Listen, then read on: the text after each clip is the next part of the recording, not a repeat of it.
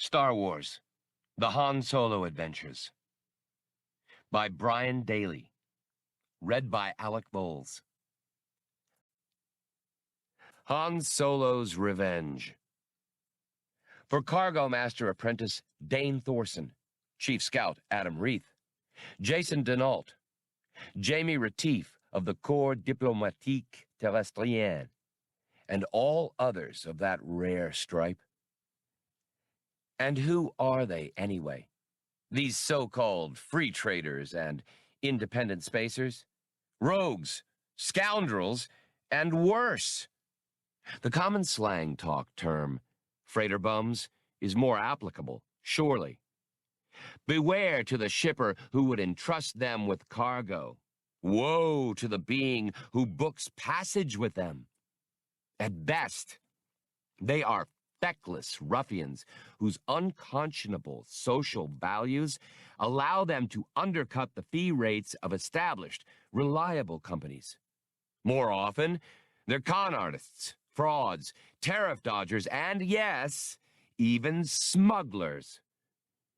Is any rascal with a spacecraft to be entrusted with your livelihood, overhead, administrative apparatus, and managerial proprieties?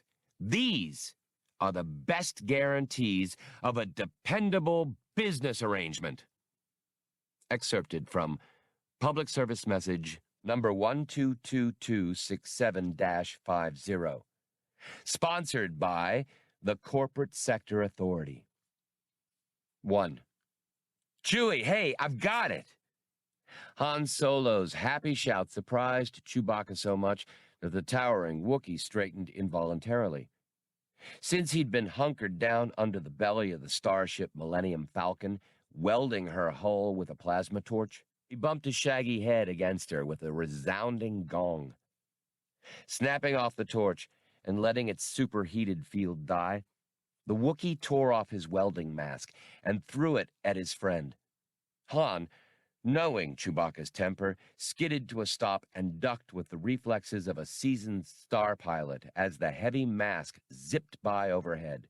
He took a step backward as Chewbacca stalked out from under the grounded Falcon into the brilliant light of Kamar's white sun. Making temporary repairs on the damaged ship had brought the Wookiee peevishly close to mayhem. Han pulled off his wraparound sun visor and grinned, raising his free hand to ward off his co-pilot's peak. Hold on, hold it! We've got a new holo feature. Soniad just brought it. To prove it, Han held up the cube of clear material. Chewbacca forgot his anger for the moment and made a lowing, interrogative sound. It's some kind of musical story or something, Han replied. The customers probably won't understand this one either. But are we going to pack them in now? Music, singing, dancing. Han, waving the cube, beamed happily over their good fortune. He still retained a good deal of the ranginess of youth, but combined it with much of the confidence of maturity. He had shucked his vest in the heat of Kamar, and his sweat-stained pullover shirt clung to his chest and back. He wore high spaceman's boots and military-cut trousers with red piping on their seams. At his side was a constant companion, a custom-made blaster that was fitted with a rear-mounted macroscope. Its front sight blade had been filed off with the speed draw in mind.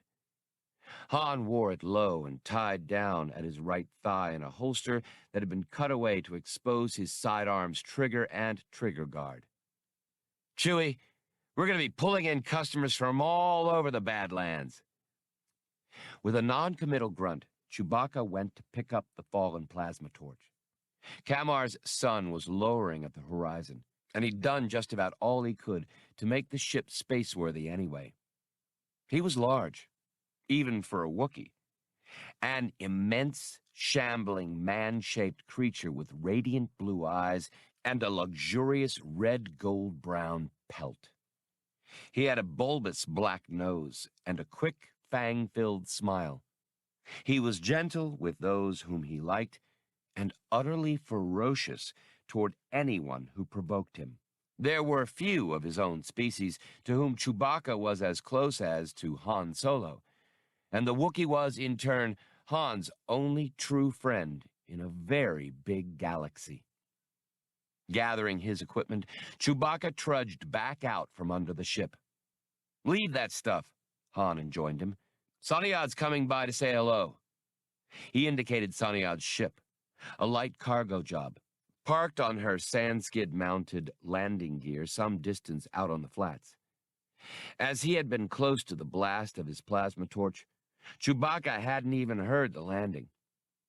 Saniad, a compact, gray-haired little man with a cocksure walk and a rakish tilt to his shapeless red bag of a hat, was approaching slowly behind Han. He took in the Falcon's temporary resting place with an amused eye. Being a former smuggler and bootlegger, one of the fastest smuggling ships in space, she looked out of place here in the middle of the Kamar Badlands, with little to see in any direction but sand, parched hills, miser plants, beryl scrub, and sting brush. The hot, white sun of Kamar was lowering, and soon, Saniad knew, night scavengers would be leaving their burrows and dens. The thought of digworms, blood sniffers, night swifts, and hunting packs of howl runners made him shiver a little. Saniad hated crawly things. He waved and called a greeting to Chewbacca, whom he'd always liked. The Wookiee returned the wave offhandedly, booming a friendly welcome in his own tongue, while ascending the ramp to stow his welding equipment and run a test on his repair work. The Millennium Falcon sat on her triangle of landing gear near a natural open-air amphitheater. The encircling slopes showed the prints and tail scuffs left on previous occasions by the Badlanders.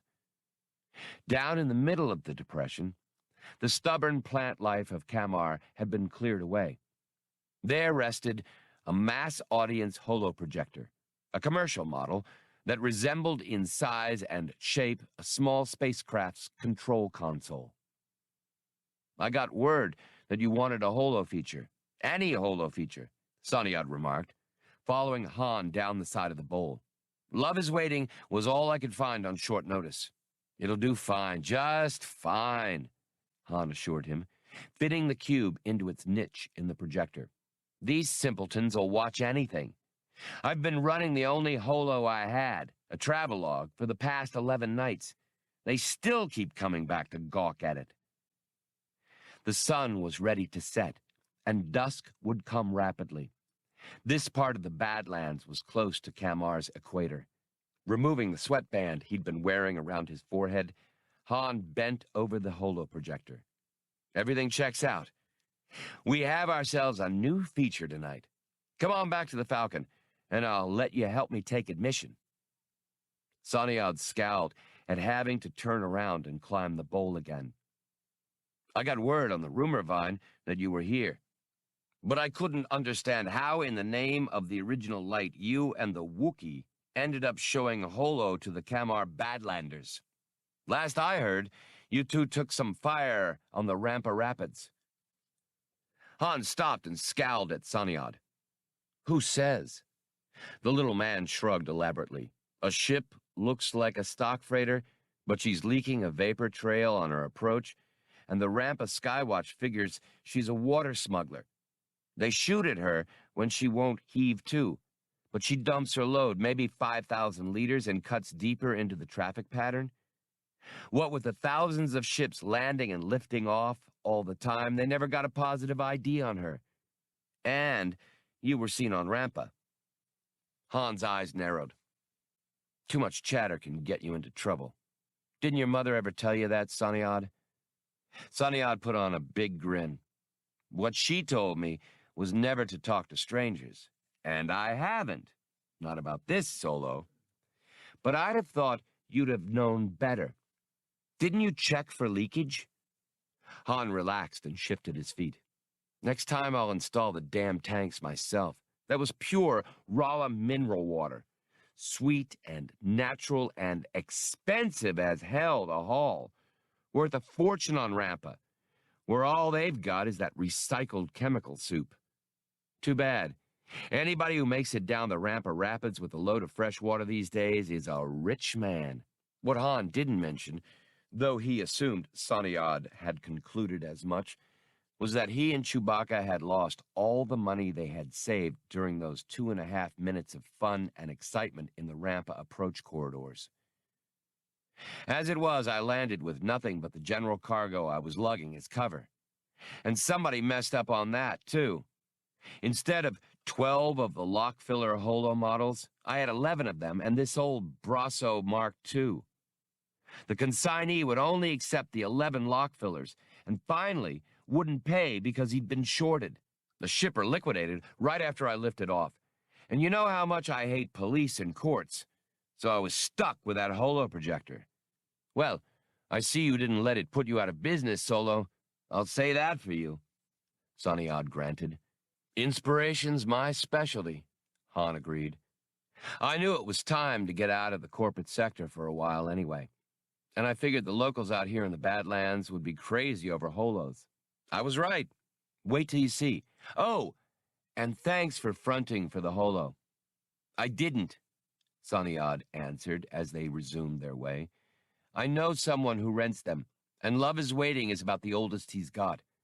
On my return leg, I'll swap him whatever you've got and pick up a bit of cash on the side. My cut, all right? The deal sounded good to Han. They returned to the Falcon, where a variety of local trade goods had been heaped at the foot of the starship's main ramp. As Han and Saniad arrived, a labor droid came clumping down the ramp, bearing a plastic extrusion carton containing more Kamarian wares of various sorts. The droid was somewhat shorter than Han, but barrel-chested and long-armed, and moved with a slight stiffness that indicated a heavy-duty suspension system. It had been designed in the image of man, with red photoreceptors for eyes and a small vocoder grill set in his blank metallic face where a mouth would have been set. His durable body was finished in a deep, gleaming green. How's you afford a brand-new droid? Saniad asked, as the machine in question set down its burden. I didn't, Han answered. He said they wanted to see the galaxy, but sometimes I think they're both circuit crazy. Saniad looked puzzled. Both? Watch. The droid having completed his chore, Han commanded, Hey, Bollocks, open up. Of course, Captain Solo. Bollocks answered in a casual drawl, and obligingly pulled his long arms back out of the way. His chest plastron parted down the center with a hiss of pressurized air, and the halves swung outward. Nestled among the other elements in his chest was a small, vaguely cubical computer module, an independent machine entity painted a deep blue. A single photoreceptor mounted in a turret at the module's top came alight, swiveled, and came to rest on Han. Hello, Captain, piped a childlike voice from a diminutive vocoder grill. Well, of all the... Saniad exclaimed, leaning closer for a better look as the computer's photoreceptor inspected him up and down. That's Blue Max, Han told him. Max because he's packed to his little eyebrows with a computer probe capacity, and Blue for obvious reasons. Some outlaw techs put these two together like that. He thought it best not to go into the wild tangle of crime, conflict, and deception surrounding a previous adventure at the secret authority installation known as Star's End.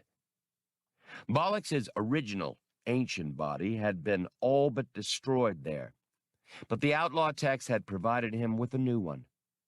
The droid had opted for a body much like his old one, insisting that durability, versatility, and the capacity to do useful work had always been the means to his survival. He had even retained his slow speech pattern, having found that it gave him more time to think, and made humans regard him as easygoing. When they were manumitted, they asked to sign on with me, Han told Saniad. They're swapping labor for passage. Those are the last of the trade articles we've accumulated, sir," Bollocks informed Han. "Good. Close up and go restow all the loose gear we had to move around." The plastron halves swished shut on Blue Max, and Bollocks obediently returned up the ramp. "But Solo, I thought you always said you disavow all machinery that talks back," Saniad reminded him. "A little help comes in handy sometimes," Han answered defensively. He avoided further comment, remarking, "Ah, the rush is about to start." Out of the gloom, figures were hurrying toward the starship, pausing at a cautious distance. The Kamar Badlanders were smaller and more supple than other Kamarians, and their segmented exoskeletal chitin was thinner and of a lighter color, matching the hues of their home terrain. Most of them rested in the characteristic pose of their kind, on their lowermost set of extremities and their thick, segmented, prehensile tails. Listic, one of the few Badlanders whom Han could tell from the others, approached the Falcon's ramp. Listic had been among the very few to watch the holos on the first evening Han had offered them, and he'd shown up every evening thereafter. He seemed to be a leader among his kind. Now Listic was sitting on his tail, leaving his upper two sets of brachia free to gesture and interweave as Kamarians loved to do. The Badlanders' faceted, insectile eyes showed no emotion Han had ever been able to read. Listic wore an unusual ornament, a burned-out control integrator that Chewbacca had cast aside. The Kamarian had scavenged and now wore it, bound by a woven band to the front of his gleaming spherical skull. Listic spoke a few phrases of basic, possibly one of the reasons he was a leader. Once more he asked Han the question that had become something of a formula between them. In a voice filled with clicks and glottal stops, he queried, "Will we see Maktaklup, your holos, tonight? We have our Kamai." "Sure, why not?" Han replied. "Just leave the Kamai in the usual place and take a," he almost said seat, which would have been a difficult concept for a Kamarian, "a place below. The show starts when everybody's down there." Listic made the common Kamarian affirmative, a clashing together of the central joints of his upper extremities, sounding like small cymbals. From his side, he uncorded a wound scrap of miser plant leaf and laid it down on a trading tarp Han had spread out at the base of the ramp. Listic then scuttled down into the open-air theater with the swift, fluid gait of his species. Others began to follow, leaving this leaf-wrapped treasure or that handicraft or artwork. Often one Badlander would offer something that constituted the contributions for himself and several companions. Han raised no objection. Business was good, and there was no reason to push for all the market would bear. He liked to think he was building goodwill. The Badlanders, who weren't used to congregating, tended to find their places on the slopes in small clusters, keeping as much distance between groups as possible. Among the payments were water extraction tubes, pharynx flutes, minutely carved gaming pieces, odd jewelry intended for the exotic Kamarian anatomy, amulets, a digworm opener, chipped from glassy stone and nearly as sharp as machined metal, and a delicate prayer necklace. Earlier on, Han had been forced to dissuade his customers from bringing him night swift gruel, boiled howl runner, roast stingworm, and other local delicacies. Han picked up the twist of leaf Listic had left, opened it on his palm, and showed it to Saniad. 2 small, crude gemstones and a sliver of some milky crystal lay there. "You'll never get to be a man of leisure at this rate, Solo," opined Saniad. Han shrugged, rewrapping the stones. "All I want is a new stake so I can lay in a cargo and get the Falcon repaired." Saniad studied the starship that had once been and still looked very much like a stock light freighter. That she was heavily armed and amazingly speedy was something Han preferred not to have show externally. Such display of force would have been too likely to arouse the curiosity of those entrusted with enforcement of the law. "She looks space-worthy enough to me," Saniad commented. "Same old Falcon. Looks like a garbage sledge. Performs like an interceptor." "She'll run, now that Chewie's welded the hull," Han conceded. "But some of the control circuitry that was shot up over Rampa was about ready to give up when we got here. Before we came out into the Badlands, we had to lay in some new components, and about the only thing you can get here on Kamar is fluidic systems." Saniad's face turned sour. "Fluidics? Solo, dear fellow. I'd rather steer my ship with a blunt pole. Why couldn't you get some decent circuitry?" Han was poring over the rest of this take. "This is a nowhere planet, pal. They've still got nationalism, and their weapons, in the advanced places, I mean, not out here in the Badlands, are at the missile-delivered nuclear explosive stage. So, of course, someone developed a charged particle beam to mess up missile circuitry, and naturally everyone turned to fluidics. Because shielded circuitry was a little beyond them. So now, fluidics is the only type of advanced systems they've got here. We had to load up on adapter fittings and interface routers and use gas and liquid fluidic components. I hate them." Han stood up again. "I can't stand the thought of all those flow tracks and micro valves in the Falcon, and I can't wait to rip them out and retool her." He held up and studied with pleasure a statuette carved from black stone, exquisitely detailed and no bigger than his thumb. "And the way things are going, that shouldn't take too much longer."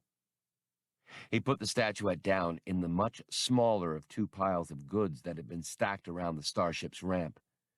The larger one consisted of trade articles of relatively great bulk and little value, including musical instruments, cooking utensils, tunneling tools, chitin paints, and the portable awnings the Badlanders sometimes used. The smaller pile held all the semi-precious stones, much of the artwork, and a number of the finer tools and implements. The amassed goods had been cluttering up the Falcon, stored here and there in available corners of the ship over the past 11 local days. While Chewbacca had been completing repairs that afternoon, Bollocks and Han had hauled all the stuff out for sorting and to determine just what it was they had accumulated. "Maybe not," Saniad agreed. "Badlanders don't usually trade like this. They're very jealous of their territory. I'm amazed that you've got them flocking together here. There's nobody who doesn't enjoy a good show," Han told him, "especially if they're stuck out in a hole like this place. Or else I wouldn't have all this junk." He watched the last of the stream of Kamarians make their way down and take up their three-point resting positions. "Wonderful customers," he sighed fondly. "But what'll you do with all the bulky stuff?" Saniad asked, falling in as Han started down for the center of the amphitheater again. "We're planning a going-out-of-business sale," Han declared. "Very good deals. Everything must go. Super discounts for steady customers and compact items offered in trade." He rubbed his jaw. "I may even sell old Listic, the holo projector, when I go. I'd hate to see the old Solo Holo Theater close down." "Sentimentalist. So I don't suppose you need work right now?" Han looked quickly at Saniad. "What kind of work?" Saniad shook his head. "I don't know. Word's out back in the corporate sector that there are jobs to be had, runs to be made. Nobody seems to know the details, and you never hear names, but word is that if you make yourself available, you'll be contacted." "I've never worked blind," Han said. "Nor I. That's why I didn't get in on it. I thought you might be sufficiently hard up to be interested. I must say, I'm glad you're not, Solo. It all sounds a bit too tricky. I just thought you might like to know." Assuring himself of the holoprojector settings, Han nodded.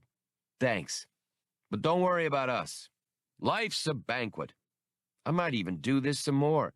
Hire out a few projectors and hire local crews on these slowpoke worlds to run them for a split. It could be a sweet, legal little racket, and I wouldn't even have to get shot at. By the way, Saniad said, what's the other feature? The one you've been showing all along. Oh, that? It's a travelogue. Barn, World of Water. You know, life among the amphiboid fishers and ocean farmers in the archipelagos. Deep-sea wildlife, ocean bed fights to the death between some really big lossers and a pack of cheeb. Things like that. Want to hear the narrative? I've got it all memorized. Thank you, no, Saniad replied, pulling his lower lip thoughtfully. I wonder how they'll react to a new feature. They'll love it, Han insisted. Singing, dancing. They'll be tapping their little pincers off. Solo, what was the word listic used for the admission price? Kamai. Han was finishing fine adjustments. They didn't have any word for admission, but I finally got the idea across to listic in spotty basic, and he said the words Kamai. Why? I've heard it before. Here on Kamar. Saniad put the thought aside for the moment. The holo feature appeared in mass audience projection, filling the air over the natural amphitheater.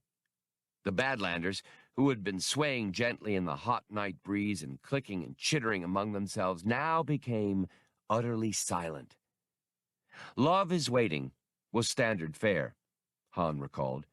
It opened without credits or title, which would appear shortly, superimposed on the opening number.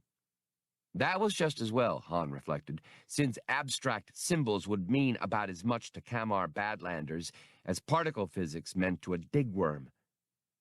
He wondered what they would think of human choreography and music, of which there had been none in Barn, World of Water. The feature opened with the woebegone hero stepping off a transporter beltway en route, with some misgiving, to a job with a planetary modification firm. A catchy beat, intended to inform the viewer that a production number was coming, began. Something appeared to make the Badlanders uneasy, however. The clicking and chittering grew louder. Nor did it abate when the hero collided with the ingenue, and their introduction led to his song cue. Before the hero had even gotten through the first of his lyrics, discord among the Kamarians was drowning out the music. Several times, Han caught the name of Listic. He raised the volume a little, hoping the crowd would settle down, puzzling over what had them so agitated. A stone sailed out of the darkness and bounced off the holoprojector with a crash. From the light spilled by the dancing, singing figures overhead, there could be seen the angry waving of Kamarian upper extremities. Multifaceted eyes threw the light back out of the dark in a million fragments.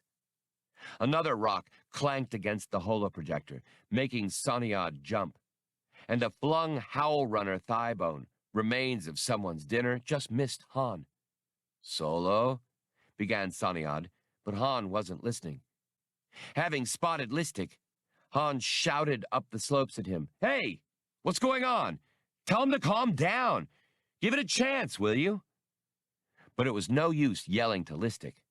The Kamarian was surrounded by an irate crowd of his fellows, all waving their upper extremities and thrashing tails, making more noise than Han had ever heard Badlanders make.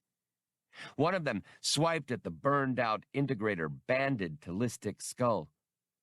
Elsewhere on the slopes around the holoprojector, shoving, arguments, and differences of opinion had erupted into violent disagreements.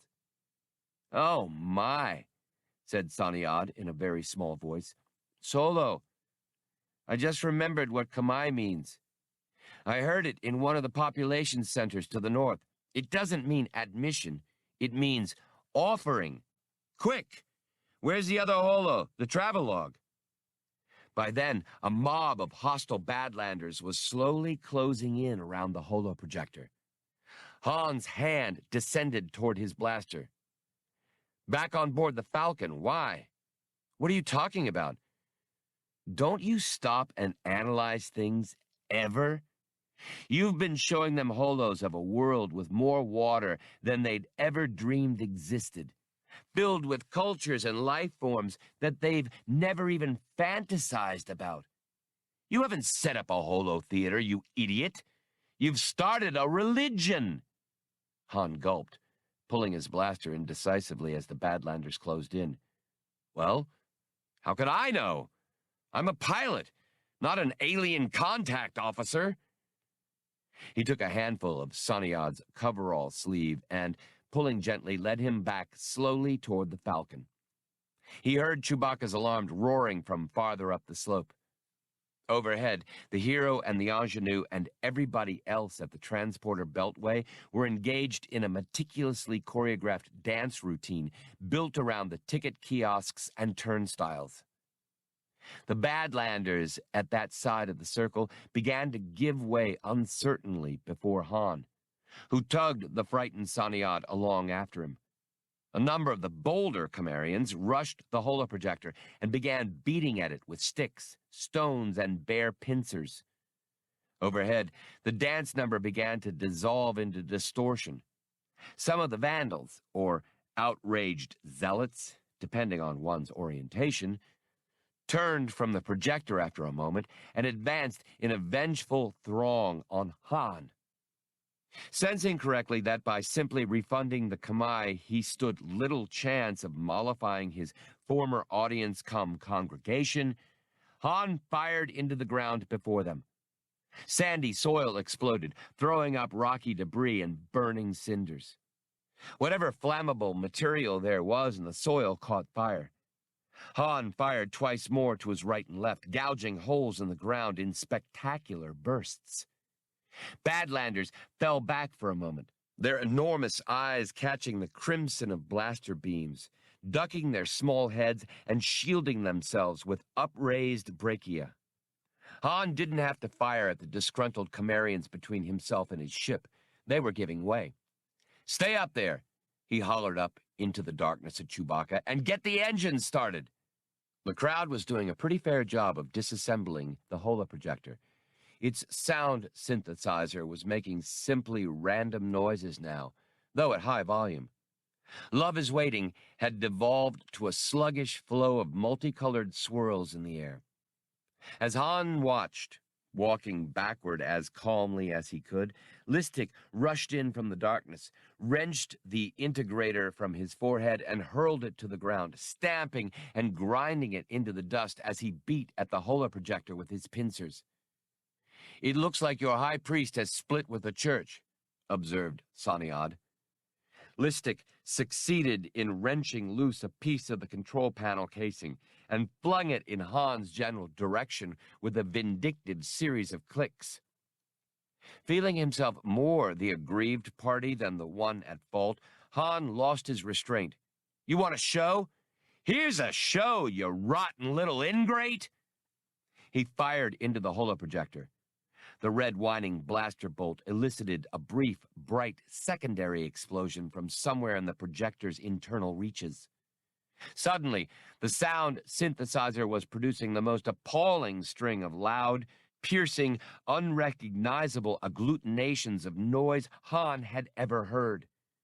The projection filled the sky over the amphitheater with nova bursts, solar flares, pinwheels, skyrockets, and strobe flashes. The entire crowd gave a concerted bleat and charged off in all directions up the slopes of the bowl. Han and Saniad took considerable advantage of the confusion by sprinting madly toward the Millennium Falcon. They could hear harsh chitters and clacks from both sides as Badlanders, having not yet vented their full outrage, began giving chase. Han pegged unaimed shots into the air and the ground behind him. He still hesitated to fire at his former customers unless it meant life or death. As they neared the Falcon's gaping ramp, Han and Saniad were gratified to see the starship's belly turret fire a volley. The quad guns spat lines of red annihilation, and a rocky outcropping already passed by the racing men was transformed into a mountain of sparks, molten rock, and outlashing energy. The heat scorched Han's back, and a stone chip whistled past Saniad's ear, too close for comfort. But it put a halt to the Badlanders' chase for the moment. When they reached the ramp, Saniad dashed up at maximum speed while Han slid to a stop on one knee to gather up what he could from the more valuable Kamar. A hurled stone bounced off the Falcon's landing gear, and another ricocheted from the ramp while Han groped. "Solo, get up here!" Saniad screamed. Spinning, Han saw Badlanders closing in around the ship. He fired over their heads and they ducked, but kept coming. Backstepping rapidly up the ramp, Han fired twice more and fell when he dodged a thrown rock. He ended up crawling through the hatch. As the main hatch rolled down, Chewbacca appeared at the passageway, leaning out of the cockpit with an incensed snarl in his throat. "How should I know what went wrong?" Han bellowed at the Wookiee. "What am I, a telepath? Get us up and head for Saniad's ship, now!" Chewbacca disappeared back into the cockpit. As Saniad helped him up off the deck, Han tried to reassure him. "Don't worry. We'll get you back to your ship before the grievance committee arrives. You'll have time to lift off." Saniad nodded thankfully. "But what about you and the Wookiee, Solo?" The starship trembled slightly as she hovered on her thrusters and swung away toward Saniad's parked vessel. "I wouldn't come back for my profits if I were you. I suppose I'll have to head back for the corporate sector," Han sighed, "and see what kind of jobs there are floating around. At least the heat should be off. I doubt if anyone's looking for me or this freighter anymore." Saniad shook his head. "Try to find out what the job is before you get into it," he encouraged. "Nobody seems to know what kind of run it is." "I don't care. I'm in no position to be picky. I'll have to take it," Han said, resigned. They heard Chewbacca's dejected hooting, drifting aft from the cockpit. "He's right," he said. "We just weren't cut out for the honest life." 2. The Millennium Falcon seemed a ghost ship. A spectral spacecraft like the long-lost, sometimes cited Permandiri Explorer, or the fabled Queen of Renrune. Trailing sheets of crackling energy, with dancing lines of brilliant discharge playing back and forth over her, she might have flown directly out of one of those legends. Around the starship seethed the turbulent atmosphere of Lure, a planet quite close, as interstellar distances go, to the corporate sector. Its ionization layer was interacting with the Falcon's screens to create eerie lightning-like displays. The shrieking of the planet's winds could be heard through the vessel's hull, and the fury of the storm had cut visibility virtually to zero. Han and Chewbacca paid scant attention to the uproar pounding at their canopy with rain, sleet, snow, and gale-force winds. They lavished closest attention on their instrumentation, courting it for all the information it could provide, as if by concentration alone they could coax a clearer picture of their situation from sensors and other indicators. Chewbacca growled irritably, his clear blue eyes skipping all over his side of the console, leathery snout working and twitching. Han was feeling just as cross. "How am I supposed to know how thick the ionization layer is? The instrumentation's jittery from the discharges. It doesn't show anything clearly. What do you want me to do? Drop a plumb line?" He went back to closely monitoring his share of the console. The Wookiee's rejoinder was another growl. Behind him, in the communications officer's seat that was usually left vacant, Bollocks spoke up. "Captain Solo, one of the indicators just lit up. It appears to be a malfunction in some of the new control systems." Without turning from his work, Han uncorked some of his choicer curses, then calmed down somewhat. "It's the miserable fluidics. What timing. What perfect timing. Chewie, I told you there'd be trouble, didn't I? Didn't I?" The Wookiee flailed a huge, hairy paw in the air by way of dismissal, wishing to be left to his tasks, rumbling loudly. "Where's the problem?" Han snapped back over his right shoulder.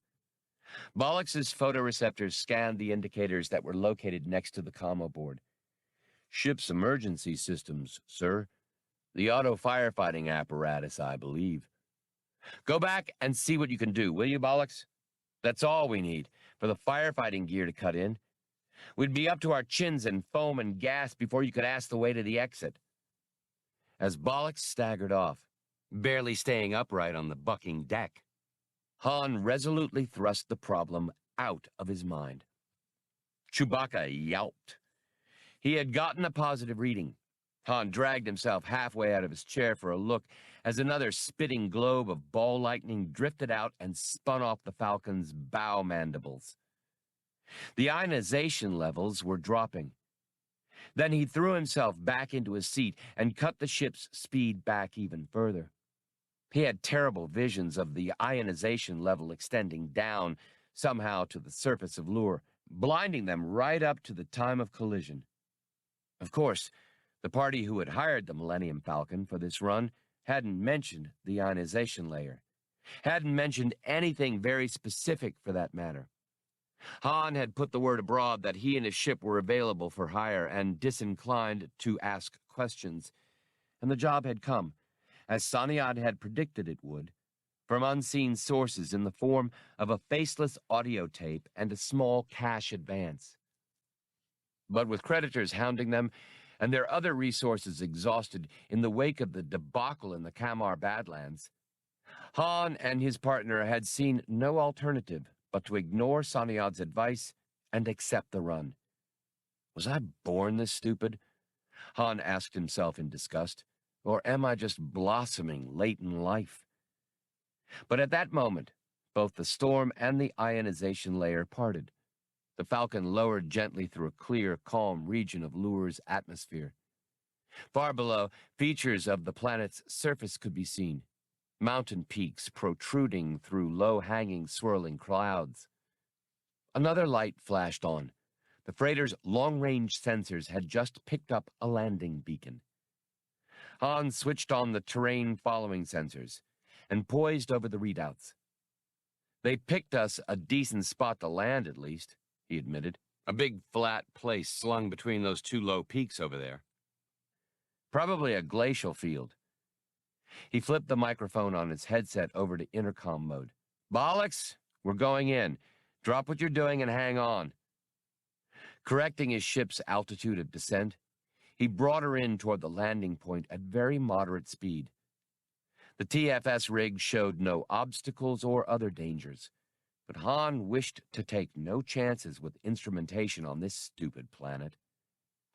They settled into the clouds as precipitation was driven at the canopy, only to slide away when it met the Falcon's defensive screens. Sensors had begun functioning normally, giving precise information on altitude. Visibility, even in the storm, was sufficient for a cautious landing. Lure materialized below them as a plain where winds hurried along endlessly, aimlessly. Han eased the vessel down warily. He had no desire to find himself buried in an ice chasm. But the ship's landing gear found solid support, and instrumentation showed that Han's guess had been correct. They had landed on a glacial ice field. Off to starboard, some 40 meters or so, was the landing beacon. Han removed his headset, stripped off the flying gloves he had been wearing, and unbuckled his seatbelt. He turned to his Wookiee co-pilot. "You stay here and keep a sharp watch. I'll go let the ramp down and see what the deal is." The unoccupied navigator's seat behind him held a bundle that he snagged and carried along as he left the cockpit. On his way aft to the ship's ramp, he found Bollocks. The droid was stooping down by an open inspection plate set in the bulkhead at deck level. Bollocks's chest plastron was open, and Blue Max was assisting him in his examination of the problem at hand. "What's the routine?" Han inquired. "Is it fixed?" Bollocks stood up. "I'm afraid not, Captain Solo, but Max and I caught it just before the last safety went." We shut down the entire system, but repair is beyond the capability of either of us. You don't need a tech for those fluidics, Captain, Max chirped. You need a damn plumber. His voice held a note of moral outrage at the inferior design. Tell me about it, and watch your language, Max. Just because I talk that way is no sign you should. All right, boys, just leave things the way they are. This trip should make us enough to have all those waterworks replaced with good old shielded circuitry. Bollocks, I want you to close up your fruit stand. We've got cargo to pick up, and I don't want you making the clients jumpy. Sorry, Max, but you do that to people sometimes. No problem, Captain, Blue Max replied, as the halves of Bollocks's chest swung shut to the hum of servo motors. Han reflected that, while he still didn't care much for automata, Bollocks and Max weren't too bad. He decided, though, that he would never understand how the pseudo-personalities of an ancient labor droid and a precocious computer module could hit it off so well. Han opened the bundle he had brought from the cockpit, a bulky thermosuit, and began pulling it on over his ship's clothes. Before fitting his hands into the thermosuit's attached gloves, he adjusted his gun belt, rebuckling it over the suit, then removing the weapon's trigger guard so that he'd be able to fire it with his thermal glove on. He wouldn't have dreamed of going out unarmed. He was always wary when the Millennium Falcon was grounded in unfamiliar surroundings, but especially so when he was doing business on the shady side of the street. He donned protective headgear, a transparent face bowl with insulated ear cups. Touching a button on the control unit set in his thermosuit's sleeve, he brought its heating unit to life. "Stand by," he ordered Bollocks, "in case I need a hand with the cargo." "May I inquire what it is we're to carry, Captain?" Bollocks asked, as he drew aside the covers of the special compartments hidden under the deck plates. "You may guess, Bollocks. That's about all I can do right now myself." Han prodded at the hatch control with a gloved finger. "Nobody mentioned what it's going to be, and I was in no position to ask. Couldn't be anything too massive, I guess." The hatch rolled up, and a blast of frigid wind invaded the passageway. Han shouted over the wail of the storm. "Doesn't look like it's going to be heat rash salve, though, does it?" He started down the ramp, leaning into the force of the gale. The cold in his lungs was sharp enough to make him think about going back for a respirator, but he judged that he wouldn't be outside long enough to need one. His face bowl polarized somewhat against the ice glare as snow hissed against it. Specific gravity here on Lure was slightly over standard, but not enough to cause any inconvenience. At the foot of the ramp, he found that the wind was moving a light dusting of snow across the blue-white glacier. Miniature drifts were already accumulating against the Falcon's landing gear. He spied the beacon, a cluster of blinking caution lights atop a globular transponder package, anchored to glacial ice by a tripod. There was no one to be seen, but visibility was so low that Han couldn't have made out much beyond the landing marker. He walked over to it, inspecting it and finding it to be nothing more than a standard model, designed for use in places lacking sophisticated navigational and tracking equipment.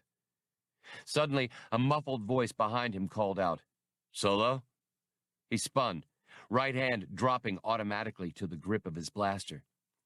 A man stepped out of the swirl of the storm.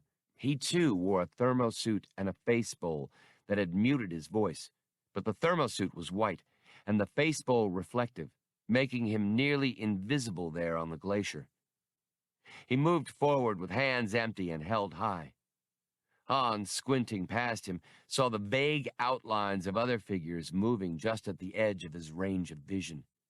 "I'm him," Han responded, his own words muffled somewhat by his face bowl. "You're a Zlarb?" The other nodded. Zlarb was a tall, broadly built man with extremely fair skin, white blonde beard, and clear gray eyes with creases at their corners that gave him an intense, threatening look. but he showed his teeth in a wide smile. "That's right, Captain. And I'm ready to go, too. We can load up right away." Han tried to peer through the curtain of snow behind Zlarb. "Are there enough of you to bring up the cargo? I brought along a repulsor lift hand truck in case you need it to haul your load. Want me to run it out for you?" Zlarb gave him a look Han couldn't quite read, then smiled again. "No, I think we can get our shipment on board without any problems." Something about the man's behavior, the hint of a private joke or the sardonic tone to his reply, made Han suspicious. He had long since learned to listen to inner alarms. He looked back at the blurry outline of the Falcon and hoped Chewbacca was alert, and that the Wookiee had the starship's main batteries primed and aimed. The two seldom encountered trouble from their pickup contacts. Usually at the other end, the drop-off and payment end of things, trouble tended to occur. But this just might be the exception. Han backed away a step, eyes meeting Zlarb's. "All right, then. I'll go get ready to raise ship." He had more questions to ask this man, but wanted to move the proceedings to a more auspicious spot, say, next to the freighter's belly turret. "You drag your shipment to the ramp head, and we'll take it from there." Zlarb's grin was wider now. "No, Solo. I think we'll both go on board your ship. Right now." Han was about to tell Zlarb that it was against his and Chewbacca's policy to let smuggling contacts on board when he noticed that the man had turned his hand over. In it, he held a tiny weapon, a short-range palm gun that, like a conjurer, he must have held hidden between gloved fingers. Han thought about going for his blaster, but realized that at best, he could probably manage no more than a tie, in which case, both of them would die. The blinking lights of the landing beacon, gleaming off Zlarb's face bowl, gave the man's smirk an even more sinister look. "Hand the blaster over butt first, Solo, and keep your back to the ship so your partner can't see. Carefully now. I've been warned about you and that speed draw, and I'd rather shoot than take a chance." He tucked Han's sidearm into his belt. "Now, let's get aboard. Keep both hands at your sides, and don't try to warn the Wookiee."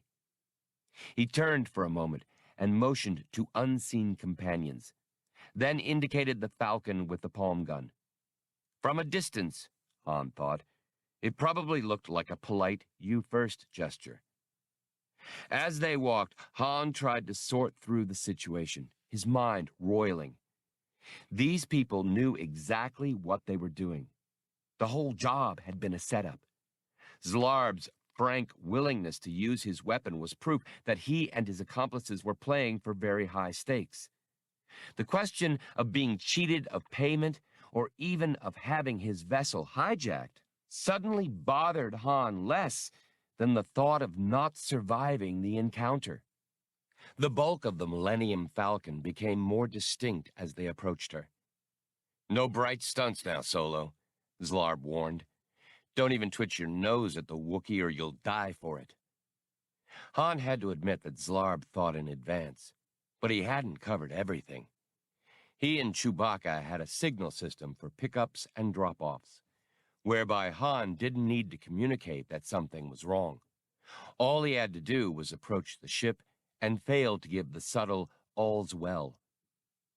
Over the moan of the gale, they heard the whine of servo motors. The quad guns in the Falcon's belly turret traversed, elevated, and came to bear on them. But Zlarb had already stepped behind Han, pulling the captured gun from his belt and holding its muzzle up close to Han's temple. They could see Chewbacca now, his hairy face pressed close to the canopy, gazing down apprehensively. The Wookiee's left arm was stretched behind him, down near the console. Han knew his friend's fingers would be only millimeters from the fire controls. He wanted to yell, "Get out! Raise ship!" But Zlarb anticipated that. "Not a word to him, Solo. Not a sound, or you're canceled." Han didn't doubt him a bit.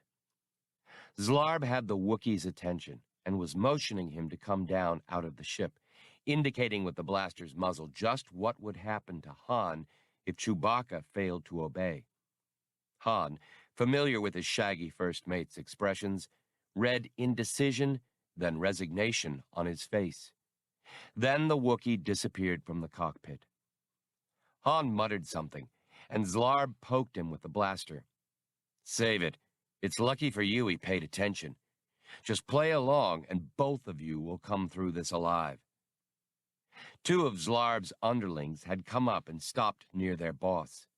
One was a human, a squat, tough-looking ugly, who could have come from any of 100,000 worlds. The other was a humanoid, a giant burly creature nearly Chewbacca's size, with tiny eyes beneath jutting bony brows. The humanoid's skin was a glossy brown, like some exotic polished wood, and vestigial horns curled at his forehead. He seemed to feel the need for neither thermosuit nor face bowl. But it was what the other man, the squat one, had brought that surprised Han most. He had a control leash fastened to his wrist. At the end of the leash was a Nashtah, one of the storied hunting beasts of Draw 3. The Nashtah's 6 powerful legs, each armed with long, curving, diamond-hard claws, shifted restlessly on the ice. It strained at its leash, tongue arcing, its steamy breath rasping between triple rows of jagged white teeth, its long, barbed tail lashing. Its muscles, tensing and untensing, sent ripples along its green, sleek hide.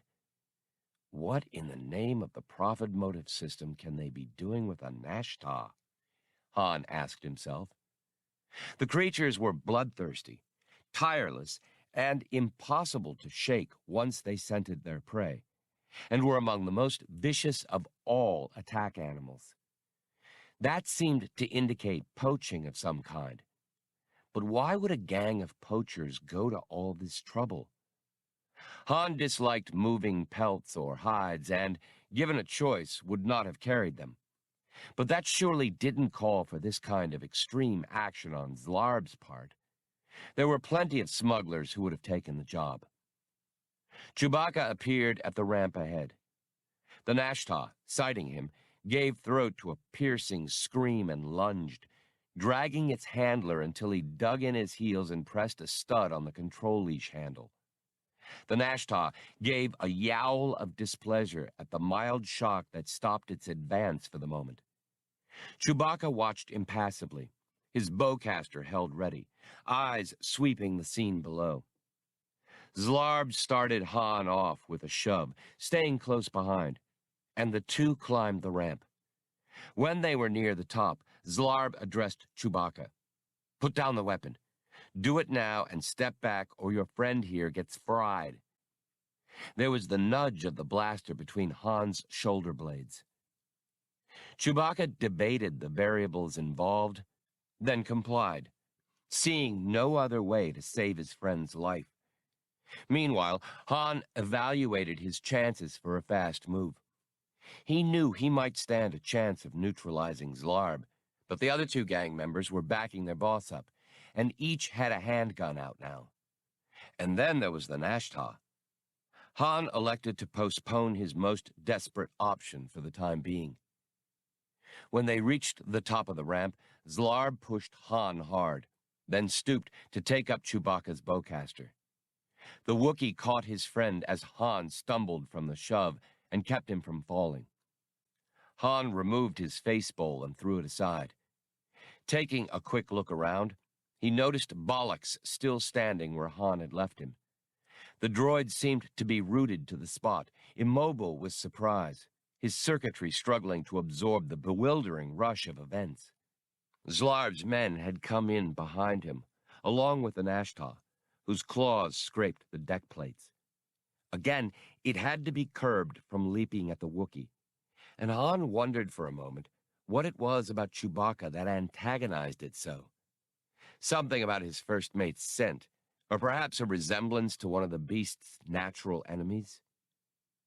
Zlarb turned to the hulking humanoid who had been eyeing Chewbacca with nearly as much hostility as the Nashta. Go tell the others to start moving. We'll get things ready here. Then he turned to Han. Open up your main hold. We're going to start loading. And finally, to the handler who still restrained the spitting Nashta, Zlarb indicated the Wookiee. If he moves, burn him down. They set off aft, Zlarb being careful to stay well back from Han, watching for any surprise move the pilot might make. Following the curve of the passageway, they came to the hatchway of the Falcon's main cargo hold.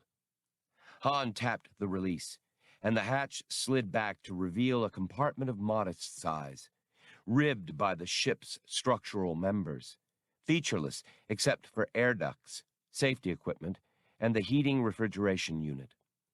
A stack of panels and disassembled support posts lay there, to be erected as shelving or retaining bins if they were needed. Dunnage and padding were heaped in a pile to one side, near coils of strapping and fastening tackle. Zlarb, looking around, nodded in approval. This'll do fine, Solo. Leave the hatch open, and let's get back to the others.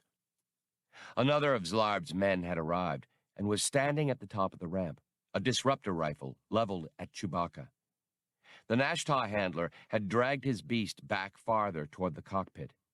The big humanoid had returned, too, carrying a small shoulder pack. Zlarb pointed to it. You've got your equipment there, Wada? Wada inclined his head. Zlarb pointed to Bollocks. First, I want you to stick a restraining bolt on the droid. We don't want him wandering around. He might give us trouble. Bollocks started to protest, but weapons moved to cover him, and Wada closed in on him, looming over him and unlimbering the ominous pack from his shoulder. The labor droid's red photoreceptors went to Han in what seemed to be an entreaty. Captain Solo, what shall I? Keep still, Han instructed, not wanting to see Bollocks destroyed, and knowing Zlarb's people would do just that if the droid resisted them. It'll only be for a while. Bollocks looked from Han to Chewbacca, then to Wada, and back to Han again. Wada closed in on him, fitting a restraining bolt into a handheld applicator. The big humanoid pressed the applicator against Bollocks's chest, and the droid gave a split-second bleep. There was a wisp of smoke as bolt fused to metal skin. Just as Bollocks shuffled, resettling his changing feet, as if some new posture would be of help to him, his photoreceptors went dark, the restraining bolt deactivating his control matrices. Satisfied that the Falcon was his, Zlarb began issuing commands. Let's get busy. Han was directed to Chewbacca's side. The Nashta handler and the man with the disruptor rifle continued to watch them, while Wada hurried down the ramp, making it tremble under his great weight. Zlarb, Han began, don't you think it's time you told us what's so flaming? He was distracted by the ramp's vibrations and the sound of many light footfalls. A moment later, he understood just what had happened to him, and in how dangerous a situation he and Chewbacca had become involved. A file of small figures trooped aboard. Heads hung in fatigue and despair. These were obviously inhabitants of Lure. The tallest of them was scarcely waist-high to Han. They were erect bipeds, covered with fine white fur, their feet protected by thick pads of callus-like tissue. Their eyes were large and ran toward green and blue. They stared around the Falcon's interior in dull amazement. Each neck was encircled by a collar of metal, the collars joined together by a thin black cable. It was a slaver's line. Chewbacca bellowed an enraged roar and ignored the answering scream from the Nashta. Han glared at Zlarb, who was directing the loading of slaves. One of his men held a director unit, its circuitry linked to the collars. The director, a band device, had an unfinished, homemade look to it. Any defiance from the captives would earn them excruciating pain. Han fixed Zlarb with his eye. "Not in my ship," he stated, emphasizing each word. But Zlarb only laughed. "You're not in much of a position to object, are you, Solo?" "Not in my ship," Han repeated stubbornly. "Not slaves. Never." Zlarb aligned Han's own blaster at him, sighting down the barrel. "You just think again, pilot. If you give me any trouble, you'll end up locked in a necklace yourself. Now, you and the Wookiee go forward and get ready to lift." A second line of slaves was being led aboard and ushered aft to the hold. Han scowled at Zlarb for a moment, then turned toward the cockpit. Chewbacca hesitated, bared his fangs at the slavers once more, and followed his friend. Han lowered himself unwillingly into the pilot's seat, and Chewbacca took the co-pilot's. Zlarb stood behind them, watching their every move carefully. He mistrusted the two, of course, but knew that they could get more speed and better performance out of the Falcon than he or any of his men could. And that might well mean survival in the perilous business of slave running. "Solo, I want you and your partner to be smart about this. You take us to our point of delivery, and you'll both be taken care of. But if we're halted and boarded, it's the death sentence for all of us, you included." "Where are we going?" Han asked, tight-lipped. "I'll tell you that when the time comes. For now, you just prepare to raise ship." Han brought the Falcon's engines to full power, warming up her shields and preparing to lift. "What are they paying you? Even I can't think of enough money to get me mixed up in slaving." Zlarb chuckled derisively. "They told me you were a hard case, Solo. I see they were wrong. Those little beauties back there are worth 4, 5, maybe even 6,000 apiece on the invisible market.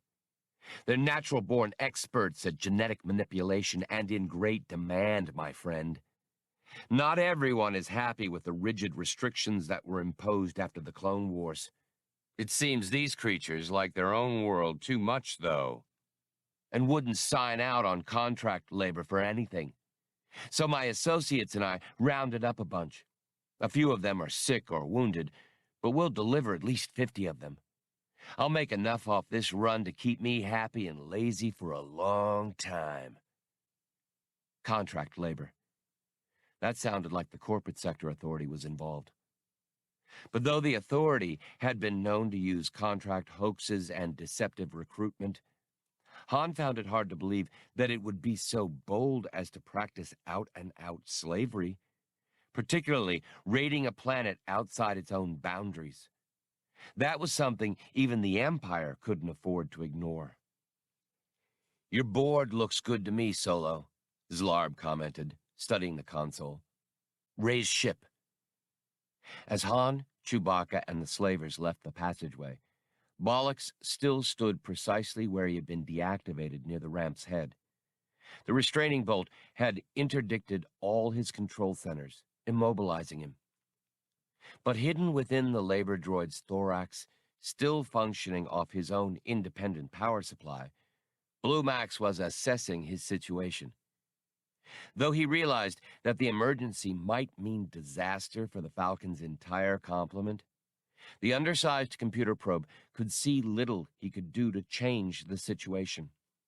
He had no motor capability of his own and contained no communications equipment except his vocoder and various computer tap adapters. Moreover, Max's own power source was minuscule in comparison to Bollocks's, and he couldn't possibly move the labor droid's body far enough or fast enough to do any good before exhausting himself. Blue Max wished he could at least talk to his friend, but the restraining bolt's interdiction extended to all of Bollocks's brain functions. The computer, who had seldom been separated from Bollocks's host body, felt very much alone. Then he remembered the short bleep emitted by Bollocks just before he'd been immobilized. Max ran the bleep back, slowing it by a high factor and finding, as he had thought, that it was a squirt, a burst transmission. It was garbled, Bollocks had been dealing with a number of things at the time, but at length Max made sense of it and saw what the labor droid had been trying to do. Blue Max linked himself in carefully with some of Bollocks's motor circuitry, prepared to withdraw and close off instantly if the bolt's influence threatened to impair him. But it didn't. The restraining bolt worked against Bollocks's command and control centers, not his actual circuitry and servomotors. Still, Max knew he had a very difficult task, one that would have been impossible if Bollocks hadn't repositioned his feet at the last instant before being paralyzed. The computer lacked the power to make Bollocks's body take more than a few steps, but he did have enough to affect a single servo. Though it drained him dangerously, Max fed all the power he could into the knee joint of his companion's left leg. The knee flexed, and the labor droid's body tilted. Max, trying desperately to gauge the unfamiliar leverages and angles, stopped for a moment and redirected his efforts toward the central torsion hookup in Bollocks's midsection, turning him a little to the left. That demanded so much of his scant power that Max had to pause for a moment and let his reserves build a bit. He shut down all non-vital parts of himself to hoard the energy he needed, then addressed himself to the knee joint once more as the roar of the Millennium Falcon's warming engines made the deck plates chatter and filled the passageway with a hollow rumble. The droid's balance passed the critical point. He tottered, then toppled to the left, landing with a clamorous din. Bollocks's body ended up resting on its left arm and side, barely stabilized by its right foot, which also touched the deck. Max found that, with the body in this position, he couldn't get both chest panels open. But that hardly mattered, since he lacked the power to do so anyway. As it was, he had to stop twice in working the right panel outward, wait for his reserves to build up, then channel power into the panel servo. He stopped when the right panel was open sufficiently for him to see his objective. The last move was the hardest. Max extended an adapter to the exposed fluidics systems on which he and Bollocks had been working prior to planetfall. The fluidics were fitted with standard couplings, but that still left the problem of making a connection with them. Extending his rod-like adapter arm as far as it would go, Max found his goal just out of reach. The coupling weighted beyond and below his adapter. In desperation, Max tried to push his adapter arm out even farther and nearly damaged himself. It availed nothing. The computer saw he had only one chance left. That it involved risk of personal damage to him didn't make him hesitate for an instant. He shifted power back to Bollocks's midsection, turning the torsion hook up again in an all-out effort that nearly overloaded him. The labor droid's body twisted slowly, then rolled over. But in the last moment, the roll brought Max's adapter close enough to make contact with the fluidics coupling. He linked up with the systems and had time to send out a single command. Then the torso's descending weight bent his fragile adapter arm, breaking the connection, and sending feedback washing into Blue Max with a computer analog of blinding pain. While Max fought his lonely battle, Han was staring at his controls. He was perspiring and had the front of his thermosuit open, wondering if he should let things go any further or try to jump Zlarb now. Zlarb was scanning the control console. "I told you to get going, Solo. Raise ship." He was still waving Han's blaster around to emphasize his command when he took a gush of thick, white foam full in the face. Nozzles in the cockpit and throughout the Millennium Falcon had begun to spew anti-incendiary gas and suppression foam when Max's single command cut in the ship's auto-firefighting apparatus. Under the computer probe's override, the system behaved as if the entire ship were aflame. Han and Chewbacca, unsure of what was happening, didn't stop to think, but seized instead upon whatever freak opportunity this was. The Wookiee struck out with a huge paw, backhanding Zlarb against the navigator's seat, located just behind Han's. Zlarb, blinded, let off a shot at random. The blaster blew a jagged hole in the canopy, its edges dripping with molten transparasteel. Just then, Han flung himself on the slaver, followed closely thereafter by his first mate. Zlarb was punched, shaken, kneed, bitten, and slammed headfirst into the navicomputer before he could get off a second shot.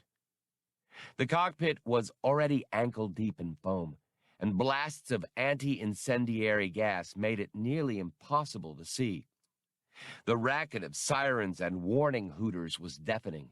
Nevertheless, both partners' spirits had risen appreciably. Picking up his blaster, Han cupped his hand to his mouth and hollered into Chewbacca's ear. "I don't know what's going on, but we've got to hit them before they can recover. I counted 6 of them, right?" The Wookiee confirmed the number. Han led the way from the cockpit as quickly as he could, both of them slipping and sliding in the deepening foam. Han dashed out into the main passageway.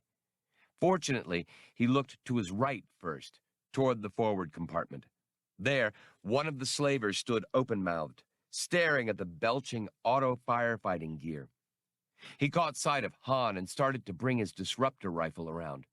But Han's blaster bolt took him high in the chest, knocking him backward through the air, his weapon dropping from his hands. Han heard a horrible growl and whirled. The handler appeared from the other direction and released the Nashtah, which sprang at Han with such speed that it was no more than a blur. Before he could even get off a shot, the beast hit him, sending him sprawling against the squares of safety cushioning that rimmed the cockpit hatchway. His shoulder and one forearm slashed with parallel furrows from the creature's claws. But the Nashtah never completed its pounce. Instead, it was grabbed and held in midair and sent hurtling against a bulkhead. Chewbacca, having lost his footing in the act of throwing the Nashtah aside, scrambled to his feet once more. Han brought his gun up, but hesitated to shoot because the fall had shaken him. In that moment, the Nashtah, with an angry flick of its tail and a hideous cry, sprang at the Wookiee, driving him back into the cockpit passageway. Chewbacca somehow managed to maintain his footing. Exerting to the fullest his astounding strength, he absorbed the force of the Nashtah's attack, locking his hairy hands around its throat, hunching his shoulders and working with legs and forearms to ward off its claws. The Nashtah screamed again, and the Wookiee screamed even louder. Chewbacca held the attack beast clear of the deck and slammed it against the bulkhead to his left, then to his right, and to the left again, all in less than a second. The Nashtah, its head dangling now at a very odd angle, slumped in his grasp. Chewbacca let it fall to the deck. The beast's handler gave an outraged shout, seeing his animal's unmoving body. He brought his pistol up, but Han's blaster reacted first. The man staggered, tried to bring his weapon up again, and Han fired a second time. The handler fell prone on the deck, not far from the body of his Nashtah. Han grabbed Chewbacca's elbow, pointed, and started aft toward the main hold. They found Bollox's inert bulk where Blue Max had caused it to fall, and it was apparent just what the two automata had done. Foam had crept in around the droid's body and had begun seeping in through the open chest panel. Chewbacca gave a grating snarl, alluding to the ingenuity of the two. "I'll second that. They're pretty nervy," Han concurred. He'd taken a grip on the droid's shoulder. "Help me sit him up so the foam doesn't get at them." There was no time to do anything else. They propped the droid's body against the bulkhead in temporary safety and hurried on. They were going full tilt when the giant humanoid appeared around the curve of the passageway from the opposite direction, a riot gun in his hand. Han made an awkward attempt to dodge for cover, bringing his blaster up at the same time. With the deck slippery with foam, He lost his footing and took a spill. Chewbacca, on the other hand, adapted quickly to these unusual conditions. Without decreasing speed, he hurled himself into a feet-first slide along the deck plates, cutting a bow wave through the drifting foam, his enthusiastic bellow rising above the hiss of gas projectors and the alarms. The slaver's aim wavered from Han to the Wookiee, but Chewbacca was moving too fast. One shot mewed, a mist that crackled on the deck, raising steam from the foam. The Wookiee rammed at the humanoid with his outsized feet, and the humanoid bounced with astonishing abruptness into a mound of foam wherein he was joined directly by Chewbacca. The foam mound quivered and shook, strands and clumps of it flying loose, as there came from it the sounds of snarls and roars, and heavyweight collision. Han was back on his feet, rushing on, feeling somewhat lightheaded from the anti-incendiary gas. He was still uncertain what to do when he encountered the last two slavers, the ones carrying the collar boxes. If he hesitated, they might just hit the kill switches, slaying every captive on the lines. He steeled himself to fire accurately and without an instant's delay. But the responsibility wasn't his. The main hold was in pandemonium. Both remaining slavers were staggering under swarming, flailing captives. All the creatures moved with agonized, twitching motions, fighting both their captors and the pulses of excruciating pain being inflicted by their collars. Many were on the deck, unable to overcome the punishment and join the fight. But those who had mastered their agony were carrying the battle well. As Han watched, they dragged the slavers to the deck, wrestling away weapons and director units and pounding the two into submission. Apparently, the creatures knew enough about the director units to deactivate them. All the slaves slumped visibly as their torture ended. Han stepped cautiously into the hold. He hoped his unwilling passengers understood the situation well enough to know that he wasn't their enemy, but reminded himself he'd better be charming until they were sure. One of the creatures, its thick white fur ruffled and tufted from its struggle, was studying the collar box. It made a decisive stab at a switch, and all the collars along that particular cable sprang open. The creature tossed the director unit aside contemptuously, and one of its companions passed it a captured disruptor. The sidearm looked big and clumsy in its small, nimble hands. Han holstered his blaster slowly, holding empty palms up for them all to see.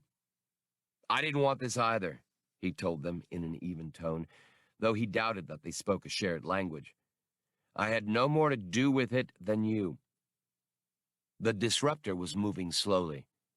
Han argued with himself the wisdom of reaching for his pistol, but doubted his own ability to shoot the creature down. It had no fault in this matter either. He decided to reason on, but the skin on his neck was trying to crawl up into his scalp. "Listen, you're free to go.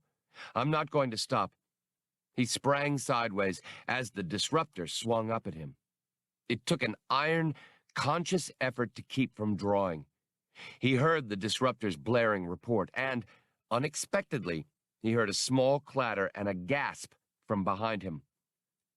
Framed in the hatchway, looking down without comprehension at the broad wound in his chest, was Zlarb. At his feet lay the little palm gun. He sank against the hatchway and slid slowly to the deck. The creature had lowered its disruptor once more. Han went and knelt by Zlarb. The slaver was breathing very unevenly between clenched teeth, his eyes screwed shut. He opened them then, focusing on Han, who had been about to tell him to save his strength, but saw that it made no difference. Perhaps, in a full-facility medicenter, the slaver could have been saved, but with the limited resources of the Falcon's medipacks, Zlarb was as good as gone. He didn't avoid the slaver's gaze. "They weren't quite as meek as you thought, were they, Zlarb?" he asked quietly. "Just real patient." Zlarb's eyes began to flutter shut again.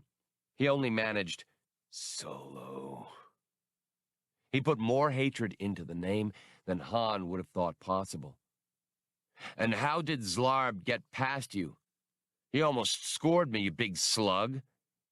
Chewbacca gobbled angrily in response to Han's indignant question and pointed to where the burly humanoid slaver, the one with whom the Wookiee had collided, lay battered and bound by the main ramp.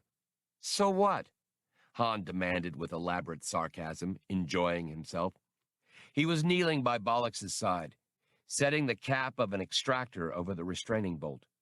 You used to handle 3 of his kind before breakfast. What I don't need is a first mate who's turning into a geriatric case. Chewbacca barked so loudly that Han ducked involuntarily. A Wookiee's lifespan is longer than a human's. Age was a standing joke between the two. That's what you say. Han thumbed the extractor switch. There was a pop and a tiny burst of blue discharge around the bolt's base. Bollocks's red photoreceptors came on. Why, Captain Solo. Thank you, sir. Does this mean the crisis has passed? All but the housework. I got the firefighting outlets shut down, but the ship looks like an explosion in a dessert shop. You can skate from here to the cockpit if you want. That was a good move, you and Maxie. Blue Max. Bollocks interrupted, a rarity for him. Sir, he's not in linkage. I think he's been damaged. We know. His adapter arm was bent, and he took some burnout creepage. Chewie says he can fix him up, though, with components we have on board. Just leave Max be for now. Can you get up? The labor droid answered by rising and swinging his chest panel shut over the computer module protectively. Blue Max is remarkably resourceful, wouldn't you say, Captain? Bet your anodes. If he had fingers, we'd have to start locking up the tableware. You can tell him that for me later. But for now, just take it easy. Han stood and beckoned Chewbacca, and the two went aft to the hold again. The former captives had laid out the bodies of their several dead, those who hadn't survived the terrible ordeal of the slave collars. They were assembling litters from materials in the hold, which Han had offered them, with which to bear their fellows home. Han stopped by the corpse of Zlarb. In searching the man a few minutes earlier, he had noticed the hard rectangular lump of a breast pocket security case under his thermosuit. Han had seen a few such cases before, and knew he had to be careful with it. Settling down with one of the Falcon's medipacks, he dug out a flex clamp and a vibroscalpel and began cutting away the tough material of the thermosuit. In the meantime, Chewbacca began cleaning his own wounds with an irrigation bulb and a synth flesh dispenser. More by fortune than design, neither of the two had received deep wounds from the Nashtah's claws. Han quickly had the security case exposed. It was anchored to the pocket by a slim clip to which it was attached by a fine wire. Han carefully felt for and found the safety, a small button concealed at the case's lower edge. Pressing it, he disengaged the security circuit. Then he began working the clip loose from the pocket lining with his other hand. To try to remove the case in any other fashion would invite a neuroparalysis charge from the case. A numb arm would be the best he could hope for, depending on the case's setting. Some security cases were capable of giving lethal shocks. He reprimed the clip, and the case was rendered harmless. Humming a half-remembered tune, he got busy with some fine work instruments he had fetched from the ship's small but complete tool locker. The lock itself was a fairly common model. The neuroshock was the case's main line of defense. He had it open in fairly short order, and spat some sizzling Corellian oaths. There was no money. All the case contained were a data plaque, a message tape, and a smaller case that turned out to be a Malkite poisoner's kit.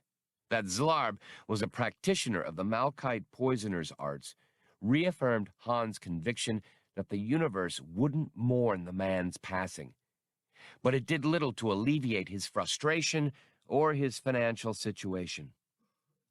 He threw aside the security case and glowered at the two surviving human slavers. They both began to quake visibly. "You have one chance," he said quietly. "Somebody owes me money. I have 10,000 credits coming for this run, and I want it. Not telling me where I can get it would be the dumbest thing you'll ever do in your lives. And one of the very last." "We don't know anything, Solo, we swear," one of them protested. "Zlarb hired us on, and he arranged everything. He handled the contacts and all the money himself. We never saw anybody else. That's the truth." His comrade confirmed it energetically. The ex-slaves had finished their preparations and were ready to depart. Han walked over to where the empty collars and director units lay. "That's really rotten luck for you two," he told the slavers, and fastened a collar around the neck of each, ignoring their protests. He handed the collar box to the leader of the ex-slaves and pointed to the bodies of the dead. The creature understood, patting the case. The slavers would pay for the deaths with their own servitude. How long a sentence they'd have to serve would be entirely up to their one-time captives. Han couldn't have cared less. "Take your boss's body with you," he ordered the two. They looked at one another. The creature's finger poised near the controls of their collars. They scrambled to obey, hoisting the late Zlarb between them. Chewbacca led the way as the ex-slaves, preceded by their new servants, bore their dead from the cargo hold. "Don't forget to get rid of the other casualties," Han called after his friend, "and collar up that other slaver for them. Then bring me a reader." Exhausted, he resolutely set to the task of cleaning up his injuries with another irrigation bulb, thinking ominous thoughts about how little money he and Chewbacca had left, and wondering if their rotten luck would ever break. Then it occurred to him that Zlarb would undoubtedly have killed him, and Chewbacca as well, if Blue Max and Bollocks hadn't given the situation a twist. As it was, he and the Wookiee were alive and free, and, with a little cleaning up, would have their starship in something like running order again very shortly. By the time Chewbacca returned, Han was applying synth flesh to his wounds and whistling to himself. The Wookiee was carrying a portable readout. Han shoved the metapack aside and fit the data plaque into the reader. His co-pilot leaned over his shoulder, and together they puzzled over what they saw. "Date-time coordinates, planetary index numbers," Han muttered. "Ship's registry codes and rental agents' IDs. Most of them for a planet called Amud." Chewbacca rumbled his own mystification. Han again cursed Zlarb. Removing the plaque, he inserted the message tape into the readout's other aperture. On the screen appeared the face of a young, black-haired man. The tight close-up told Han nothing about the man's surroundings, whereabouts, or even the clothing he wore. The face in the portable readout began speaking. "The measures you suggested are being taken against the Morglade on Amud. When delivery of your current consignment is made, payment will take place on Bonadan. Be at table 131, main passenger lounge, Bonadan Spaceport Southeast 2 at these coordinates." Standard date-time coordinates appeared on the screen for a moment. Then it cleared. Han tossed the reader into the air with a burst of laughter. "If we pour it on, we can still get there in time. Let's get the canopy patched. We can tidy up and see to Bollocks and Max while we're in jump." He kissed the reader and the Wookiee braid, muzzle wrinkling, tongue curling, fangs showing. It was time to see about payments due. 3. Han Solo was obliged to raise his voice to deliver the punchline. A gargantuan ore barge was settling in with such a booming of brute engines that, even though it was grounding halfway across the vast spaceport, it set up tiny wavelets and drinks in the passengers' terminal's main lounge. The main lounge of Bonadan Spaceport Southeast 2 was colossal, and besides the unceasing rumble of arriving and departing ships, was filled with the conversation of thousands of human and non-human customers that overtaxed its sound muting system. The lounge's transparent dome revealed a sky teeming with ships of every description, their comings and goings orchestrated by the most advanced control system available.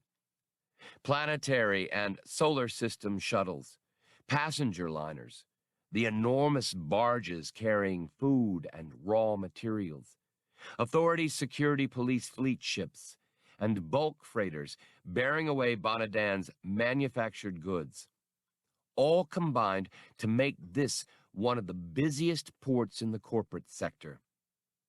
Although it encompassed tens of thousands of star systems, the corporate sector authority was no more than an isolated cluster among the uncountable suns known to humankind.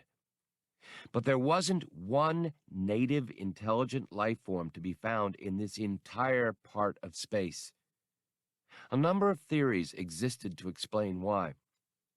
The authority had been chartered to exploit the incalculable wealth here. There were those who used words like despoil and pillage for what the authority did. It maintained absolute control over its provinces and employees and guarded its prerogatives jealously. Leaning closer to Chewbacca, Han chuckled. So the prospector says, get this, Chewie. The prospector says, well, how do you think my pack beast got knock-kneed? He had timed the delivery just right. Chewbacca had raised a 2-liter mug of Ebla beer to his lips, and a spasm of laughter caught him right in the middle of a long draft. He choked, snorted, and woofed mightily into his mug. White beer spume exploded outward. Though they registered displeasure, patrons at nearby tables, inspecting the Wookiee and noting his size and the fierce, fanged visage, refrained from complaining. Han chortled, as he scratched a shoulder, made itchy by the somatogenerative effects of the synth flesh. Chewbacca uttered a guttural accusation. The pilot raised his eyebrows. Of course I timed the punchline that way. Bollocks told that joke to me while I was eating, and it did the same thing to me. Chewbacca thought about the joke again and laughed abruptly. Something halfway between a grunt and a bark. Throughout his story, and most of the long Bonadan morning, Han had kept an eye on table 131. It was still vacant, and the little red light over its robo-bartender indicated that it was still reserved. The closest overhead chrono showed that the time for Zlarb's rendezvous with his employer was long past. The lounge was nearly filled, which tended to be true of this place at any hour of the day or night, what with the number of passengers and crew members passing through the port, in addition to resident personnel. It was a light, airy, and open place, constructed in levels of meandering terraces, where plants from hundreds of authority worlds had been nurtured. Though every table had a clear view of the constant traffic above, foliage tended to screen one terrace from the next. The two partners had selected a table from which they could observe table 131 through a lush curtain of Dian orchid vines, freckled with sweet-smelling moths, and still remain inconspicuous. It had been their uncomplicated plan to observe who came to meet Zlarb at the table, follow them out, and accost them, collecting their 10,000 by dint of whatever threats or intimidation seemed appropriate. But something was plainly wrong. No one had come. Han began feeling uneasy despite his joking. Neither he nor Chewbacca was armed. Bonadan was a highly industrialized, densely inhabited planet, one of the authority's foremost factory worlds. With masses of humanity and other life forms packed together in such number, the security police, ESPOs, as they were called in slang talk, were at great pains to keep lethal weapons out of the hands and other manipulatory appendages of the populace. Weapons detectors and search scan monitors were to be found almost everywhere on the planet, including thoroughfares, places of business, stores, and public transportation. And, most particularly, surveillance was maintained at each of Bonadan's 10 sprawling spaceports, the largest of which was Southeast 2. Carrying a firearm, either blaster or Wookiee bowcaster, would be grounds for immediate arrest, something the two could hardly afford. If their true identities and past activities ever came to light, the corporate sector authorities' only regret would be that it could only execute them one time apiece. The one positive aspect of this situation, the way Han saw it, was that Zlarb's contact would in all probability be unarmed as well. Or would have been. It was beginning to look like their wait had been for nothing. Chewbacca punched a series of buttons on the robo-bartender and bet it some cash, very nearly their last. A panel slid back, and a new round of drinks waited. The Wookiee took up a new mug enthusiastically, and for Han, there was another half bottle of strong local wine. Chewbacca drank deeply and with obvious bliss, eyes closed, lowering the mug at last to wipe the white ring of suds out of his facial hair with the back of one paw. He closed his eyes again and smacked his lips loudly. Han approached his bottle with less ardor. Not that he didn't like the wine. It was the intrusive nature of this over-civilized planet, as reflected in the design of the bottle, that he abhorred.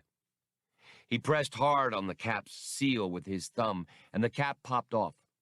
Once off, it was almost impossible to reaffix. Then came the part Han really loathed. Breach of the cap triggered the release of a small energy charge. Light-emitting diodes, manufactured into the bottle, began a garish show. Figures and lettering marched around the bottle, extolling the virtues of its contents.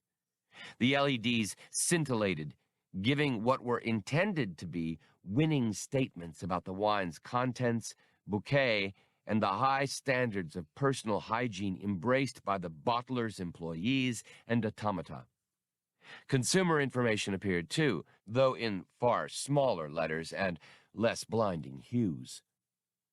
Han, glaring at the bottle, refusing to touch it as long as it persisted in flaunting itself, thought, I should have had some of these back on Kamar.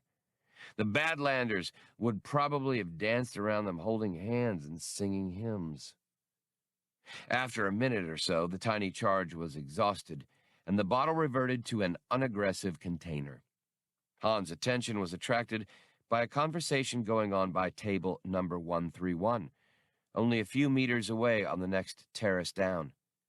An assistant manager, a blue-furred, four-armed native of Fiolla, was engaged in a difference of opinion with an attractive young female of Han's own species. The manager was waving all four arms in the air. "But the table is reserved, human! Can you not see the red courtesy light that so designates it?" The human appeared to be several years younger than Han.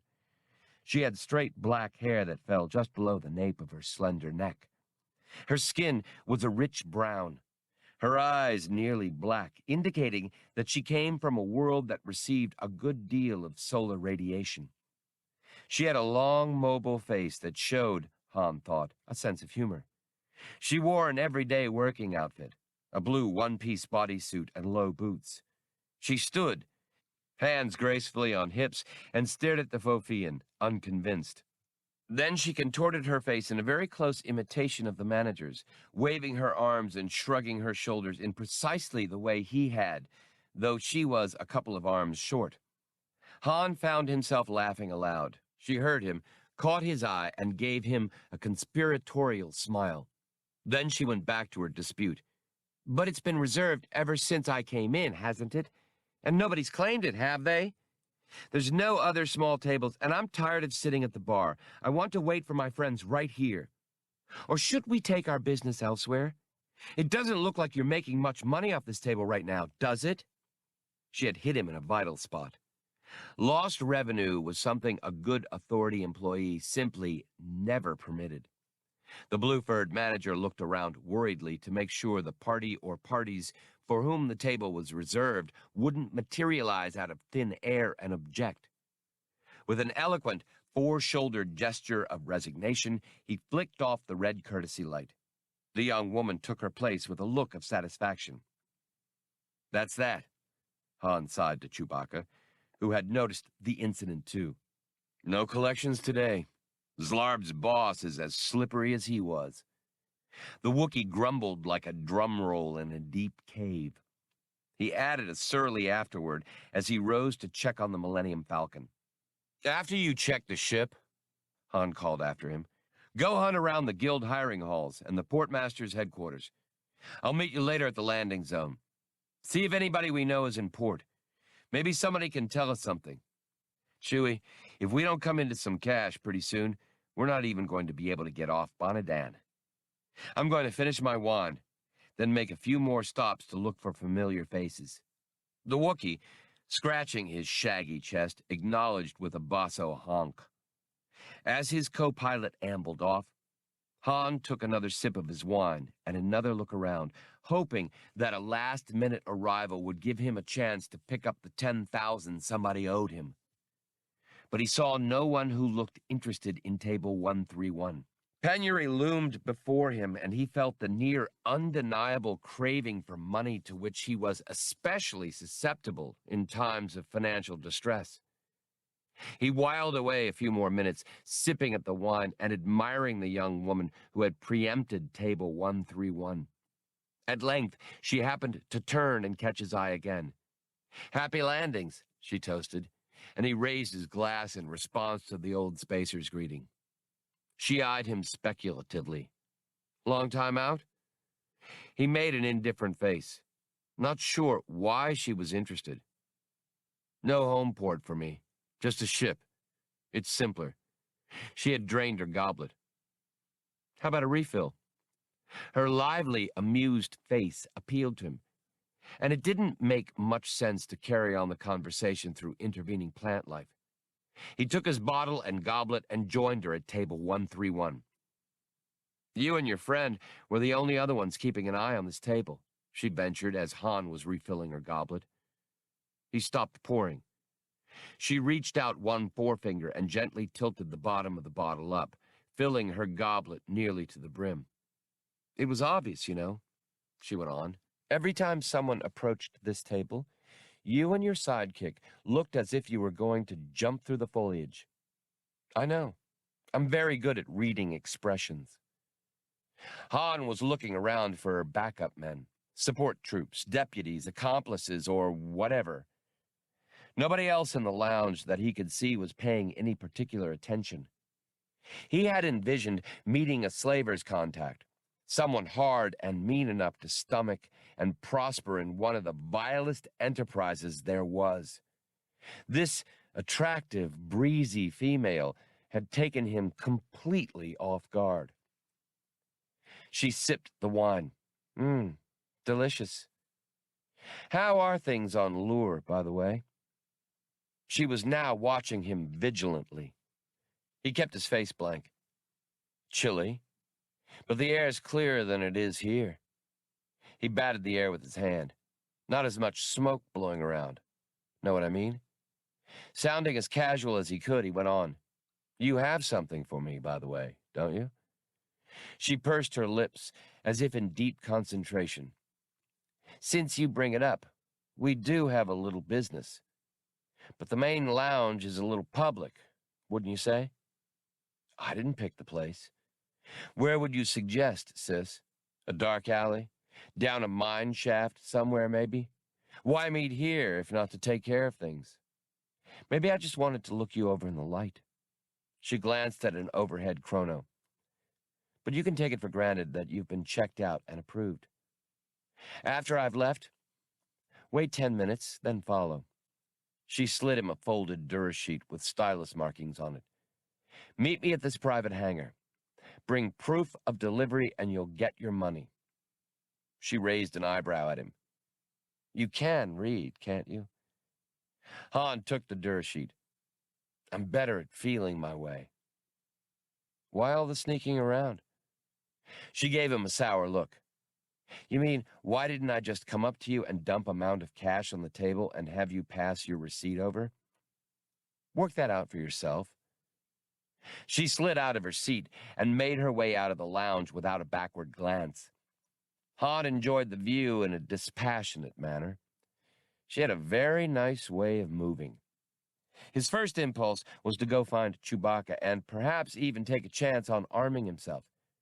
But if he had to hunt the Wookiee among the guild halls and portmaster's offices, it could take the rest of the long Bonadan day.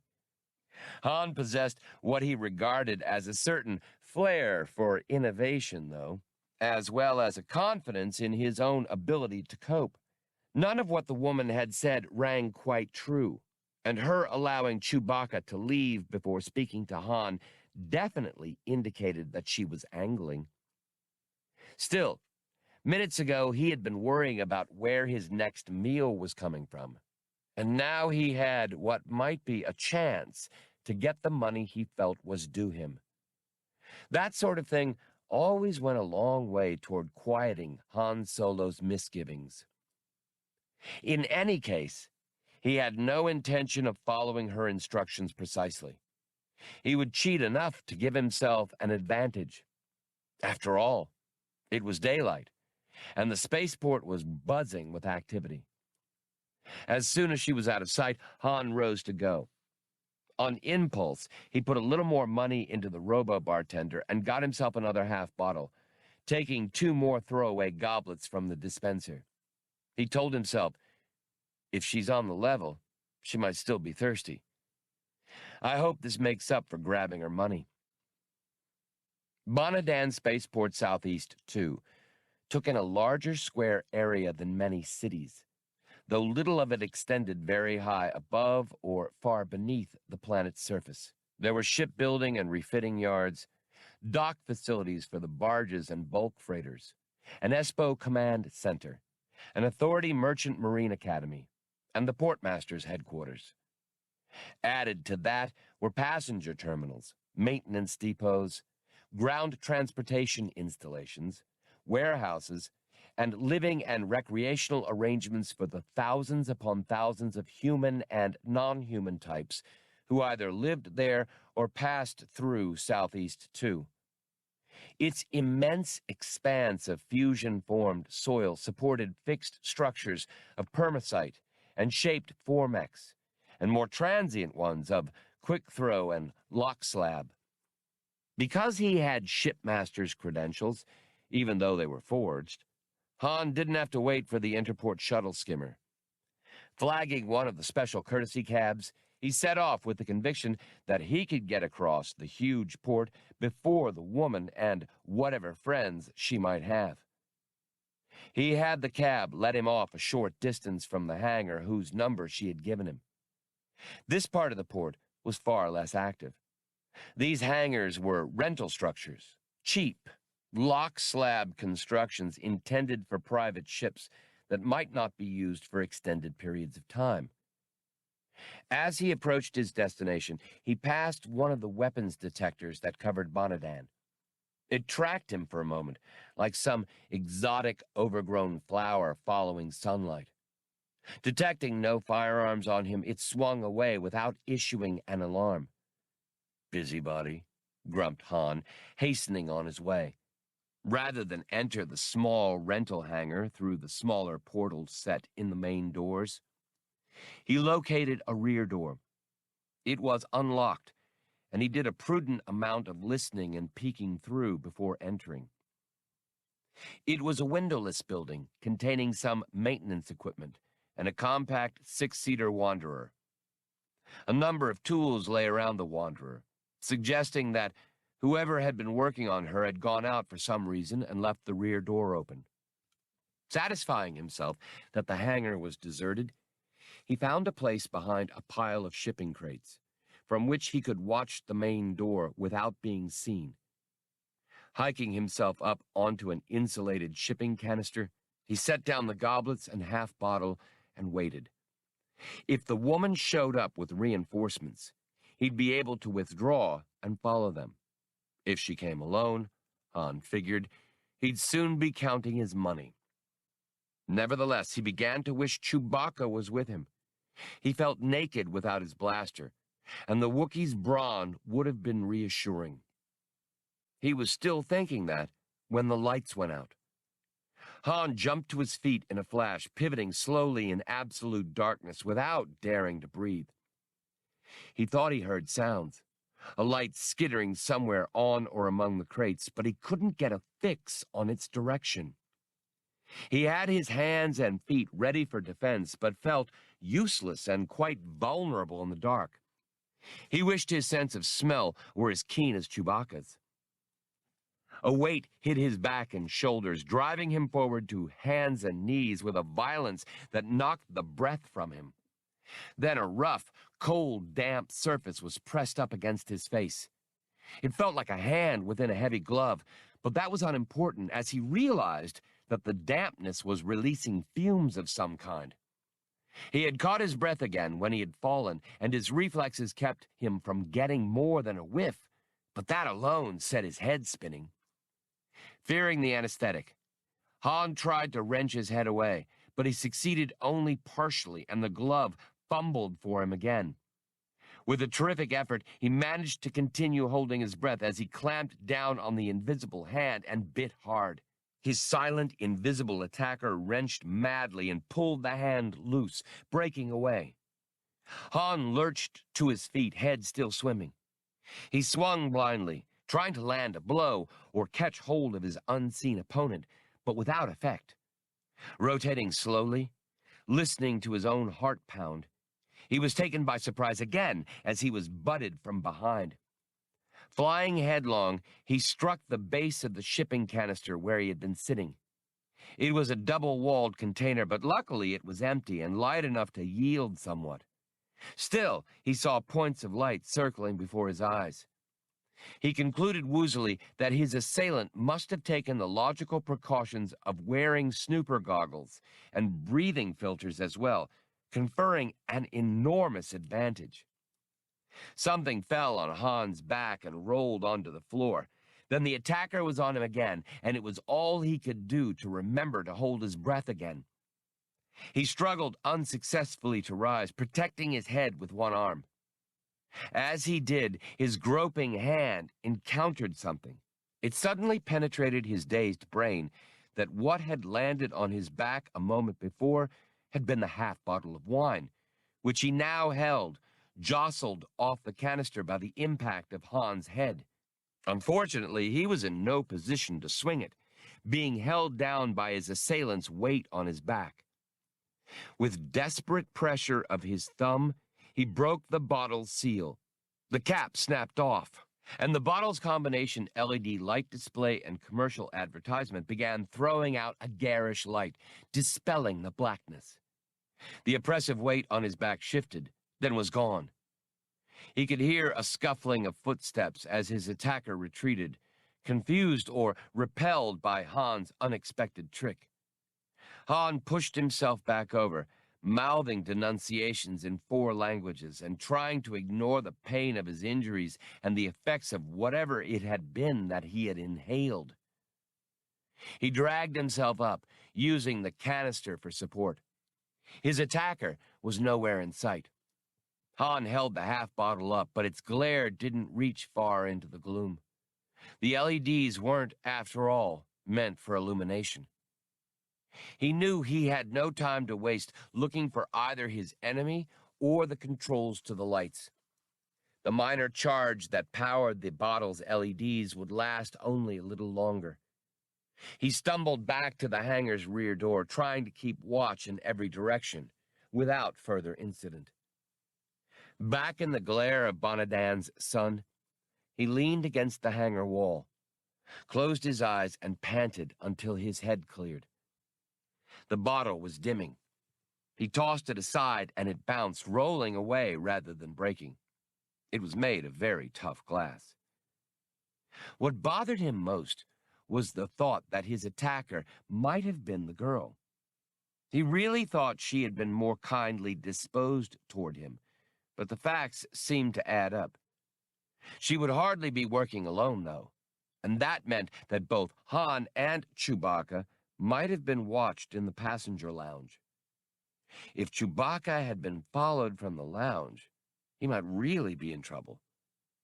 Han sprinted off, looking desperately for a courtesy cab, hoping he would get to his ship before somebody tore her apart.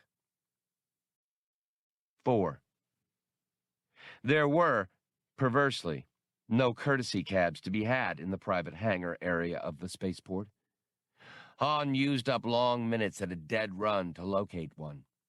The thought of his friend in desperate trouble and that of possible damage to his beloved ship kept him fuming and fidgeting the entire way. He was only marginally relieved when he saw the converted freighter resting, apparently unharmed, where he had left her. Because they were short of funds, the partners had been compelled to leave their ship parked on an approach apron, rather than in a rented docking bay, as was their preference. Han took the ramp in 2 long bounds. Even before reaching the main hatch, he had noticed, with a meticulous eye for every detail of his ship, a variety of tool marks and discolorations where power implements had been used. He covered the lock with his palm, ready to charge through the hatch the instant it rolled up, unmindful that he wasn't armed, all self-concern overridden by his anxiety over Chewbacca and fear that strangers were working who knew what atrocities on his source of freedom and livelihood, the Millennium Falcon. But when the hatch was up, he found himself ready to spring into mortal combat, face-to-face plate with Bollocks. The droid's blank, glittering visage didn't convey much emotion, but Han could have sworn there was a note of relief in the vocoder drawl. "Captain Solo, are Max and I glad to see you, sir."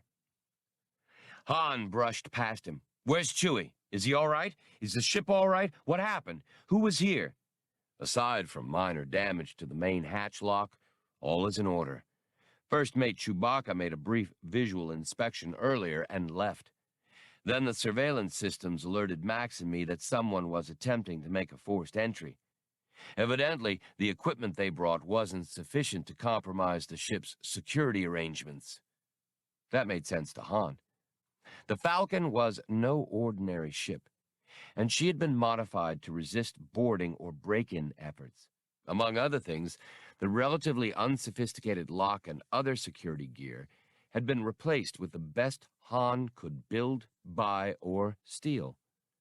Tools and equipment that could crack a stock freighter in minutes wouldn't even make the Falcon nervous.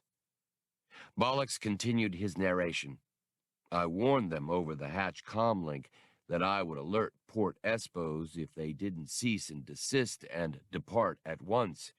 They did, although in keeping with your standing orders, I would have been very reluctant to involve any law enforcement agency."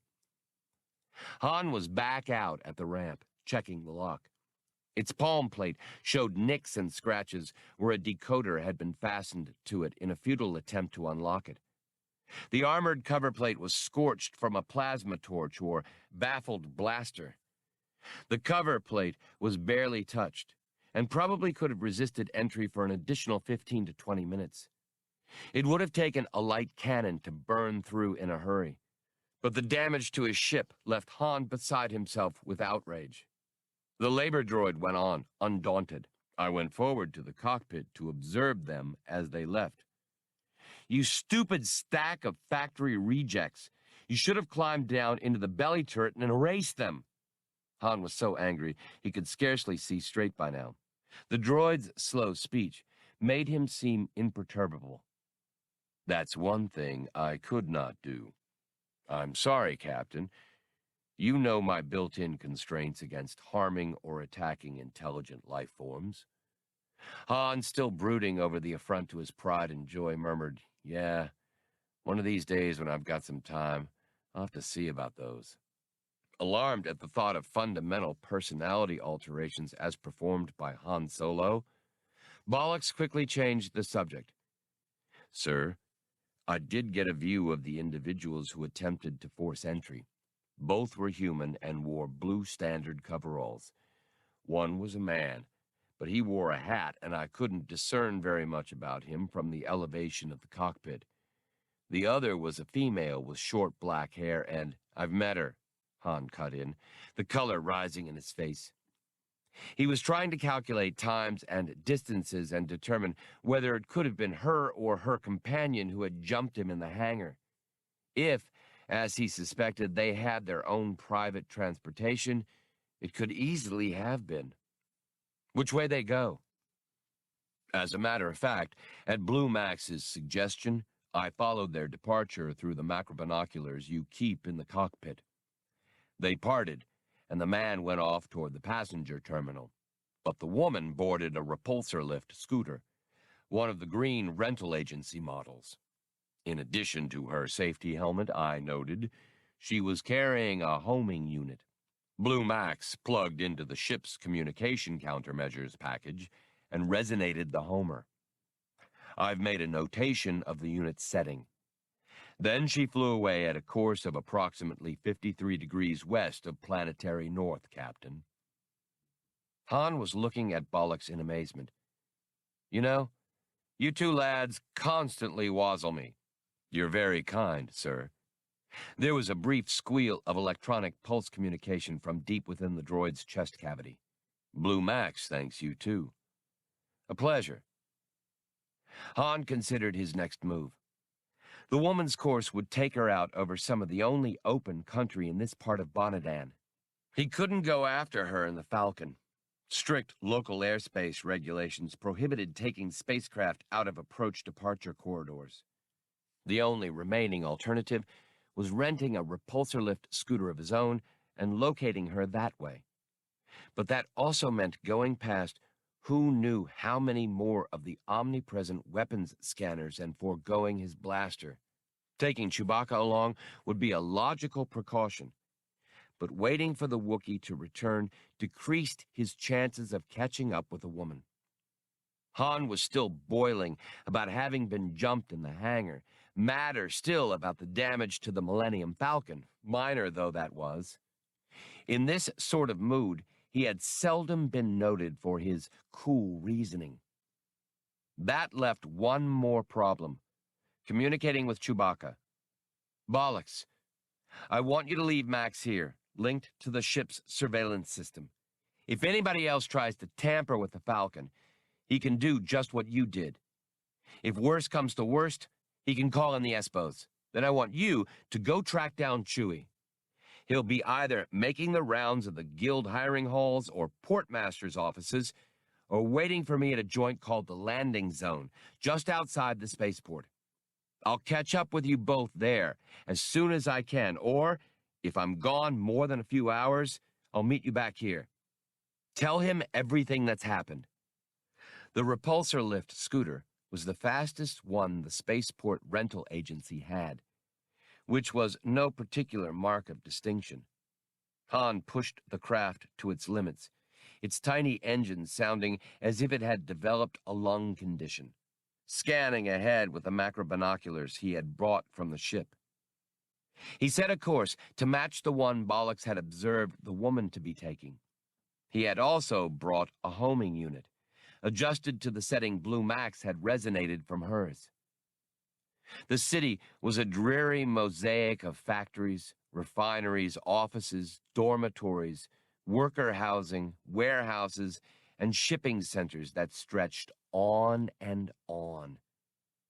He moved, as was required, through the lowest levels of air traffic. Around him, skimmers, grab sleds, and other scooters passed and flowed according to the directions of traffic control. Below, wheeled and tracked transportation and ground effect vehicles moved along the city's avenues and byways, and high overhead in the hazy smog cover, the lanes were monopolized by long-distance mass transport craft, bulk haulers, and cargo lifters. Espo patrol ships swam among the flow at all levels like predatory fish. Eventually, he left the city behind, whereupon traffic control notified him that guidance and navigation of his little vehicle had been returned to him. The repulsor lift scooter was little more than a bucket chair with attached control board, a cheap, simple, easily mastered vehicle common to any number of worlds. He'd slung the visored safety helmet given him by the rental agency from its storage clip at the board's side. He wanted as wide a field of vision as he could get. The fact that helmets were mandatory didn't matter much to him. Once out of the metropolitan restrictions, Han poured on more speed than the scooter's engine was supposed to be able to provide. Crouching behind the little windscreen, he ignored the ominous noises coming from the propulsion plant located under his seat. Beneath him, the surface of Bonadan came fully into view for the first time. It was barren, parched, eroded, and leached of its topsoil because plant life had been destroyed by large-scale mining, pollution, and uncaring management. The surface was predominantly yellow, with angry strips of rust red in its twisted gullies and cracked hillocks. The corporate sector authority cared little about the long-range effects of its activities on the worlds it ruled. When Bonadan was depleted and unlivable, the authority would simply move its operations to the next convenient world.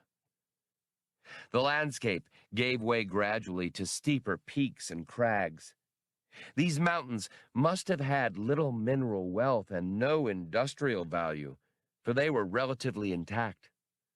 The single incursion made here by the grasping technology of the authority was an automated weather control station, a titanic cylinder set lengthwise on its giant aiming apparatus. At present, it was directed seaward, no doubt to dissipate a storm center the corporate sector authority found inconvenient. To hell with Bonadan's natural weather patterns. Ocean mining and drilling must go on. Bonadan's seas were dying.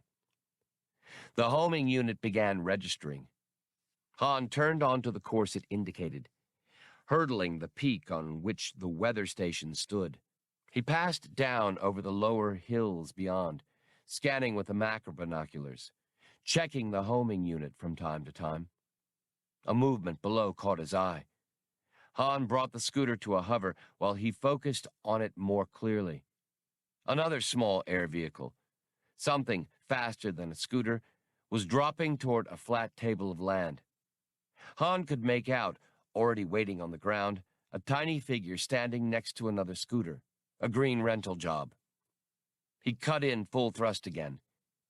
In a more leisurely moment, he might have held off and surveyed the situation before going in, but he and his co-pilot had been cheated of 10,000 in cash and almost killed, which had made them vengeful ever since. Then somebody had pummeled Han to the ground, and an attempt had been made to cut his ship open. Given conditions on Bonadan, the fact that no one below was likely to be carrying a firearm counted only lightly in his decision. As he dove toward the ground, his rage built into something that was closer to an adrenaline seizure than to courage. He hit full emergency braking thrusters at the last instant, turning what should have been a prodigious crash into a startlingly abrupt precision touchdown, taking delight in the bone-shaking force of it. Leaping from the scooter, Han was greeted by a dumbfounded stare from the woman and angry suspicion from the man who had landed just seconds before him. The man was a bit taller than Han, but very lean, with deep-set eyes and gaunt cheeks. He, too, wore standard workers' coveralls. The vehicle he had ridden, though, was far from commonplace. It was what was usually called a swoop, essentially an overpowered repulsor engine pod with handlebars. It was sitting on its landing skids, its engine making it throb gently. The swoop rider turned to the woman with an odd smile. "I thought you said Zlarb sent you alone." He then stared at Han. "You have a fatal sense of timing, friend." His hand dipped into the utility pouch on his belt. When it came up again, it held something that filled the air with an insistent hum. Han identified it as some sort of vibroblade, perhaps a butcher's tool or surgeon's instrument that the weapons scanners would register as an industrial implement. It had been home-altered to include a large blade, and its haft was fitted with a bulkier power pack. The blade, half again as long as Han's hand, was difficult to see, vibrating at an incredible rate. It would cut through flesh, bone, and most other materials with little or no resistance. Han jumped backward as the vibroblade slit the air where he had stood, its droning field sounding aroused now. The woman's voice rang out firmly. "Just stop right there!" Both men saw that she had produced a small pistol. But when she motioned with it, the vibroblader turned on her, blade held ready. His defiance put doubt on her face, but she still pointed the weapon directly at him. "Quit fanning him with it and shoot!" Han yelled. He saw her finger convulse at the trigger. Nothing happened. She looked at the pistol in amazement and tried to fire again, with no more success. The vibroblader turned to advance at Han again, light-footed, making quick cuts and exploring Han's defenses, which, in brief, were retreat and avoidance. Against a regular blade, Han might have tried to block or parry. A simple laceration, even a deep one, could be set right with the contents of any medipack, and would have been a price he would have accepted to end the match. But a vibroblade would simply lop off anything that got in its way. Standard responses would only get him carved to bits slowly. Whoever he was, the vibroblader was good. Han was suddenly and tardily sorry he had descended. The man advanced on him more confidently now, weaving his blade in the air, driving Han back step for step, ready to leap forward in an instant if the pilot turned to withdraw. Han caught sight of his scooter out of the corner of his eye. He sidestepped that way hastily, still facing his opponent. The man circled that way just as quickly, slashing where he thought Han would be, assuming he meant to escape. But Han stopped and bent sideways at the last moment, snatching his safety helmet off its clip. Enraged at having been tricked, the vibroblader hurried a clumsy backhand stroke. Han swung the helmet by its chin strap with all his might, but only caught the man with a badly aimed blow that bounced from his shoulder and glanced off the side of his head. The light material of the helmet wasn't enough to down him. The vibroblader brought his weapon around and up in a move that would have opened Han vertically, but he had jumped back out of range. They shuffled on again, Han still retreating. The fight had changed subtly. Han swung away with the helmet, aiming for the hand that held the weapon. Though he was still at a tremendous disadvantage, he just might connect, opening the vibroblader's guard. Then he might close with the man and immobilize his wrist, the only chance he needed. But his opponent knew that as well as Han. His advance was still strong, but he was careful to avoid the flailing helmet. Then the vibroblader caught the safety helmet with a slash. A broad segment of the tough duraplast went flying free. Seeing that the helmet was too slow and clumsy, Han whirled what was left of it underhand and flung it upward at his opponent's face. The man avoided it, ducking quickly to one side, but in that split second, Han was inside his guard, his left hand around the wrist that held the weapon. Their free hands locked, and they strained against one another. The man was far stronger than he looked. He forced his vibroblade nearer. Han heard the dull burring of the knife's field by his left ear and, distracted by it, fell victim to a deft leg trip. He fell to his back, and the vibroblader fell with him, the two still locked together. Han managed to roll over, gaining the top position, But his antagonist used the momentum to force another roll, regaining it and bringing Han up sharply against some unseen obstruction. The vibroblader rose a bit, using his weight, straining to bring the blade down. Its drone filled Han's ears as the duel narrowed to a single-minded contest over the few centimeters that separated the blade from Han's neck. Suddenly, the atmosphere of Bonadan seemed to be filled with a tremendous roaring, a flood of sounds. The vibroblader was ripped away so quickly that Han was almost dragged with him. As it was, he was hauled around, nearly wrenching his shoulder before his grip was torn free of the other's hand and wrist. Han sat up, confused. Looking in one direction, he saw the vibroblader lying some meters away, not doing a great deal of breathing. Turning his head slowly, shaking it a little to clear it, Han saw the young woman, off some distance in the other direction. She was clumsily bringing the swoop around in a slow turn. She guided the vehicle with a jerky lack of skill. Failing to coordinate braking thrust and lift, she stalled it out completely. Giving it up, she dismounted and finished the rest of the way back on foot. By that time, Han had risen and brushed much of the dust off himself. She studied him, left hand on hip. "That wasn't a bad move, Rocket Socks," he admitted. "Don't you ever pay attention to anybody?" she scolded. "I kept hollering, 'Look out, look out!' I was going to toss a rock at him, but you kept getting in the way. I don't know what I would have done if he hadn't been right behind the engine pod. If he'd been any farther—" "Hey!" Han had stepped forward, grabbed both her hands and pulled her palms up roughly, inhaling them deeply. He detected no scent of either the anesthetic that had impregnated the gloves of his assailant at the spaceport or any solvent that might have been used to remove it. But her companion might have executed the ambush in the hangar, or it was possible that the stuff in the gloves might not have contacted her skin. This didn't prove she was innocent. It only failed to prove she was guilty. He let her go. She was watching him with arch interest. "Should I sniff you back or clap my hands on your nose or what? You're a really strange one, Zlarb."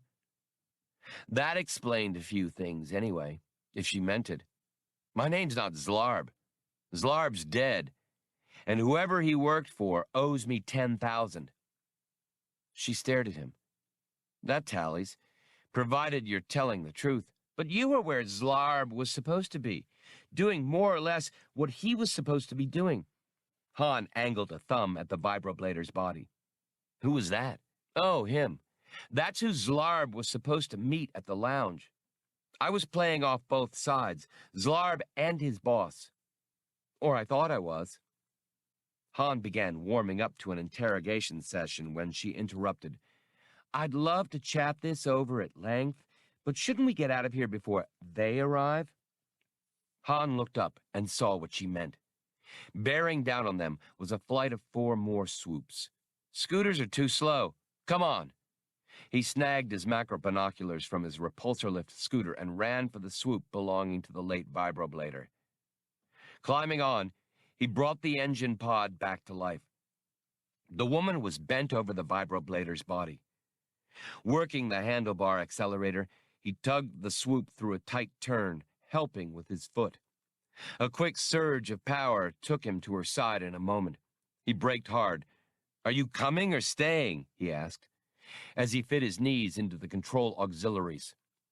She set her boot on a rear foot peg and swung up into the saddle behind him, showing him the vibroblade she had stopped to collect. "Very good," he conceded. "Now belt in and hold on." He did the same, securing the safety belt tightly at his waist, and each donned a pair of the flying goggles that hung from clips at the swoop's side. He gave the accelerator a hard twist, and they tore away into the air, the wind screaming at them over the swoop's low fairing. She clasped her arms around his middle, and they both bent low to avoid the fairing's slipstream. The oncoming swoops were approaching from the direction of the city, so Han turned deeper into open country. At the edge of the table of land, he threw his craft into a sudden dive over the brink, straight down into a chasm beyond. The ground rushed at them. He threw his weight against the handlebars and leaned hard against the steering auxiliaries.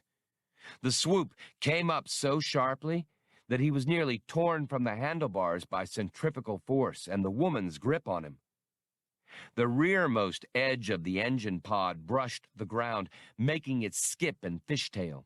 Han just avoided a crash, slewed in midair, and headed off down the sharply zigzagged chasm. He calculated that, due to the steep, twisty nature of the gulches and canyons in the area, his pursuers couldn't simply stand off at high altitude and search for him, for he might escape through a side canyon, or simply hide under an overhanging ledge and outweight them. If, on the other hand, they came in direct pursuit, they would have to hang on his tail through these obstacle course gullies and draws. Han hadn't been on a swoop in years, but had once been very good on them, a racer and a course rider. He was willing to match himself against the four who rode after him. The one thing that worried him was the chance that they might split their bet, one or two of them going high and the others clinging to his afterblast. "What are you worried about anyway?" his passenger yelled over the engine's howl and the quarrelsome wind. "They won't have guns, or that first man would have had one, right?" "That doesn't mean they can't jump us," he called back over his shoulder, trying not to let it distract him from negotiating the crazy turns and switchbacks of the maze. He decided that she must have little experience with swoops. She made some remark he didn't catch, sounding as if she understood, but he was too busy conning the aircraft to answer. Then he found out what she'd been worried about.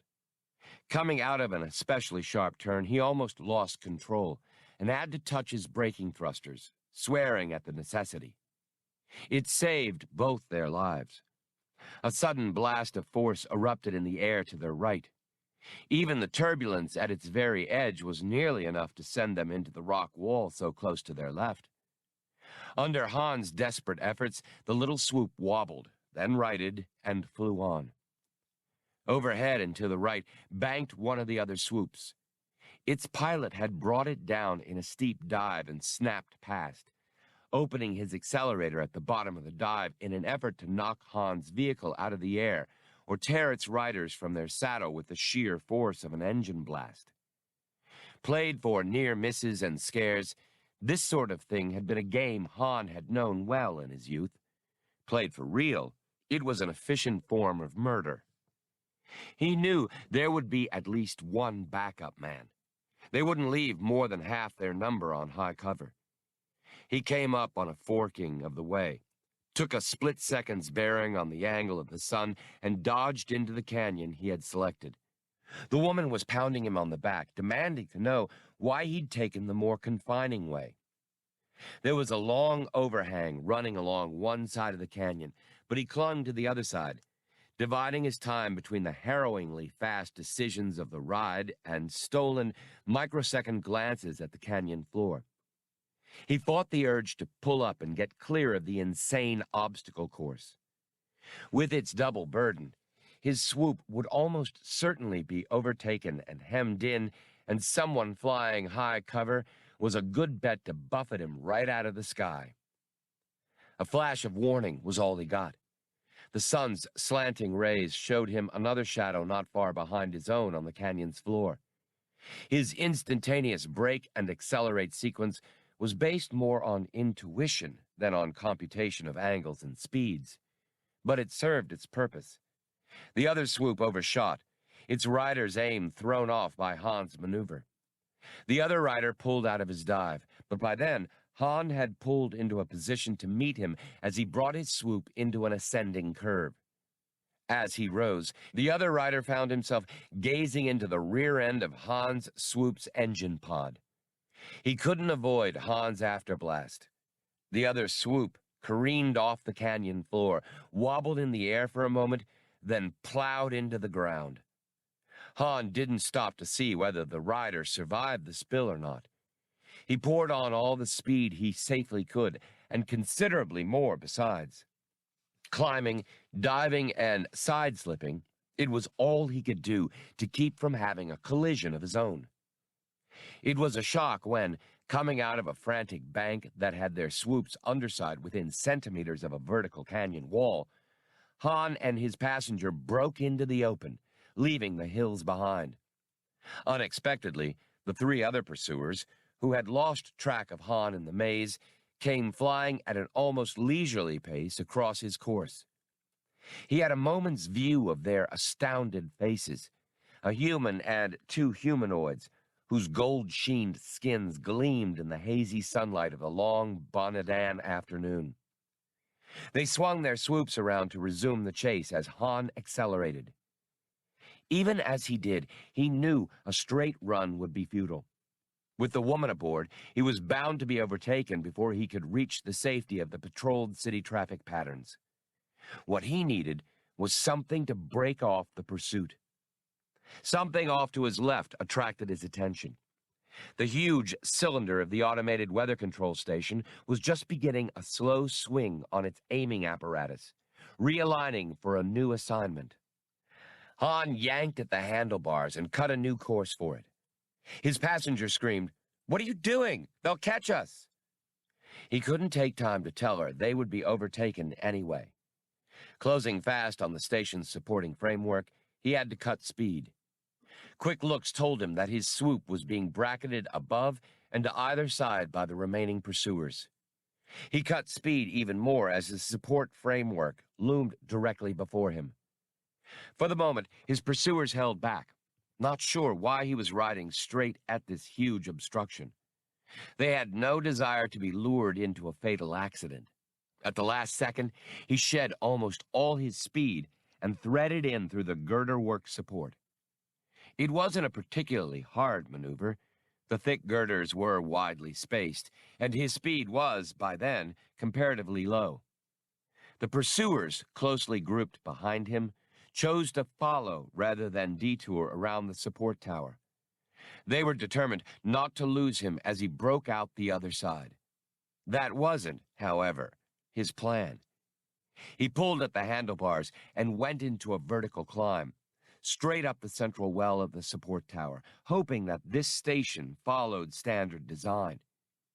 It did. He shot between two catwalks and directly out into the cavernous emission cylinder, a gridwork with open squares some meter and a half or so on a side. The emission cylinder was 150 meters long, less than a third of that in diameter. He swung down toward one end of the slowly rotating cylinder, orienting himself and figuring out just which way the station was pivoting. He turned back to see the three pursuers soar into the cylinder in determined chase. They were moving a good deal slower than Han. They had never played this game before. "Stay gripped," he shouted over his shoulder, and swung back toward the others. The cylinder was more than spacious enough for them to scatter and avoid him, thinking he was trying to ram. Then they dropped in on his tail again, following him down toward the far end of the cylinder where, they were sure, they could trap and halt him. Until he speeded up again. The engine pod blared its power. The far end of the engine cylinder was still swinging, and Han had to compensate carefully for its movement. He crouched forward, sighting carefully through the fairing, lining up the swoop precisely. The openings in the gridwork were frighteningly small. The woman saw what he was about to do and burrowed her head into his back. The opening he had selected expanded before him. There was a terrible moment of doubt, far too late to change his mind. The gridwork passed him like a shadow, and he was in the open, pointed more or less toward the city, the swoop's engine howling. He took a quick look behind. Pieces of wreckage were raining slowly to the ground, and some lengths of gridwork stuck out jaggedly. One of his pursuers had tried to emulate him and failed. The woman's face was pallid. "Are you all right?" he asked. "Just fly this thing, you psychopath!" she shouted back.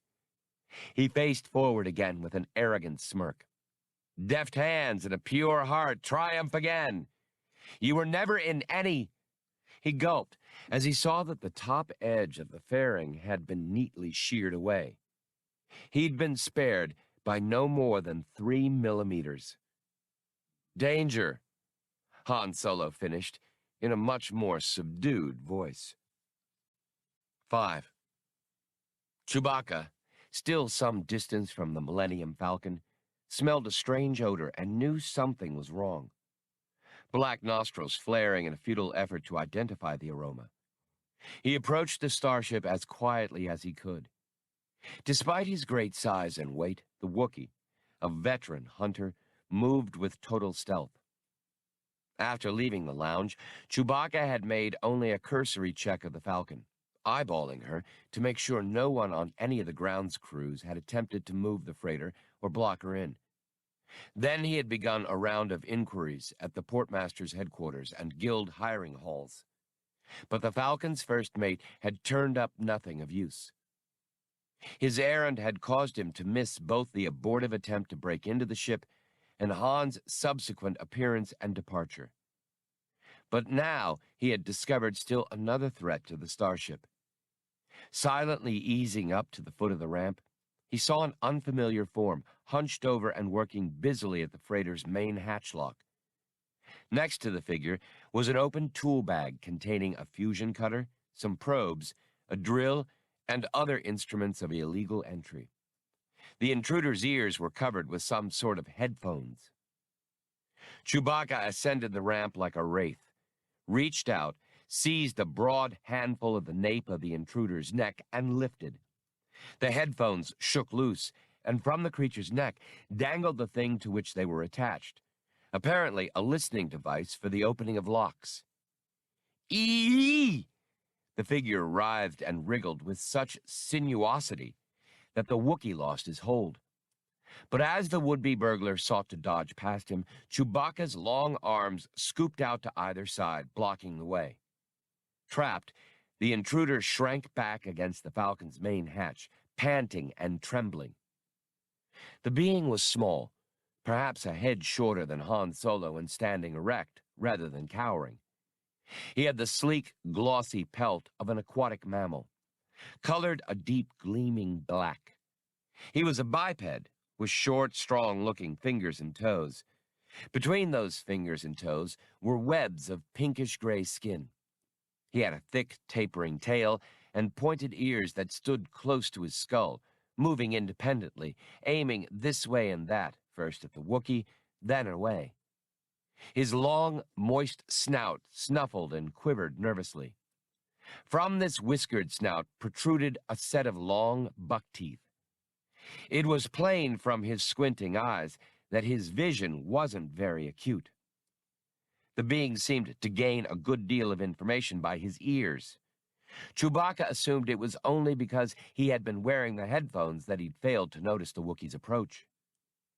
The intruder collected himself and drew himself up to his full height, which wasn't very imposing against Chewbacca's, nose quivering and tail vibrating in righteous indignation.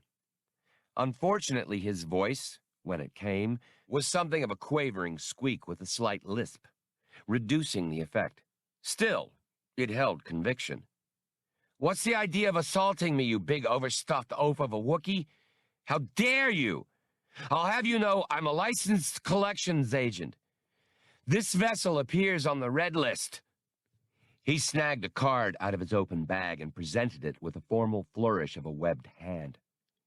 It was a document of identification and authorization for one Spray, of the planet Tyna, to act in the interests and on the behalf of Interstellar Collections Limited, pursuant to the collection of debts, garnishing and repossession proceedings, and any and all activities connected thereunto. On it was a flat 2D, depicting the little collections agent. Chewbacca, satisfied that the document was real, looked up with a snarl of displeasure directed at all skip tracers in general, and at Spray in particular. Like Han, he sincerely detested them. Jumping out on a debt seldom meant trouble with law enforcement agencies. It was such a common practice among members of the fringe society of independent spacers that every lawman in the galaxy could have spent every waking moment looking for, apprehending, and prosecuting them to the exclusion of all other activity. Thus, the ESPOs, Imperial forces, and other legal authorities tended to ignore the problem, leaving the collection of debts and/or repossession of spacecraft to agency skip tracers like Spray, who roamed the galaxy with the voluminous and infamous Red List. Spray appeared not to notice the Wookiee's snarl. Having identified himself, he reverted to being a company man. The Tynan dug out from somewhere an incredibly thick little notebook, squinting into it, his moist nose nearly touching the page. He mumbled to himself as he read. "Ah, here, yes," he said finally. "Would you, by any chance, be Captain, Solo?" Chewbacca barked an irritated negative and jerked a thumb back at the spaceport, indicating Han's present location as well as he could. Then he moved Spray rudely out of his way and bent to see what he had done to the lock. When he noticed the same damage Han had seen earlier, he let out a horrible howl and turned back on the skip tracer with mayhem in mind. But the Tynan, back on familiar territory, was indignant rather than intimidated. He snuffled, "I most certainly am not responsible for that damage. Do you mistake me for a bungler and a thug? A brainless primitive, unconversant with modern technology? I am a trained collections agent, my dear Wookiee, equipped with the latest tools of my profession. I avoid doing any unnecessary damage to repossessed property. I have no idea who was tampering with the hatch lock before me, but you may depend upon it that it wasn't me. I simply deactivated the surveillance system and was about to neutralize the lock without damaging it, if I may say so, when you so violently accosted me.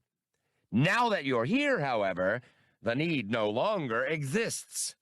Spray was burrowing his buck-toothed proboscis into the notebook again, and lisping mumbles to himself, insinuating himself between the Wookiee and the Falcon's main hatch. Chewbacca found himself somewhat off stride. His wrath and threats were sometimes greeted by fear, sometimes by hostility, and occasionally with combat.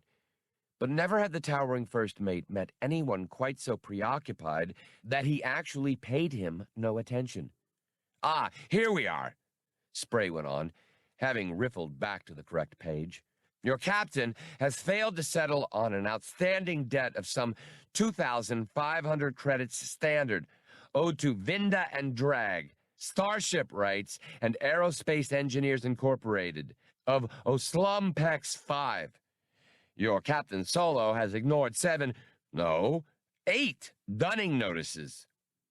He glared myopically at the Wookiee. "8, sir. Vinda and Drag have therefore presumed default on your captain's part and referred the matter to my employers. Now, if you'll be good enough to open the hatch, I can continue the repossession process. Of course, you're free to remove all personal effects and Chewbacca had been making deep, reverberating noises in his throat up to now, which someone more familiar with him would have taken as a danger signal. His annoyance burst forth in a roar that drove Spray back a step with its sheer physical impact, ruffling the little skip tracer's nose fur and bending back his whiskers. But he stood waiting patiently, eyes squeezed shut against the vocal gale, as Chewbacca railed horrible Wookiee oaths at him. The Tynan flinched every now and then as the crescendo rose, his ears swinging back protectively, but he held his ground resolutely. The Falcon's first mate periodically punctuated his ranting by slamming his enormous fist against the ship's hull, evoking deep percussives from her armor. But when he finally ran down, Spray began again in the mildest of tones. "Now then, as I was saying, I have a document here entitling me to take possession of—" Chewbacca snatched up the papers proffered by Spray. It was a thick legal instrument of several pages. The Wookiee crushed it into a tightly compressed wad in his powerful hands and stuck it into his fanged mouth. Sneering hideously at the skip tracer, he chomped on the document a few times, shredding it handily, then swallowed it. But it did little to alleviate his frustration over how to deal with Spray. This was the first time in memory that Chewbacca had ever had such difficulty with a creature whom he outweighed 3-1. He was beginning to feel embarrassed. The scene had already attracted the attention of several local idlers and a number of passing automata. The idea of simply demolishing the Tynan was now out of the question. "That will do you precisely no good whatsoever, my dear Wookiee," Spray hastened to assure him. "I have many duplicates.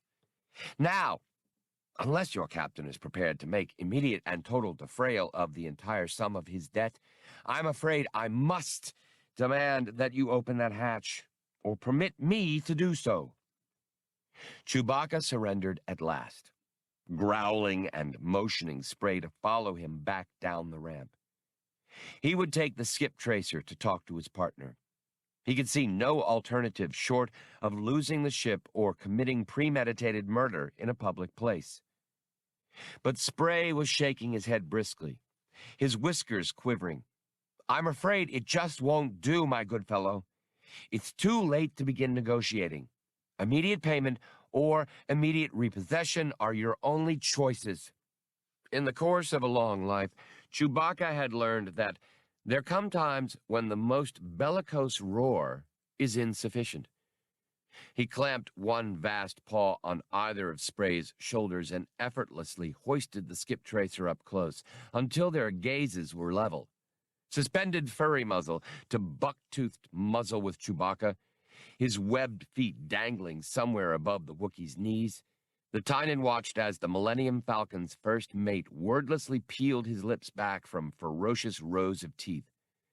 "Then again," the collections agent resumed hastily, "perhaps we could work out some sort of agreement and spare my employers the expense and inconvenience of public auction." "Point well taken, sir. Where might I find your captain?" Chewbacca carefully set Spray back down on his feet and, gesturing at the locked surveillance system, growled harshly. Taking his meaning clearly, Spray dug some tools from his bag and quickly reactivated the device. Bluemax's chirp instantly sounded over the intercom. "Who's there? Why was this instrument deactivated? Reply at once or I'll notify port security." Chewbacca barked once at the comlink. "Oh, First Mate Chewbacca, sir," Max replied happily. "I thought the ship was being burglarized again. There was already one attempt earlier. Captain Solo's gone off to investigate.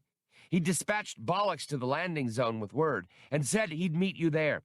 Are you coming aboard, sir?" The Wookiee barked irritably as he marched Spray down the ramp. The Titan had to trot to match Chewbacca's long strides. Blue Max called after them. "But what are my instructions?" As the Wookiee dragged him off, the skip tracer shrilly called back, "In the name of Interstellar Collections Limited, make sure no harm comes to the vessel." "What's your name, anyway?" the woman asked as they passed through the entrance to the landing zone. It was a well-known spot among spacers, prominent on the avenue of bars, rub shops, gambling dens, and pawnbrokers' establishments outside the spaceport's main crew gate. "Mine's Fiolla," she encouraged. Han hadn't had much chance to talk to her on the ride back, at the end of which they had abandoned the swoop and the vibroblade several blocks away, in the middle of the teeming alien quarter. It was a good bet that the swoop already had a new coat of paint or was dismantled. But he saw no reason to cudgel his brain for a cover. The slavers already knew his name, and anyone else who wanted to badly enough could find out. "Han Solo," he said. She gave no sign of recognizing it. Bollocks, having failed to find Chewbacca in the spaceport's wide confines, had had no more luck at the landing zone. But by soliciting the bartender's permission with particular fervor, he had been allowed to wait by the entrance. Now he approached Han, who, sighting the droid, sighed. "I don't feel like talking standing up. Come and have a seat, Bollocks." The landing zone and all its furnishings were built from pieces and fittings from the spaceport salvage yards. Han led the way to a small table, made from an obsolete charts computer from an old survey ship. When Bollocks and Fiolla had taken seats, he turned to her. Bollocks, General Labor Droid, at your service. Han interrupted Fiolla's courteous reply. Never mind that, he snapped. Bollocks, where's Chewie? I was unable to locate him, Captain. I came here assuming this to be the place where you'd eventually contact him. The waiter came by, a many-tentacled Solji with a broad tray firmly fastened to the top of its low, slab-shaped body. There was a hole in the middle of the tray, and through it the Solji's olfactory antennae waved like some strange centerpiece. What are you folks having? It asked them hurriedly, the second afternoon rush just having begun. Then it noticed Bollocks. Sorry, but it's against house policy to allow droids at the tables. You two gentlemen will have to leave him outside. Who's a gentleman? Fiolla demanded sharply. Beg pardon, apologized the Solji.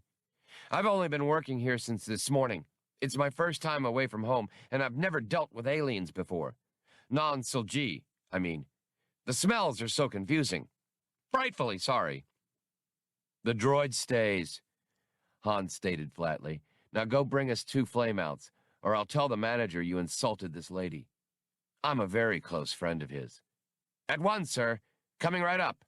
The Solji pirouetted on its many short podia and sailed off in the direction of the service bar. So we know I'm not Zlarb, Han resumed to Fiolla. Who are you not? She chuckled. I'm not a slaver. But you know my real name, or at least part of it. I'm Harton Parn Gora Fiolla of Lord, Assistant Auditor General, Corporate Sector Authority. An authority exec, Han groaned to himself. Why don't I just go down to the Espo prison, pick a comfortable cell, and get it over with? Instead, he pursued the conversation. Slavers must have interesting audits, fascinating expense vouchers. Doubtless, but I've never read one. I'm an auditor at large, sort of a roving assignment conducting random checks of authority operations. I was working here with my assistant when I found out that there's a slavery ring operating inside the authority. Some top execs are implicated, and a number of Espo officials. I think it might go as high as the territorial manager for this entire part of the authority, Odeman, and that's a shock in itself. Although I've never met him, I've heard that Odeman's always shunned the limelight. But he's always been a decent administrator, a regular humanitarian, as managers go. Anyway, I'm conducting my own investigation. When I've developed all the information, I'm going to dump it right in the lap of the board of directors. She smiled brightly. Then I'm going to nail myself the juiciest promotion and raise you ever saw. You're looking at Fiolla of Lord, heroine of the spaceways. Now, how about you? He spread his hands. I fly for hire. I rendezvoused with Zlarb without knowing he wanted me to move slaves. We disagreed, and he got shot. And I don't care who's doing what to whom. I've got 10,000 in cash coming, and I want it.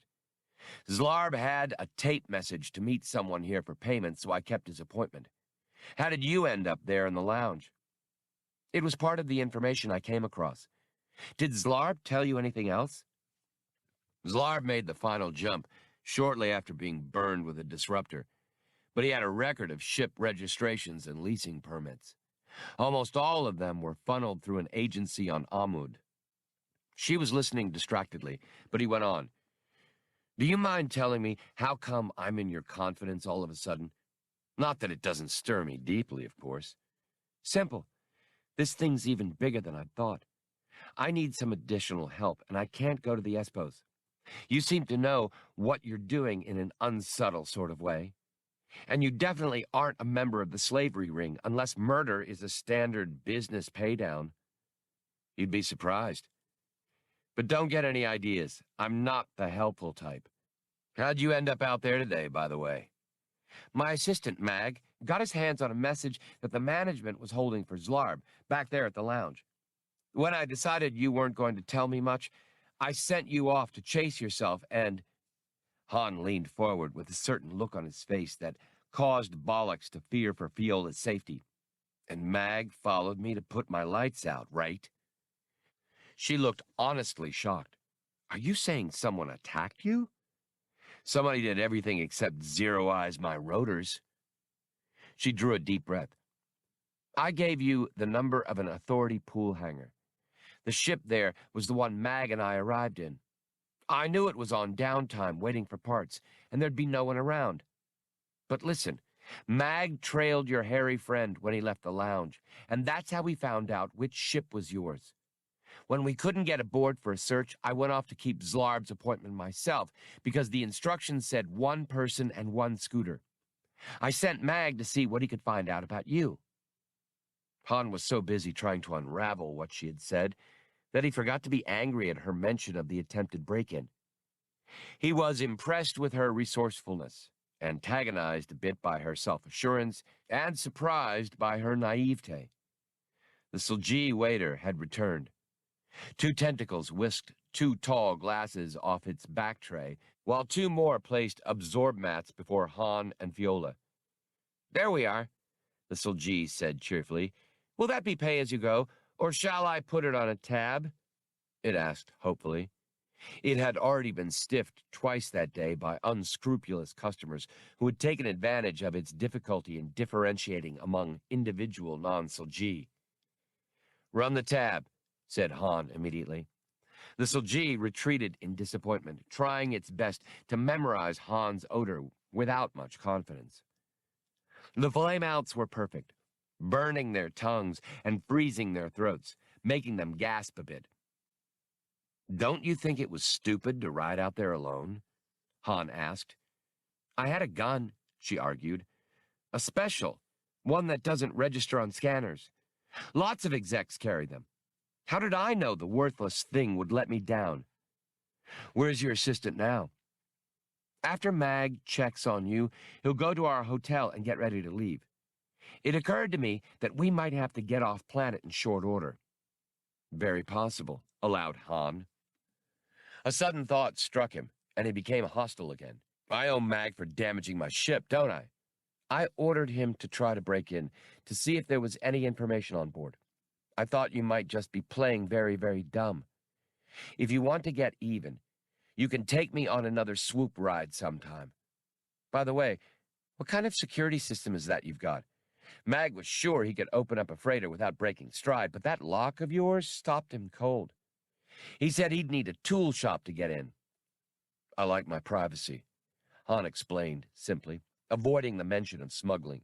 Mag said it was like trying to crack the Imperial currency reserve. Sounds like an experienced guy. Oh, very versatile, yes. I handpicked him because he had, a range of abilities. I think you two will find one another quite. At that moment, Chewbacca arrived with spray. The Wookiee forcefully sat the little Tynan down with the pressure of a giant paw and took a seat himself, filling it to overflowing. I met Fiolla here and almost got killed, Han told his friend pleasantly. How was your afternoon? Chewbacca studied the woman with his large, lucid blue eyes, and she returned the scrutiny. Then the Wookiee motioned to spray and, in his growling, barking language, explained to Han what had happened as the skip tracer squinted from one to the other. I hate skip tracers, announced Han Solo at length. In that case, I think I'll just be toddling along, Spray said, starting to rise. Chewbacca clapped a paw on him and pushed him back down. Han's head was spinning with this new development, and he wished he could process information as quickly as Blue Max. Theoretically, Spray could enlist the aid of the Espos in taking possession of the Falcon. Once again, Han wondered when his string of rotten luck would break. Just then, the Silji waiter showed up again, having noticed Chewbacca's and Spray's presence. It endeavored to speak in its most hospitable tones, still aware of its previous gaffe. Yes, sir, purred the Silji to the Wookiee. And what can I bring you and your strapping young hatchling here? Chewbacca snarled at the Silji. Spray, already visibly disturbed, exploded. We're not even the same species! What have I told you about that? Han asked the Silji menacingly. 1,000 pardons, wailed the Silji, rotating back and forth through nervous quarter turns and intertwining its tentacles imploringly. What in the world is going on? Fiolla wanted to know, not having understood anything Chewbacca had said. Spray held his paws up, webbed fingers spread until the others were quiet, including the Silji. First of all, we have no need of any refreshments, thank you, the Tynan told the waiter. The Silji retreated gratefully. Now, Spray continued, the central issue, Captain Solo. Please stop shushing me, sir. I will be heard. At issue are 2,500 credits standard owed Vinda and Drag, starship rights. Unless you're prepared to make payment, I am empowered to attach and take possession of your ship, which, by the way, appears to have had her marking altered in illegal fashion. Han narrowed his eyes and glared at Spray. I am thinking right now, he said, of how a certain chisel-beaked runt is going to get his just desserts. It's a bit public for threats of aggravated assault, isn't it, Solo? Fiolla asked. You keep out of this. For all I know, you two work together. Bullying will do you no good, Captain. Spray plowed on insistently in his squeaky voice. Either remittance arrangements must be made this very moment, or I shall be forced to go to the portmaster and the security police. Han had his mouth open, uncertain whether he would try to lie or simply instruct Chewbacca to render the skip tracer unconscious. He heard Fiolla say, I'll pay for him. Han's mouth stayed open as he turned on her. Better close it, Fiolla cautioned, before your tongue gets sunburned.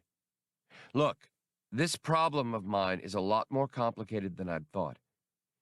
It will take more investigation before I'm ready to go to the board of directors. I need a way to get around fast, and I'm not particularly anxious to go by public transportation. And the last thing I want is to take an authority pool ship. Solo, you ought to be eager to leave, too, before the Espos start asking about missing rental scooters and several swoop riders smeared out on the landscape. If you'll chart out to me, I'll cover your debt. Besides, you want your 10,000, don't you? Your best chance of finding it is to stick with me. She turned to Spray. How about it? The Tynan nervously scratched up tufts of fur on his skull, blinking and wriggling his nose back and forth in consternation. Cash? He asked at last. An authority cash voucher, Fiolla replied. Half now, half when we're done.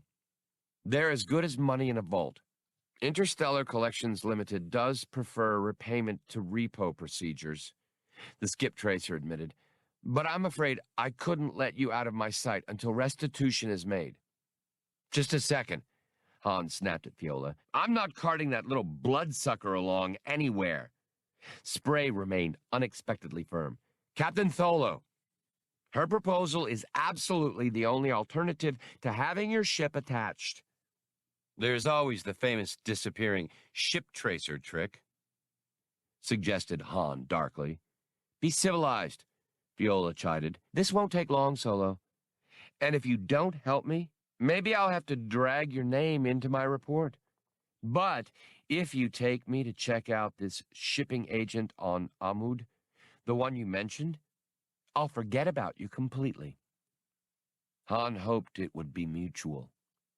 He poured down half of what remained of his flameout. It felt corrosive, but didn't help much otherwise. He looked to his first mate, who was looking back, no help at all, willing to go with whatever decision Han made.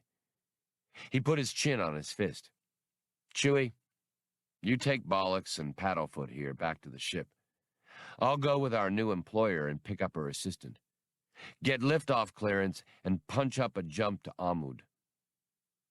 Fiolla scribbled quickly on a pad of forms and pressed her thumbprint against the authorization square. She presented the voucher to Spray, whereupon Han realized that she was carrying an open expense account and that her position with the authority must be an important one indeed. The Wookiee had risen and moved near Spray as a general precaution, with Bollocks close behind. But the Tynan only made a polite parting bow to Fiolla. "Thank you for remaining reasonable about this entire incident," he said. He started for the door. Chewbacca growled a farewell to Han, then to Fiolla. She returned it, not getting the vocal sounds right, but contorting her face around into a very close approximation of the Wookiees, even getting both corners of her upper lip up high and baring her lower teeth along with the uppers in true Wookiee fashion. Chewbacca was startled, but yipped laughter. Then he went quickly, Bollocks at his side, to catch up with the departing spray. "You're a pretty good mimic," Han commented, remembering her imitation of the four-armed manager in the terminal lounge. "I told you I'm from Lord," she reminded him, and he understood. The Lordians had, for many generations, been a subject race during the Khans' disorders. Their masters had forbidden them to speak, sing, or otherwise communicate as they worked at their slave labors. The Lordians had evolved a complicated language of extremely subtle hand and facial movements and body signals, and become masters of kinesic communication. Although it had been generations since their servitude had been ended by the Jedi Knights and the forces of the Old Republic, the Lordians remained among the galaxy's very best mimes and mimics. So, that's how you knew Chewie and I were watching table 131 today. I read you like a pair of message tapes. You tipped it every time someone went near the table. And, thought Han, Fiola's Lordian background gave her an added interest in ending the slavery ring. Still, it was unusual to find a Lordian working this far from home, and especially for the corporate sector authority. About to down the last of his flameout, Han pointed to the open voucher pad. "There are plenty of times when you can get more with a blaster than with one of those, but if I had one, I'd buy myself a nice little planet and retire." "Which is why you'll never have one," she assured him, rising and following him from the table. "This slavery business is going to be my big break. Nothing's keeping me out of a board chair." The Silji waiter returned, its olfactory stalks tilting and waving when it took cognizance of the empty table. Then it noticed Han and Fiolla and approached them tentatively, the check extended before it on a metal salver. "I believe this is your check, humans," ventured the Silji. "Us?" Han, who was broke, cried indignantly. "We just arrived, and for your information, we've been waiting to be seated for quite a while now. And you're trying to stick us with somebody else's check when we haven't even had a drink yet? Where's the manager?" The Silji was spinning around and back, tangling its tentacles in total consternation. Its sensory equipment was really quite excellent at fine distinctions and subtle perceptions concerning other Silji, but it found humanoid species dreadfully anonymous. "Are you certain?" the Silji moaned abjectly. "I'm sorry. I suppose I had you confused with two others." It studied the vacant table, wringing its tentacles in distress. "You didn't happen to see them leave, did you? If I'm stiffed again, it will cost me my job." Unable to endure any more, Fiolla drew a generous handful of cash from her thigh pouch and tossed it on the salver. "Solo, you're impossible." The Silji withdrew, showering her with its gratitude. Fiolla headed for the door. "It's every life form for himself," opined Han Solo. 6. Fiola's hotel was, predictably, the finest lodging place at the spaceport, the Imperial. Han tried his best not to look uncouth and out of place as he followed her through a lobby of soaring gem-set columns, vaulted ceilings, resilient plush carpeting, delicate glow-orb lighting, expensive furnishings, and lush shrubbery. Fiolla, on the other hand, was a picture of cool, nonchalant poise, aristocratic even in coveralls. She led the way to the lift shaft and punched for the 70th level. Her suite was luxurious without being overdone. Han suspected that, though Fiolla could have afforded something far showier, she would have deemed it vulgar. But the second she palmed her door open, he knew something was wrong. Things were in disorder. Conform lounge furniture had been pushed and shoved out of place. Suspension cushions and floater pads ripped or overturned. Storage panels were hanging open, and the data plaques and tapes with which Fiolla worked were strewn all over the floor. As Han pulled Fiolla out of the doorway, he suddenly remembered that he was unarmed. "Do you have another gun?" he whispered to her. She shook her head, her eyes very wide. "Then give me the special. It's better than nothing." She passed the inoperative weapon to him.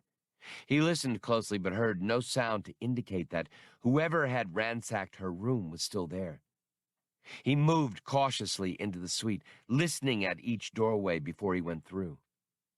He found signs of search everywhere on his wary sweep, but satisfied himself that no one remained in the rooms. He engaged her door's security mode at full isolation. "Where's Mag's room?" She pointed. "There's a connecting door behind that hanging. We usually take adjoining quarters. An audit can demand very long hours." Sliding Mag's door open slowly, ear cocked for any warning, he heard none. Mag's suite was in the same state as Fiola's. "You sent him back here to pack?" Han asked. Fiolla nodded, gazing around the ransacked place in some shock. "Well, somebody forwarded him for you. Grab whatever you can put in your pockets. We're getting out of here right now." "But what about Mag? We have to report this outrage to the Espos." Her voice trailed away as she returned to her own suite. He began feeding instructions into the programming panel for the servant drones that took care of domestic chores, then went back to Fiola's suite. "We don't go to any Espos," he called to her. "They may be part of it. Isn't that what you told me? Then don't go cutting the charter short." He began inserting orders into the programming panel for her rooms, too. Fiolla returned, her various coverall pockets and pouches bulging, and a slim day tote slung over one shoulder.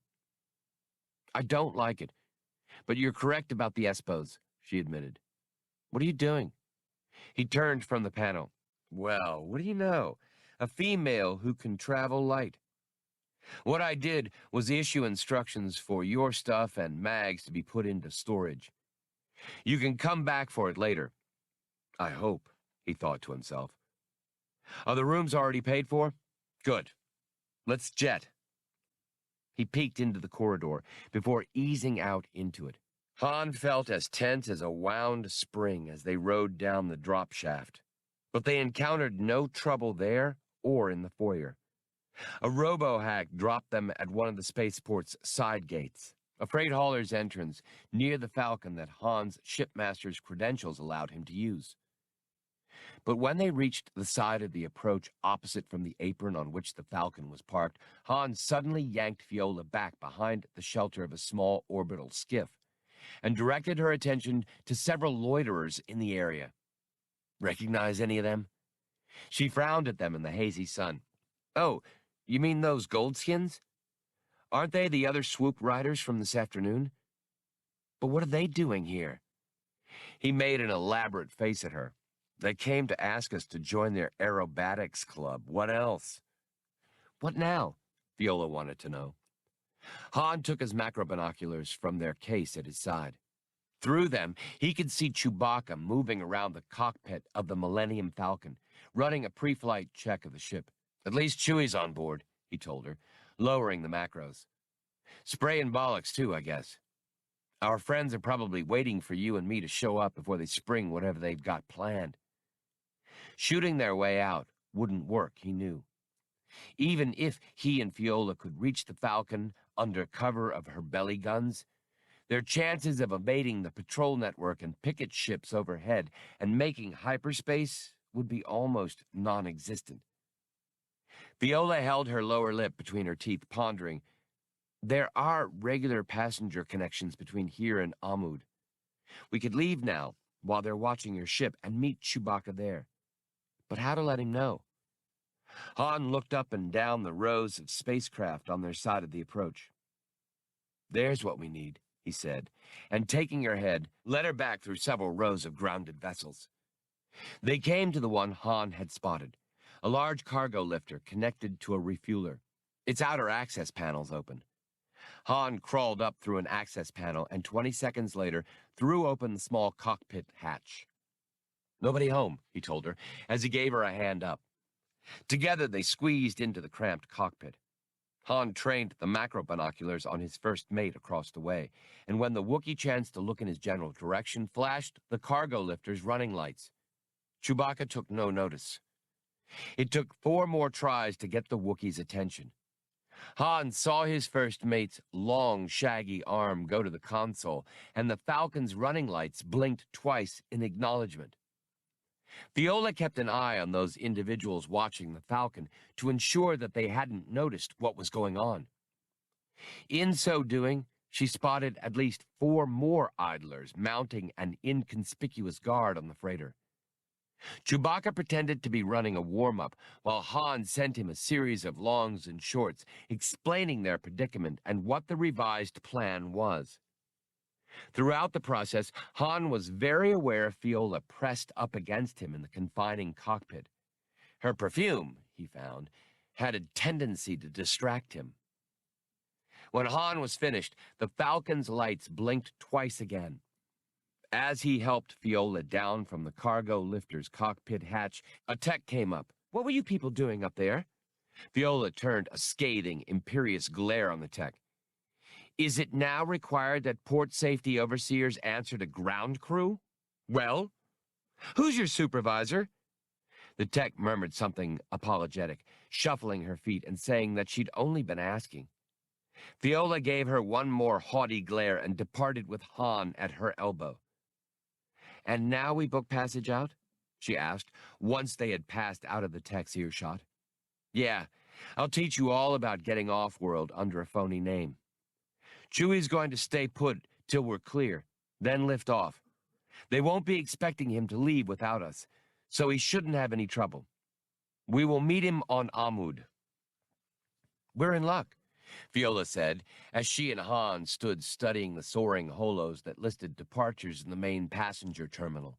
"There's a ship that goes straight to Amud, leaving this evening." Han shook his head. "No, there's the one we want. Departure 714, the shuttle." Her brow furrowed. "But it's not even leaving this solar system." "Which is why no one will be covering it," he countered. "They're likely to have watchers on the through ships. We can change ships and book passage for Amud at the first stop, it says in the index. Besides, the shuttle's leaving now, which appeals to me a whole lot more. We'll have to hurry." They tried not to appear too anxious as they bought tickets and barely made it to the departure gate in time. Since the ship was only an inter-systems shuttle, it offered no sleeping accommodations beyond big, comfortable acceleration chairs.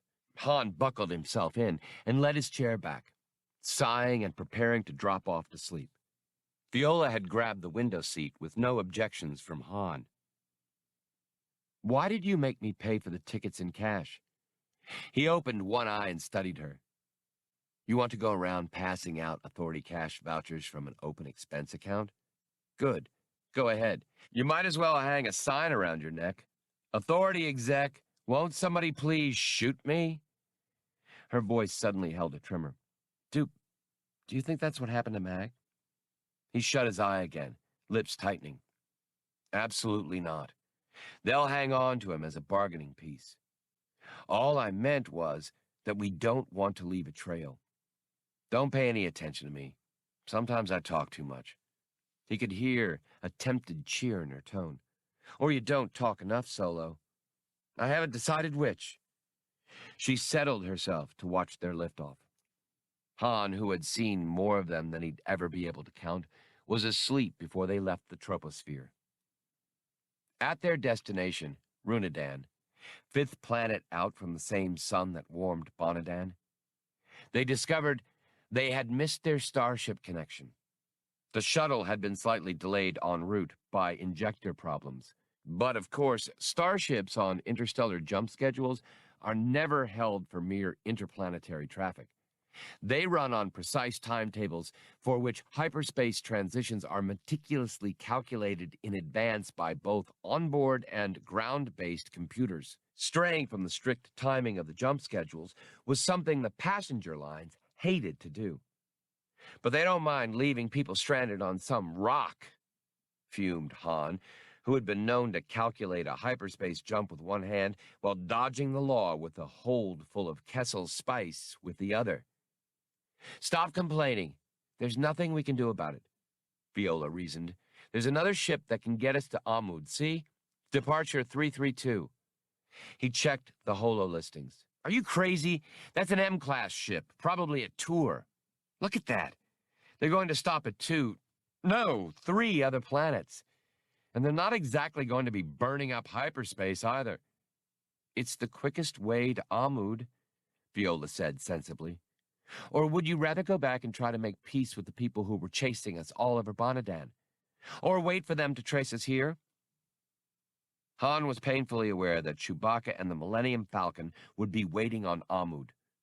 I don't suppose you have enough cash to charter a ship of our own without using a voucher? She smiled at him sweetly. Why, yes. Growing right here off my petty cash vine. I was saving up the harvest until I had enough to buy my own fleet. Try to be rational, will you, Solo? All right, lay off. At least it won't cost us more than a few standard time parts. On the way to the reservation's deck, they passed travelers from dozens of worlds. There were wobbly-fleshed Kuratines in their exoskeletal travel suits, breathing the thinnest of atmospheres through their respirators. Octopedal woads, heavy-stepping and unused to less than 2 standard gravities. Beautifully plumed Justals, trilling their phrases to one another as they half-glided along, wings partially extended, and human beings in all their variety. A hand dropped onto Han's shoulder. He started, pivoting with a blurringly fast motion that freed him of the hand, put distance between himself and the other, and brought his right hand down to where his blaster would ordinarily have been. Easy, Han. Old reflexes die hard, I see, laughed the man who had stopped him. Braced to confront Zlarb's business associates or a flying squad of Espos, Han felt abrupt relief not unmixed with a new worry as he recognized the man. Roa, what are you doing here? Roa had put on weight, too much of it, but it didn't conceal the open, friendly features of one of the best smugglers and blockade runners Han had ever known. Roa smiled, looking as pleasantly paternal and trustworthy as ever. Passing through, just like everyone else, son. And I thought I recognized you. Roa was carrying an expensive command case, a compact, self-contained business office. He wore a conservative beige suit with soft white shoes and rainbow girth sash. You remember Lewil, I'm sure. The woman introduced by Roa had been standing to one side. Now she came forward. How's it been with you, Han? She asked in that rich voice he recalled so well. Lewil hadn't gone as far to flesh as her husband. She was still a striking woman with masses of wavy white blonde hair and an elegant face. Han thought that she certainly didn't look, how many standard years older? Seeing them brought back a surge of memory of the fast, furious time he had spent working for Roa, when he had tired of trying to be just one more honest, unassuming spacer a few credits away from poverty. Like uncounted others wandering the stars, having abandoned a planet and a life.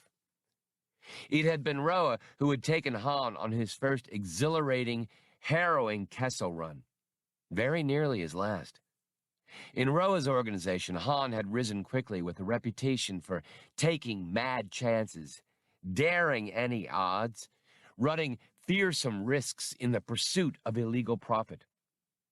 But they had parted company a long time ago, and honor among thieves was a more romantic myth than a dependable institution. Han's immediate reaction on seeing Roa was a pleasure, but close on its heels was suspicion that this wasn't altogether an accident. Could word be out already, carrying a price on Han's head through the interstellar underworld? Still, Roa showed no sign of hailing the Espos. Fiolla cleared her throat, and Han made introductions. Roa waved at Han's lack of gun belt. "So, you're out of the game too, eh? Well, I don't blame you, Han. Bowed out myself, just after we parted company. Luil and I had one close call too many. And after all, doing business isn't too unlike our old line of work. A background in felony can be a real plus. What's your new line of endeavor?" "A collections agency. Han Solo Associates Limited." "Ah, sounds like your ideal. You always fought for what you had coming. How's your old sidekick, the Wook? Do you ever see any of the others? Trega, maybe? Or even Vonzel?" "Trega's doing life at hard labor on Akritar. They caught him before he could dump a load of chalk root. Soniad's running a delivery service, living hand to mouth. The Breel twins are dead. They shot it out with a patrol cruiser out in the Tyon hegemony. And Vonzel messed up an emergency landing. Most of what's left of him will be in a life support clinic for good. He started a regular one-man run on the organ banks." Roa shook his head sadly. "Yes, I'd forgotten how the deck is stacked. Few make it, Han." He came back to the present. Squaring his shoulders, he dipped 2 fingers into his gaudy sash and drew out a business card. "Fifth largest import-export firm in this part of space," he boasted. "We've got some of the best tax and tariff men in the business. Drop around one of these days, and we'll talk over old times." Han tucked away the card. Roa had turned to his wife. "I'll see that our baggage is transferred. You make sure our shuttle reservation's confirmed, my dear." He looked wistful for a moment. "We're lucky to be out of it, aren't we, Han?" "Yeah, Roa. We sure are." The older man clapped him on the shoulder, made a polite leave-taking to Fiolla, and marched away. Luil, waiting until her husband was gone, gave Han a knowing, amused look. "You're not out of it at all, are you, Han?" "No, I can tell. Not Han Solo. Thanks for not telling him." Luil touched his cheek once and left. "You've got interesting friends," was Fiola's only comment. But her perspective on him had changed. Youthful looks belied the fact that he was a survivor in a calling with a very high rate of attrition. Watching Roa's retreating back, Han thought about tax and tariff men and fingered the business card. "Solo, hey, wake up," Fiolla assailed him. "It's our necks we're supposed to be preoccupied with here." He sauntered off toward the interstellar reservations desk. Things could be worse, Han reflected. "Bugging your eyes out at them won't help," said Fiolla, referring to the gambling tables and other games of chance in the swank wagering compartment just off the passenger liner's main salon. She was wearing a sheer, clinging gown and soft evening slippers of polychromatic shimmer silk.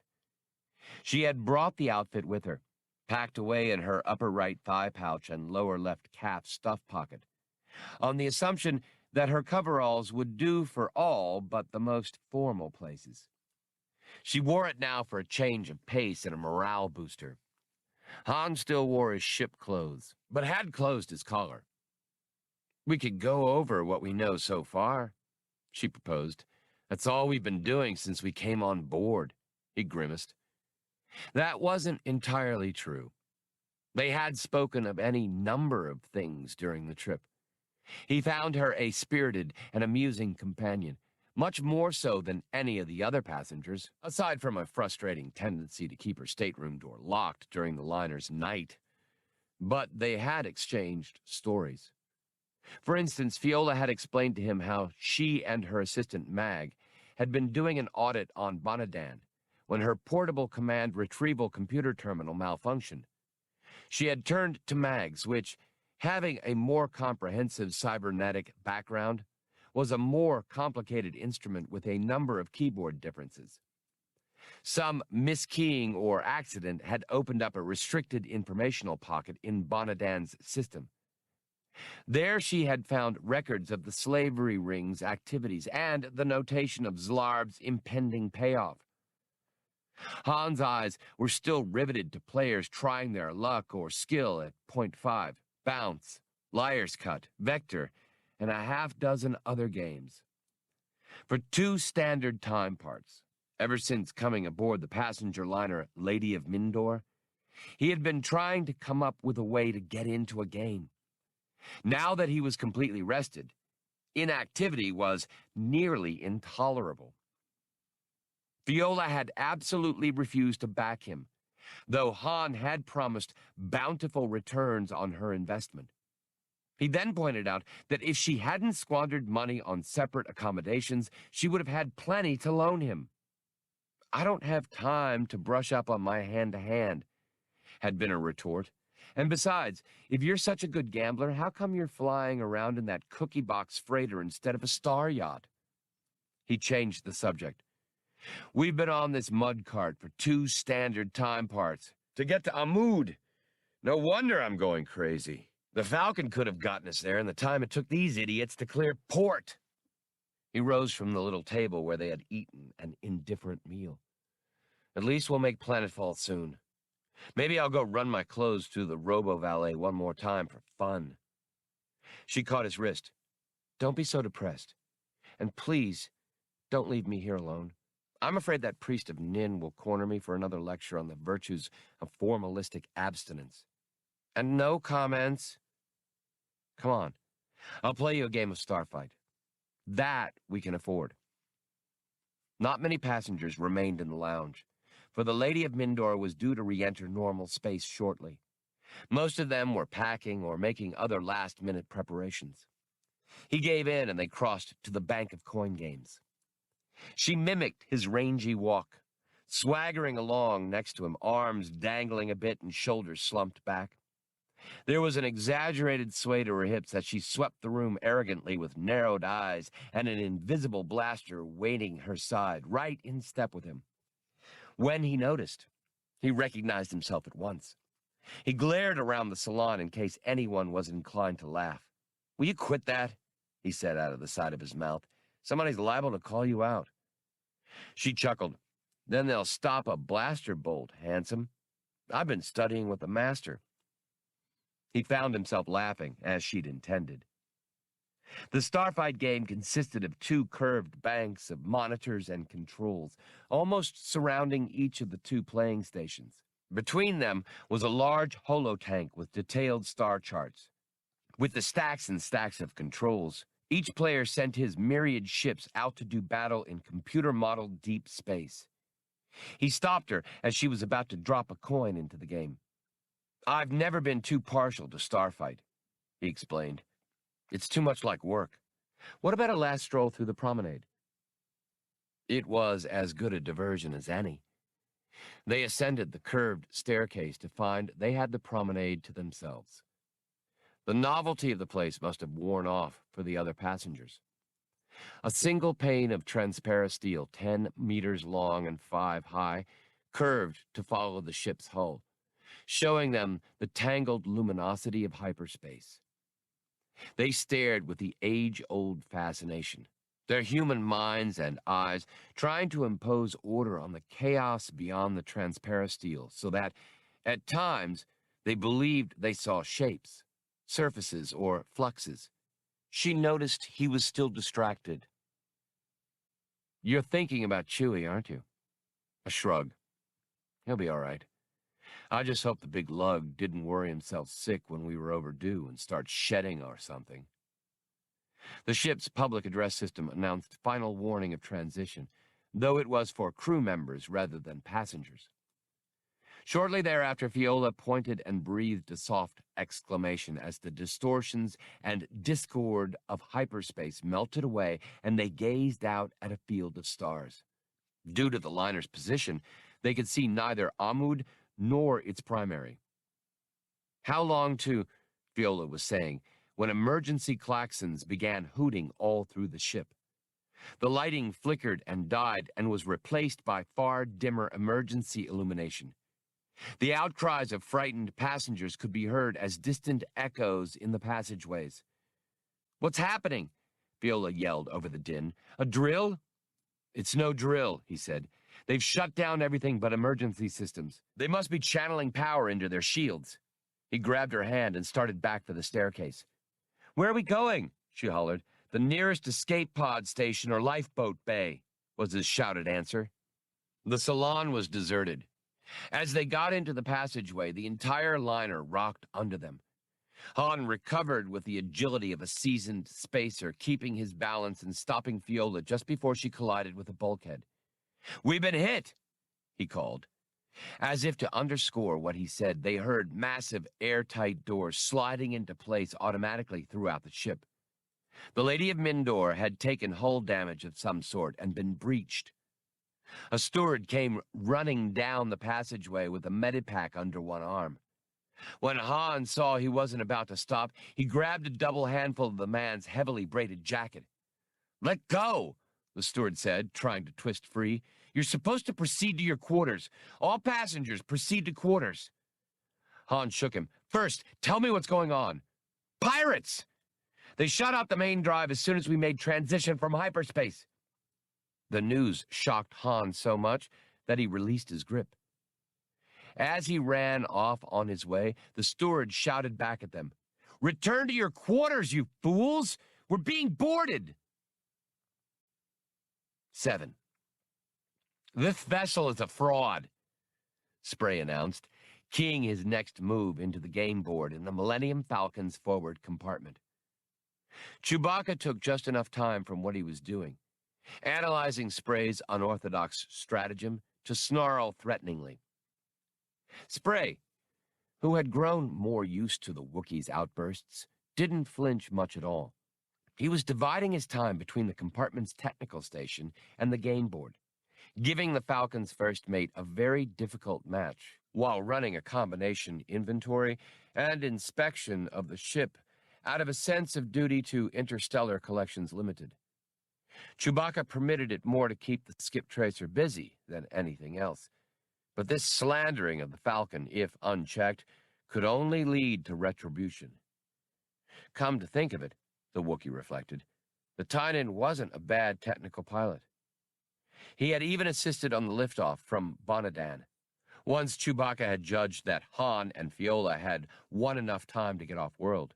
Spray had co-piloted and aided in hyperspace transition with a fussy proficiency, though he'd been startled to learn that Han and Chewbacca habitually spaced by themselves, Han reaching back to his left to carry out navigator's chores, and the Wookiee leaning to his right to run the commo board when needed.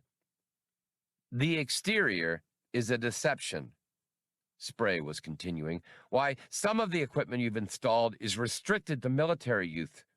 Are you aware of that? And her armament rating's way too high, as is her lift-mass ratio. How did Captain Solo ever get a waiver to operate within the Authority?" The Wookiee, cupping his hirsute chin in both hands, leaned down even closer to the game board, ignoring the question. Even if he had been able to communicate eloquently with Spray, he wouldn't have explained about the waiver, which had involved an amazing variety of law-breaking and the total destruction of the covert Authority facility known as Star's End. Miniature holo monsters waited on the circular game board, throwing challenges to one another. Chewbacca's defenses had been penetrated by a lone combatant from Spray's forces. The question of external versus internal threat was a very subtle one, involving closely matched win-lose parameters. The Wookiee's nose scrunched in thought. He reached a hairy finger out very slowly and punched his next move up on the game's keyboard, then reclined on the curving acceleration couch, arm pillowing his head, his long legs crossed. With his free hand, he scratched his other arm, which the somatogenerative effect of the flaking synth flesh had made itchy. "Uh-oh," blurted Blue Max, who was following the contest from his habitual place in Bollocks's open thorax. The droid sat on a pressure keg among the other clutter to one side of the compartment, amid plastic pallets, hoisting toggles, and a rebuilt fuel enricher that Han hadn't gotten around to installing yet. The computer probe's photoreceptors swiveled to track on Spray as the Tynan returned to the board and made his next move without hesitation. Spray's lone combatant had been a decoy. Now, one of his supporting monsters slithered across the board and, after a brief battle, threw Chewbacca's defenses wide open. It's the 8th Ilthmar Gambit. He drew you out with that loner. He's got you, Blue Max observed helpfully. Chewbacca was filling his lungs for a vituperative outpouring and levering himself up to the board again when the navicomputer clamored for attention. The starship's first mate forgot his ire and scrambled up from the acceleration couch, but not before he cleared the board of his humiliating defeat. He hastened off to prepare for the reversion to normal space. And just look at this. Some of these systems are fluidic. Spray squeaked after him, whiskers a-quiver, waving a tech readout screen. What is this? A starship or a distillery? The Wookiee paid him no heed. Good game, Spray, attested Max, who was himself a fair player. He held me for 3 extra moves, admitted the skip tracer. I wish things were going as well with this technical survey. Everything's so modified that I can't trace the basic specifications. Maybe we can help, Max piped brightly. Max is conversant with the ship's systems, Bollock said. He might be able to dig out the information you require. Just what I need. Please, step over to the tech station. Spray was behind the droid, webbed feet scrabbling on the deck plates, pushing him to a seat at the station. As Bollocks sat heavily into the acceleration chair, Max extended an adapter, the one Chewbacca had repaired after the encounter with the slavers. I'm in, Max announced as technical readouts began marching across scopes and screens at high speed.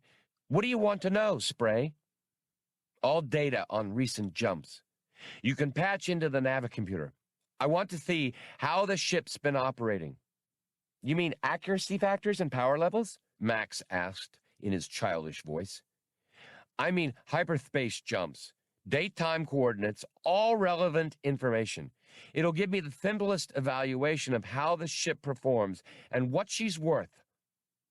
There was a momentary hesitation. It's no use, Max told Spray. Captain Solo's got all that stuff protected. He and Chewbacca are the only ones with access. Exasperated, Spray pursued. Can't you find a window to it? I thought you were a computer probe. Max achieved a wounded tone. I am? But I can't do something like this without the captain's permission. Besides, if I make a mistake, the safeguards will wipe everything clean. As the Tynan sat and stewed, Bollocks drawled. As I understand it, a general examination would begin with things like power systems, maintenance records, and so forth. Would you like Blue Max to run a thorough check of current status? Spray seemed distracted. Eh? Oh, yes, that would be fine. Then he sat, buck-toothed, chin poised on a stubby paw, stroking his whiskers in concentration. Whoops, chirped Max. What do you suppose that is? Whatever it is wasn't there when we did the pre-flight warm-up. The skip tracer suddenly became attentive. What do you... Oh, that power drop? That's a minor conduit on the outer hull, isn't it? Now, what could be draining power there? Nothing in design schematics or mod specs, Max assured him. I think we should tell Chewbacca. Spray, never one to trust the unexplained, was inclined to agree. Yielding to the skip tracer's nervous exhortations, the Wookiee left the cockpit only under protest and seated himself at the tech station. But when he saw evidence of the highly improbable power drain, his thick red-gold brows beetled, and his leathery nostrils dilated reflexively, trying to catch a whiff of what was wrong. He turned and brayed an interrogative at Spray, who had been around the Wookiee long enough to understand that much. I haven't a clue, the skip tracer answered stridently, Nothing in this slapdash ship makes any sense to me. She looks like a used load lifter, but she's got higher boost than an Imperial cruiser. I don't even care to think about how jury-rigged some of those reroutings must be. At Chewbacca's order, Blue Max showed him, on a computer model, exactly which length of the conduit was experiencing drainage. The Wookiee marched to the tool locker, withdrew a work light, a scanner, and a huge spanner, and continued on aft with Spray and Bollocks bringing up the rear. Near the engine shielding, the Falcon's first mate removed a wide inspection plate and wormed himself down into the crawl space there. He had even less room than normal. A good deal of the fluidic systems had been installed here. He barely managed to turn his wide shoulders and squeeze the scanner in by the hull. He played its invisible tracer beam over the metal, watching the monitor carefully. At last, he found the spot where, on the other side of the hull, the power conduit was showing droppage. It didn't look like any malfunction he had ever seen. There should be no reason for the conduit simply to lose power. Something must be drawing it from the conduit, but Chewbacca could think of nothing that would do so. Unless, of course, something had been added. In a moment, he was wriggling his way back out of the crawl space like an enormous red-gold-brown larva, honking his distress. Bollocks' vocoder and Max's vied with Spray's high-strung squeak, demanding to know what was wrong. Sweeping them out of his way with one wide swing of his arm, Chewbacca headed for the storage compartment, where his oversized spacesuit was stored. The Wookiee detested the confinement of a suit and loathed even more the idea of clambering along the hull and undertaking delicate and dangerous work while protected from the annihilation of hyperspace only by the thin envelope of the Falcon's drive field. But more than that, he dreaded what he believed he would find on the other side of the hull. The decision was taken out of his hands. There was a loud "ploo!" Out of the still open inspection port came a burst of flame and explosive force, along with gases and vaporized liquids from the fluidic components. There followed a sustained whistle of air that let them know the vessel had been holed, confirming the Wookiee's worst fears. During the ground time on Bonadan, someone, most probably the enemies waiting for Han and Fiolla, had taken precautionary measures to ensure that the Millennium Falcon wouldn't escape. They had fastened a sleeper bomb to the starship's hull where it would do the worst damage. It had been applied inert, unpowered, undetectable except by the most minute inspection. Once in flight, it had become active, draining power from the ship's systems to build its explosion. Then it had released in a shaped charge and blown out control systems in flight.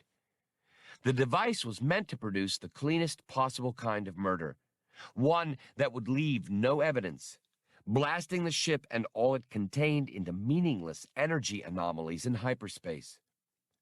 Chewbacca and Spray were driven back by the multicolored reek belching from the ruptured fluidics. Unprotected, they could be killed as easily by breathing those concentrated gases as by a miscalculated transition. But Bollocks could get along quite well where they couldn't. They saw the droid clank through the billowing smoke, lugging a heavy extinguisher he had pulled from a wall niche. Chewbacca had occasion now to curse the same auto firefighting gear that had saved them all on Lure. The system's inability to operate now might spell their deaths. Bollocks' chest panels closed protectively over Blue Max, even as he set the extinguisher down and lowered himself stiffly into the crawl space, his gleaming body poorly suited to an area designed for limber living creatures.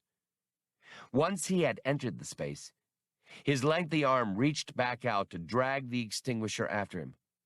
There was still the shriek of escaping air and the whoop of warning sirens to tell them the Falcon was depressurizing. Chewbacca had run for the cockpit with Spray crowding behind. At the control console, he kicked in filtration systems full all to carry away toxic fumes, and checked damage indicators. The bomb must have been relatively small, placed in a precise location by someone who knew stock freighters like the Falcon well. The Wookiee realized it before spray. Whoever had planted the sleeper bomb hadn't been aware of the starship's tread-boarded fluidics setup. With the control design radically altered, the bomb had failed to do a complete job of rendering the starship derelict. Transition to normal space was imminent. Without taking time to seat himself, Chewbacca reached over his seat and worked at the console. At least some of the fluidics were functioning. Hyperspace parted around the freighter like an infinite curtain. The Falcon's first mate bellowed an angry imprecation at the universe's sense of timing, picked Spray up bodily and deposited him in the pilot's seat, bayed a string of uninterpreted instructions while pointing at the planet Amud, which had just appeared before them, and tore off in the direction of the explosion. He paused long enough to pick up a hull patch kit and a respirator. Hunkering down over the inspection plate, he saw Bollocks sitting in the midst of shards and fragments of fluidic tubing and microfilament. The fire had been quelled. The shriek of escaping air had stopped. Bollocks had firmly planted his durable back against the breach, an adequate sort of temporary seal. The labor droid looked up and was relieved to see Chewbacca. "The hole is rather large, sir. I'm not sure how long my thorax will withstand the pressure. Also, the armor surrounding the breach is cracked. I suggest using the largest patch you have." Chewbacca analyzed the thorny problem of getting Bollocks out of the crawl space and simultaneously plugging the hole. He settled on the plan of preparing 2 patches, one smaller and lighter that could be set in place quickly, and the other a sturdy plate that would hold up even against the massive force exerted by the Falcon's air pressure toward the utter vacuum outside. He handed the smaller patch down to Bollocks and yipped instructions, gesturing to make himself understood, frustrated that he'd never mastered basic. But the droid grasped what he meant and gathered himself for the effort. Using the agility of his special suspension system and his simian arms, Bollocks managed to push himself free, swing around, and slap the patch into place in rapid sequence. He swarmed for the inspection opening, having seen that the temporary patch was trembling before the strain placed upon it. Chewbacca had seen it too and worried. The hole was bigger than he had thought. He reached down with both arms and hauled the droid up through the inspection opening. Just as he did, the patch gave way, sucked into nothingness so quickly that it seemed to vanish. With it went several jagged pieces, enlarging the hole. It was suddenly as if Chewbacca was standing in the middle of a wild river rapids, fighting raging currents of air that, in escaping the ship, were dragging him inexorably toward the hole. Scraps and loose debris swirled around and past him and zipped down the inspection opening. Bracing the muscular columns of his legs on either side of the opening, the Wookiee fought to retain his hug on Bollocks and resist that flood. The giant sinew of his back and legs felt as if it were about to come apart. He clutched the droid to him with one arm, bracing the other on the deck, sustaining himself on a tripod of arm and legs, head thrown back with effort. Bollocks recovered somewhat, only to find that in the position in which the Wookiee was holding him, he could do little to exert any force of his own.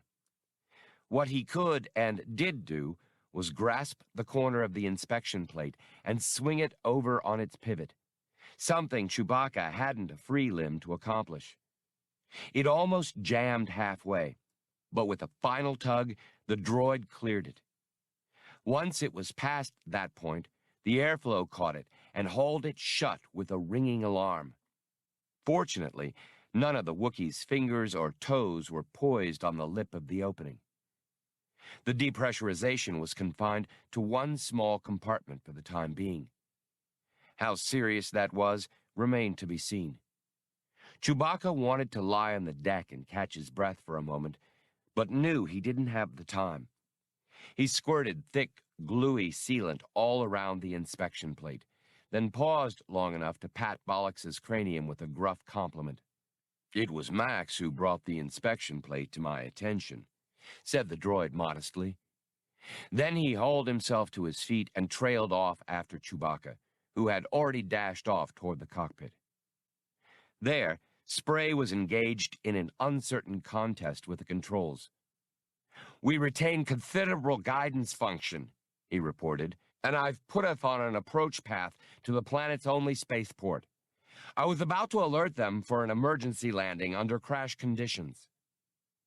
The Wookiee loudly countermanded that plan, dropping into his outsized co-pilot seat. He, like Han, shunned involvement and the consequent fuss or furor that could possibly be avoided. He found that the controls responded adequately, and thought he stood a good chance of landing the freighter without sirens, crash wagons, stop netting, firefighting robos, and 10,000 official questions. Already in Amud's upper atmosphere, he brought the ship onto a steady approach path. Her hyperspace drive seemed to have suffered damage, but the rest of her guidance system responded within tolerance. Bollocks, who had just caught up, came up next to Chewbacca, his panels open. "I think there's something you should know, sir. Blue Max just ran a quick check at the tech station. The damage has stabilized, but some of the filament tubing for the guidance systems has been exposed. Its housing was cracked." "Will it blow?" Spray asked. Below them, they could make out features of the terrain quite clearly. Amud was a world of immense forests and oceans with rather large polar ice caps. Max answered, "It's not a question of blowing out, Spray. They're secure, but they're delicate, low-pressure filaments.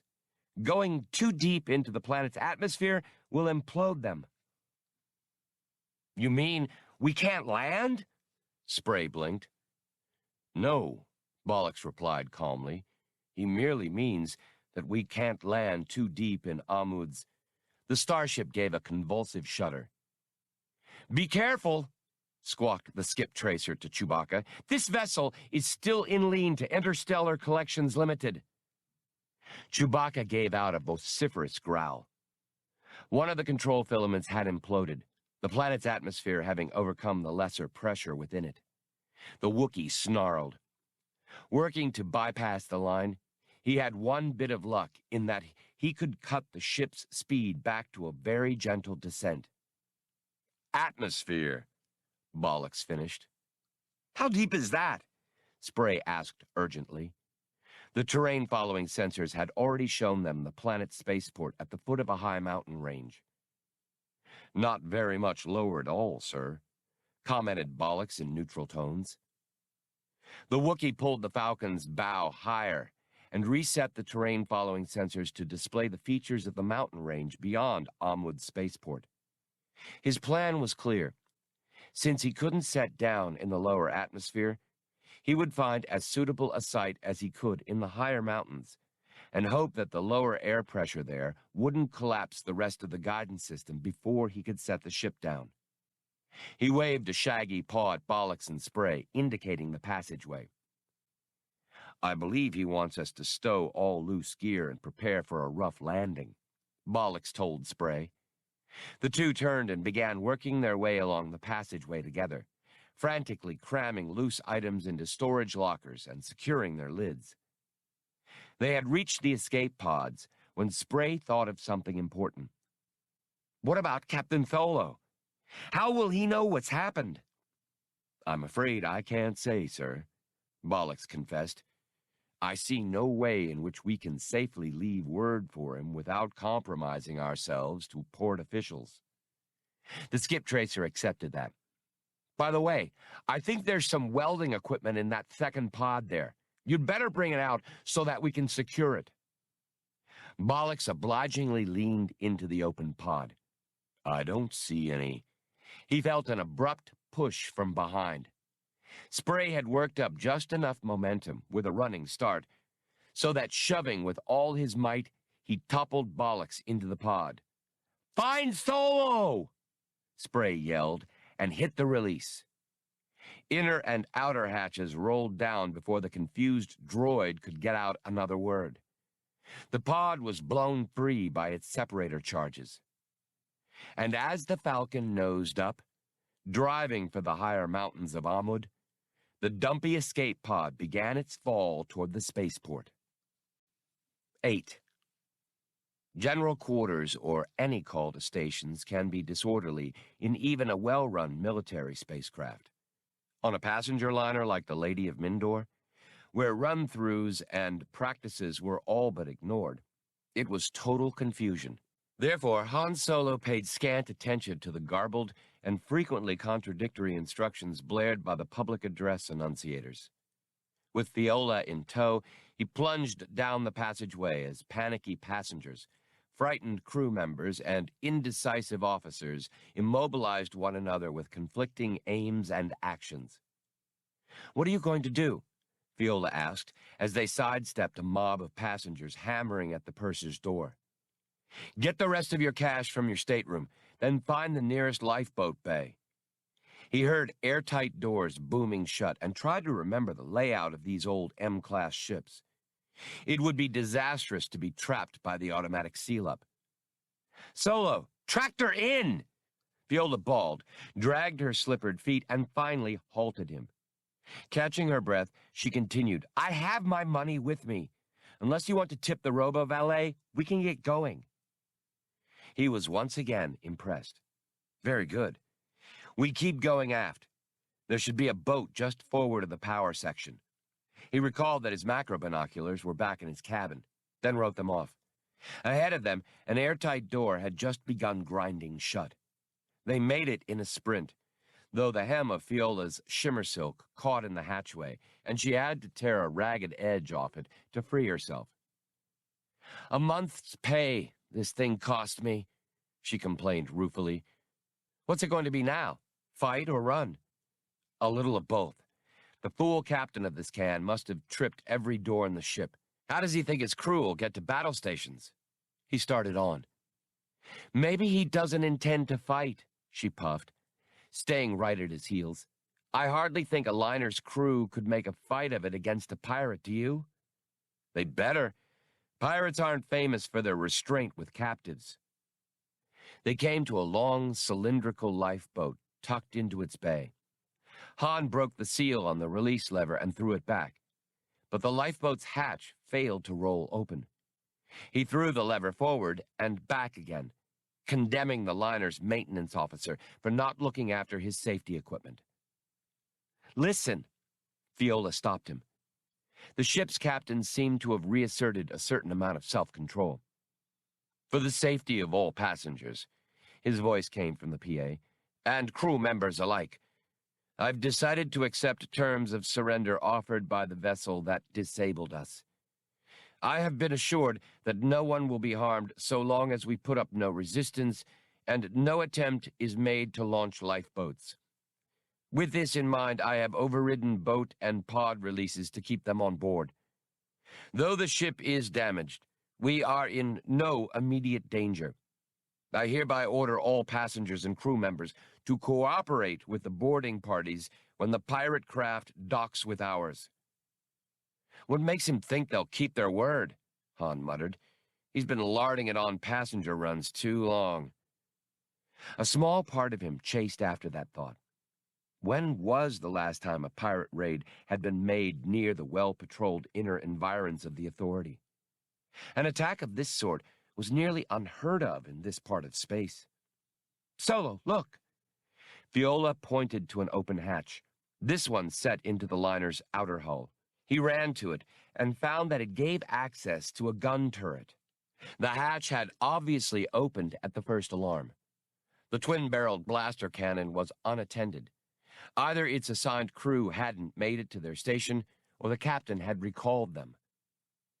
Hiking himself through the hatch, Han settled into the gunner's saddle as Fiolla lowered herself into the gunner's mate's place. Through the blister of transparasteel enclosing the turret, they could see the pirate craft, a slender predator painted in light-absorbing black, warping in adroitly on the passenger liner. The pirate was apparently going to match up against an airlock in the lady's midsection, somewhat forward of the gun turret. The emplacement was fully charged. Setting his shoulders against the rests, Han leaned against the padded hood of the targeting scope, closing his hands on the firing grips. "What have you got in mind, Solo?" Fiolla queried sharply. "If we start maneuvering the turret, they'll pick the movement up," he explained. "But if we wait, they will drift right across our sights. We can get off one volley, maybe even disable them. Maybe even get ourselves killed," she suggested tartly, "and everybody else into the bargain. Solo, you can't." "Wrong. It's the one thing I can do. Do you think they'll keep their word about not hurting anyone? I don't. We can't escape, but we sure can take a swipe at them."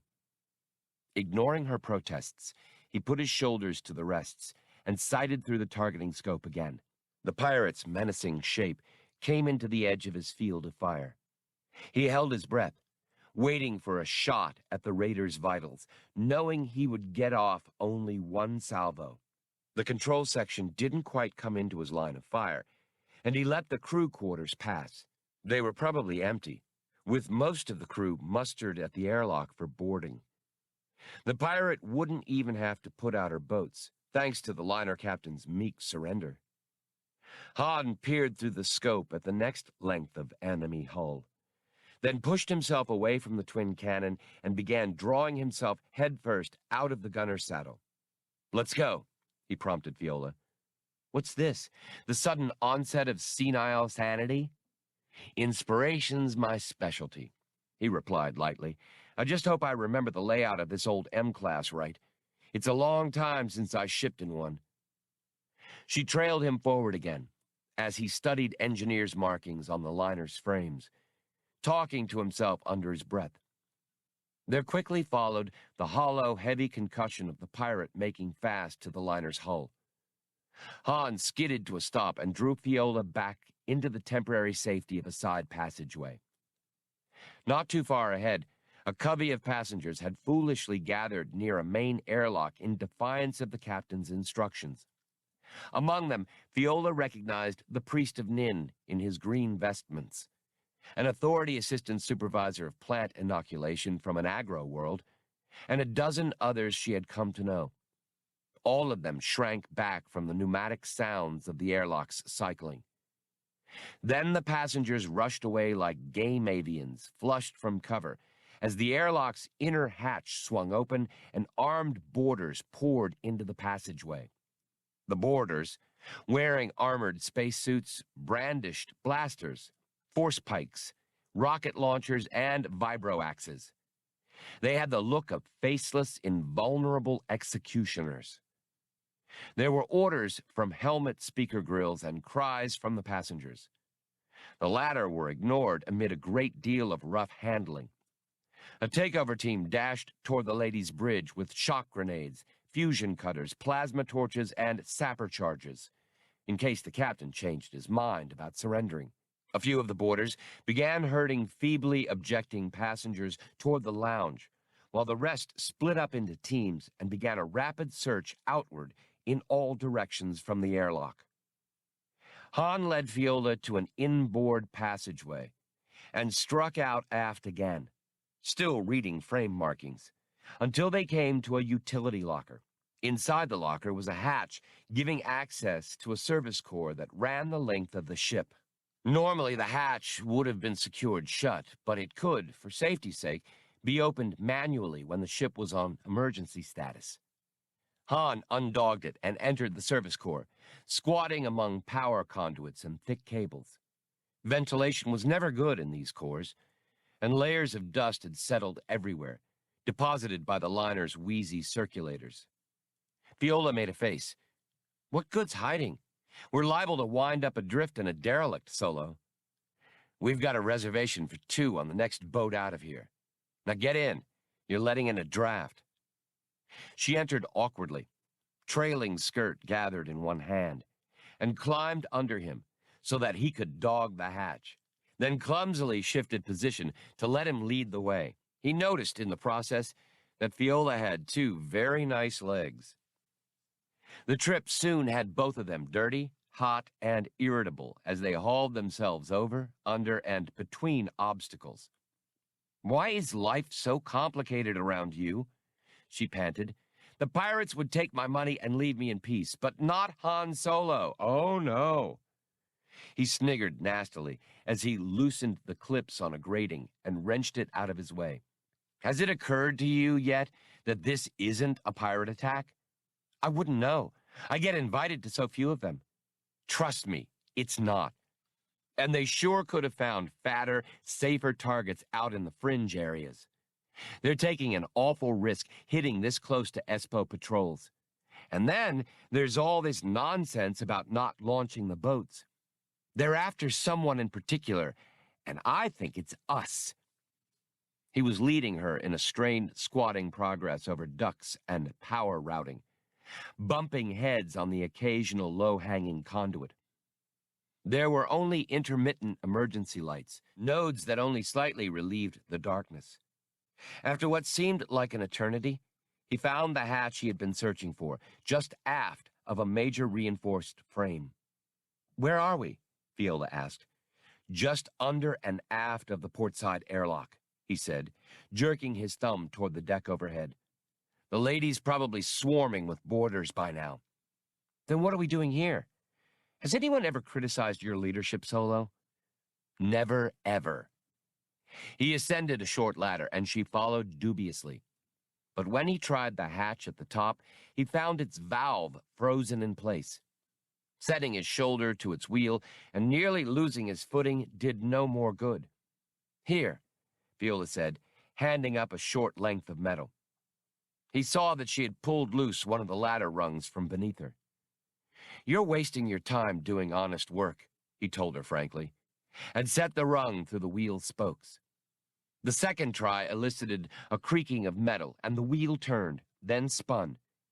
He cracked the hatch a fraction to have a look around and saw, as he'd hoped he would, the interior of the utility locker just off the airlock's inner hatch. In it hung the maintenance-ready crew's spacesuits and tool harnesses, waiting to be donned on a moment's notice. Drawing Fiolla up after him, he swung the core hatch shut as silently as he could. "There shouldn't be more than a guard or two out there at the airlock," he explained. "I doubt that they're worried about counterattack very much. There won't be more than 2 or 3 firearms aboard the lady, all told." "Then what are we doing here?" She imitated his unconscious whisper. "We can't hide for very long. If they have to, they'll sweep the whole ship with sensors, and I doubt that there are any shielded areas. There's only one place where we'll get an escape boat now." She caught her breath as she realized what he meant and opened her mouth to object. But he put a finger across her lips. "They're slavers, not pirates, and they're not going through all this trouble just to let us live. They want to find out how much we know, then wipe our tapes for good. I'm not sure how this will work out, but if you get to the Falcon without me, you can have Zlarb's data plaque. Tell Chewie it's in the breast pocket of my thermosuit, and he'll know it's all right." She started to say something, but he put her off. "Fight and run, remember? Here's what you do." The guard watching the main airlock had been following the boarding via helmet comlink. The ship was fairly well secured, and search parties were going through their assigned areas. A noise from the utility locker attracted his attention. Though difficult to identify through the sound-dampening helmet, it sounded like metal striking metal. Holding his launcher ready, the guard hit the hatch release. It swung the hatch out of the way, and he entered the utility locker. At first, he thought the room was empty. It had been searched earlier. But then he noticed the figure crouching in a futile attempt to hide behind one of the ready crew's suits. It was a terrified young woman wearing a torn evening gown. The guard swung his weapon up at once and checked out the rest of the locker, but it contained only tools and hanging spacesuits. He stepped into the locker, motioning with the launcher, switching to external address mode. "Come out of there right now, and I won't hurt you." That turned out to be true in a way the guard hadn't foreseen.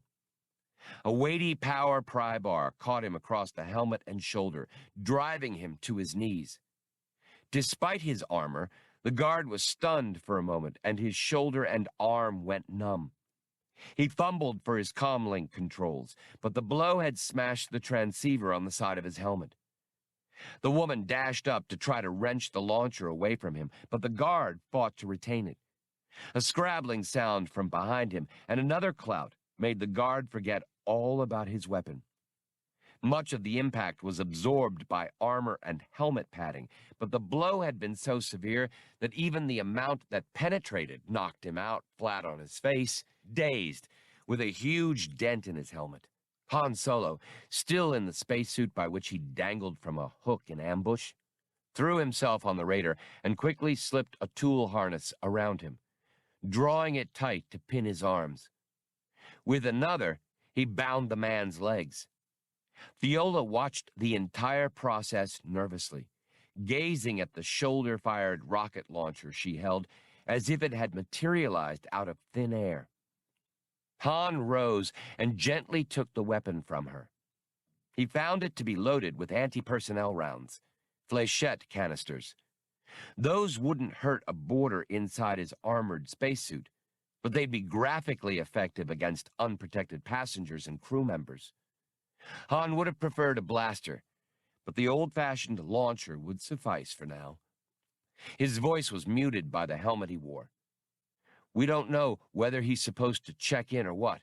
All we can do is go. Ready?" She tried to smile, and he encouraged her with a grin.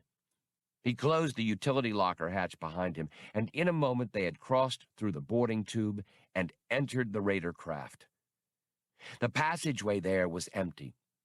They must have the whole panting pack out looking for us, he thought. Picturing the raider's hull as he had seen it when she'd warped in at the Lady, he started aft, heading for the boat bay that had made him stay his hand in the gun turret. He pushed Fiolla along in front of him and held the launcher at high port as if she were his prisoner. The spacesuit might keep him from being recognized as an outsider in the disorder of the boarding. It was, at least, worth a try. He saw the caution lights and marker panels of a ship's boat bay ahead. "You there! Halt!" he heard a voice behind him shout. He pretended not to hear and gave Fiolla a shove on her way, but the voice repeated the command, "Halt!" He spun on his cleated heel, brought the launcher up, and found himself staring at a face he recognized. It was the black-haired man who had appeared in the message tape, the one who was to have met Zlarb. He and another man in armored spacesuits, helmets thrown back, were digging at their sidearms, but the pistols were held in military-style holsters, built for durability rather than speed. Might just as well have those guns home in a drawer, Han reflected dispassionately as he aimed. Fiolla was screaming something he couldn't take time to listen to. Both men realized at the last instant that they couldn't outshoot him and hurled themselves back, arms covering their faces just as he fired. The anti-personnel round was set for close work. The canister went off almost as soon as it left the launcher, boosting the fléchettes and filling the passageway with a deafening concussion. The slavers didn't seem to be hurt, but remained on the deck where they had fallen. Han fired another AP round at them for good luck and, grabbing Fiolla's elbow, ran for the boat bay. She seemed to be in shock, but didn't fight him. He opened the lock hatch and propelled her through. "Find a place and grab on." He found time to bite out a malediction that he had come upon a lifeboat rather than a pinnace or boarding craft. A blaster beam mewed past him and burned out an illumination strip further down the passageway. Han knelt in the shelter of the lock and cut loose with 4 more rounds, emptying the launcher at the figures pounding down on him. They all dove for cover, but he didn't think he had gotten any of them. Closing both hatches, he threw himself into the boat's pilot's seat and detonated its separator charges. Unlike the liner's boats, the raider ships were still functioning. With a stupendous jolt, the boat was blown from its lock. At the same moment, he cut in full thrust, and the lifeboat leaped as if it had been kicked. Han swung hard, relying on steering thrusters alone here, where there was no atmosphere to affect the tumbling boat's control surfaces.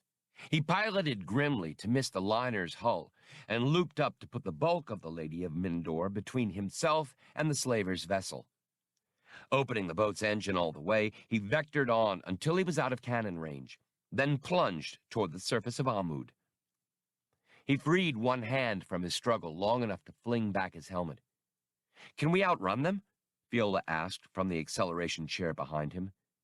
"There's more to it than that," he said without taking his eyes from the controls. "They can't come after us until they sound recall and get all their men back from the Lady. And if they want to send boats after us, they'd better have some awfully hot pilots." He heard a lurching, and, despite the pull of the boat's dive, Fiolla drew herself up to the co-pilot's chair. "Sit down and stay put," he told her heatedly, if a bit late. "If I'd had to maneuver or decelerate just then, you'd be scraping yourself off the bulkhead." She ignored that. He saw something else had so shocked her that she was still feeling the effect of it. Knowing how resilient she was ordinarily, he divided his attention for a moment. "What's wrong? Besides the fact that we might be vaporized at any second, I mean." "The man you shot at? The black-haired one? He's the one who left the message I told you about. He was Larb's connection." He turned to her sharply. "Why?" "It was Mag," Fiolla said. The blood drained from her face. "It was my hand-picked personal assistant, Mag." 9. It was early in the morning of Amud's short day when spaceport employees and automata alike stopped work as sirens announced a defense alert. Reinforced domes folded back to reveal emplacements around the port and in the snowy mountains above. For a quiet little spaceport, Amud had an impressive array of weaponry. A boat came out of the sky, catching the light.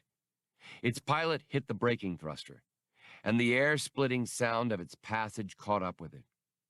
Turbo lasers, missile tubes, and multi-barreled cannons traced its descent, eager to fire should the boat show the slightest sign of hostile action. The Defense Command was already aware that a brief ship-to-ship action had been fought above Amud, and they were inclined to take no chances. Interceptors were kept clear, since it was a lone craft, and the entire sky was a potential free-fire area. But the boat set down obediently and precisely at one side of the field by port control, at a spot designated. Ground vehicles mounted with portable artillery closed in around the little vessel, while the larger emplacements went back to standby. The spaceport automata, cargo handlers, automovers, and the like, their simple circuitry satisfied that there was no reason to discontinue work, returned to their tasks, with one exception.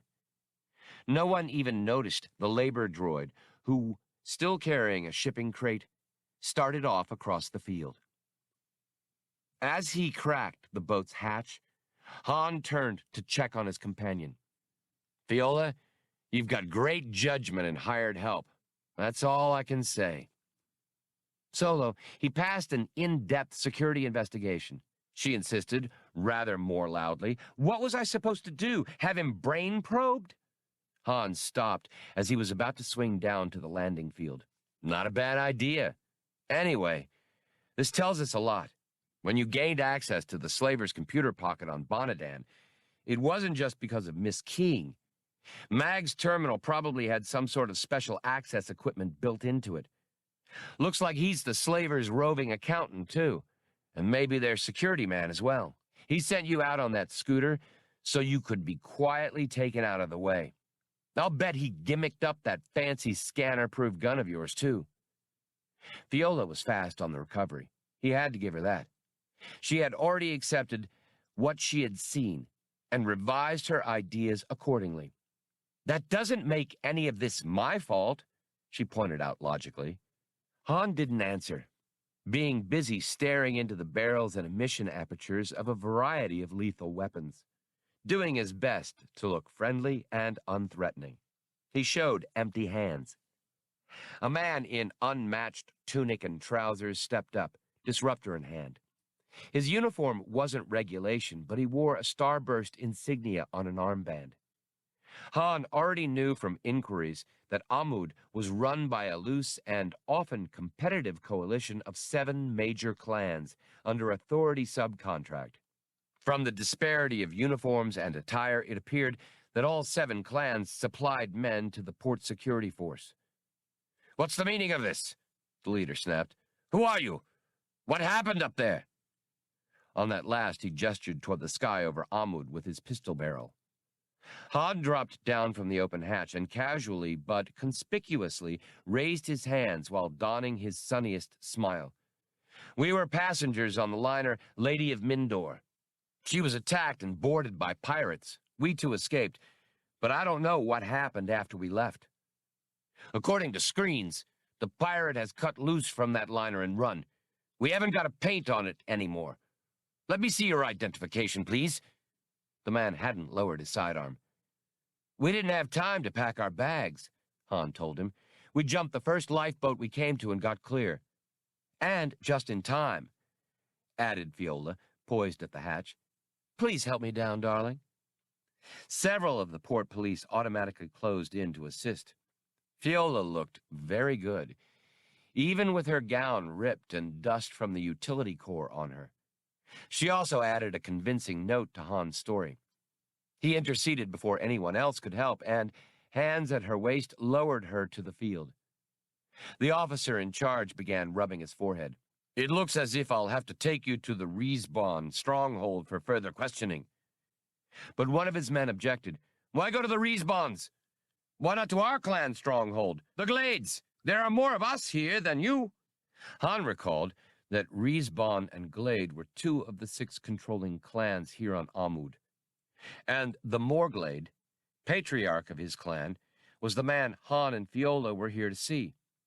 A quick look around indicated to him that the Falcon didn't seem to be on the field. Han resisted the impulse to inquire about his ship, not wanting to implicate Chewbacca in what was going on, if he could avoid it.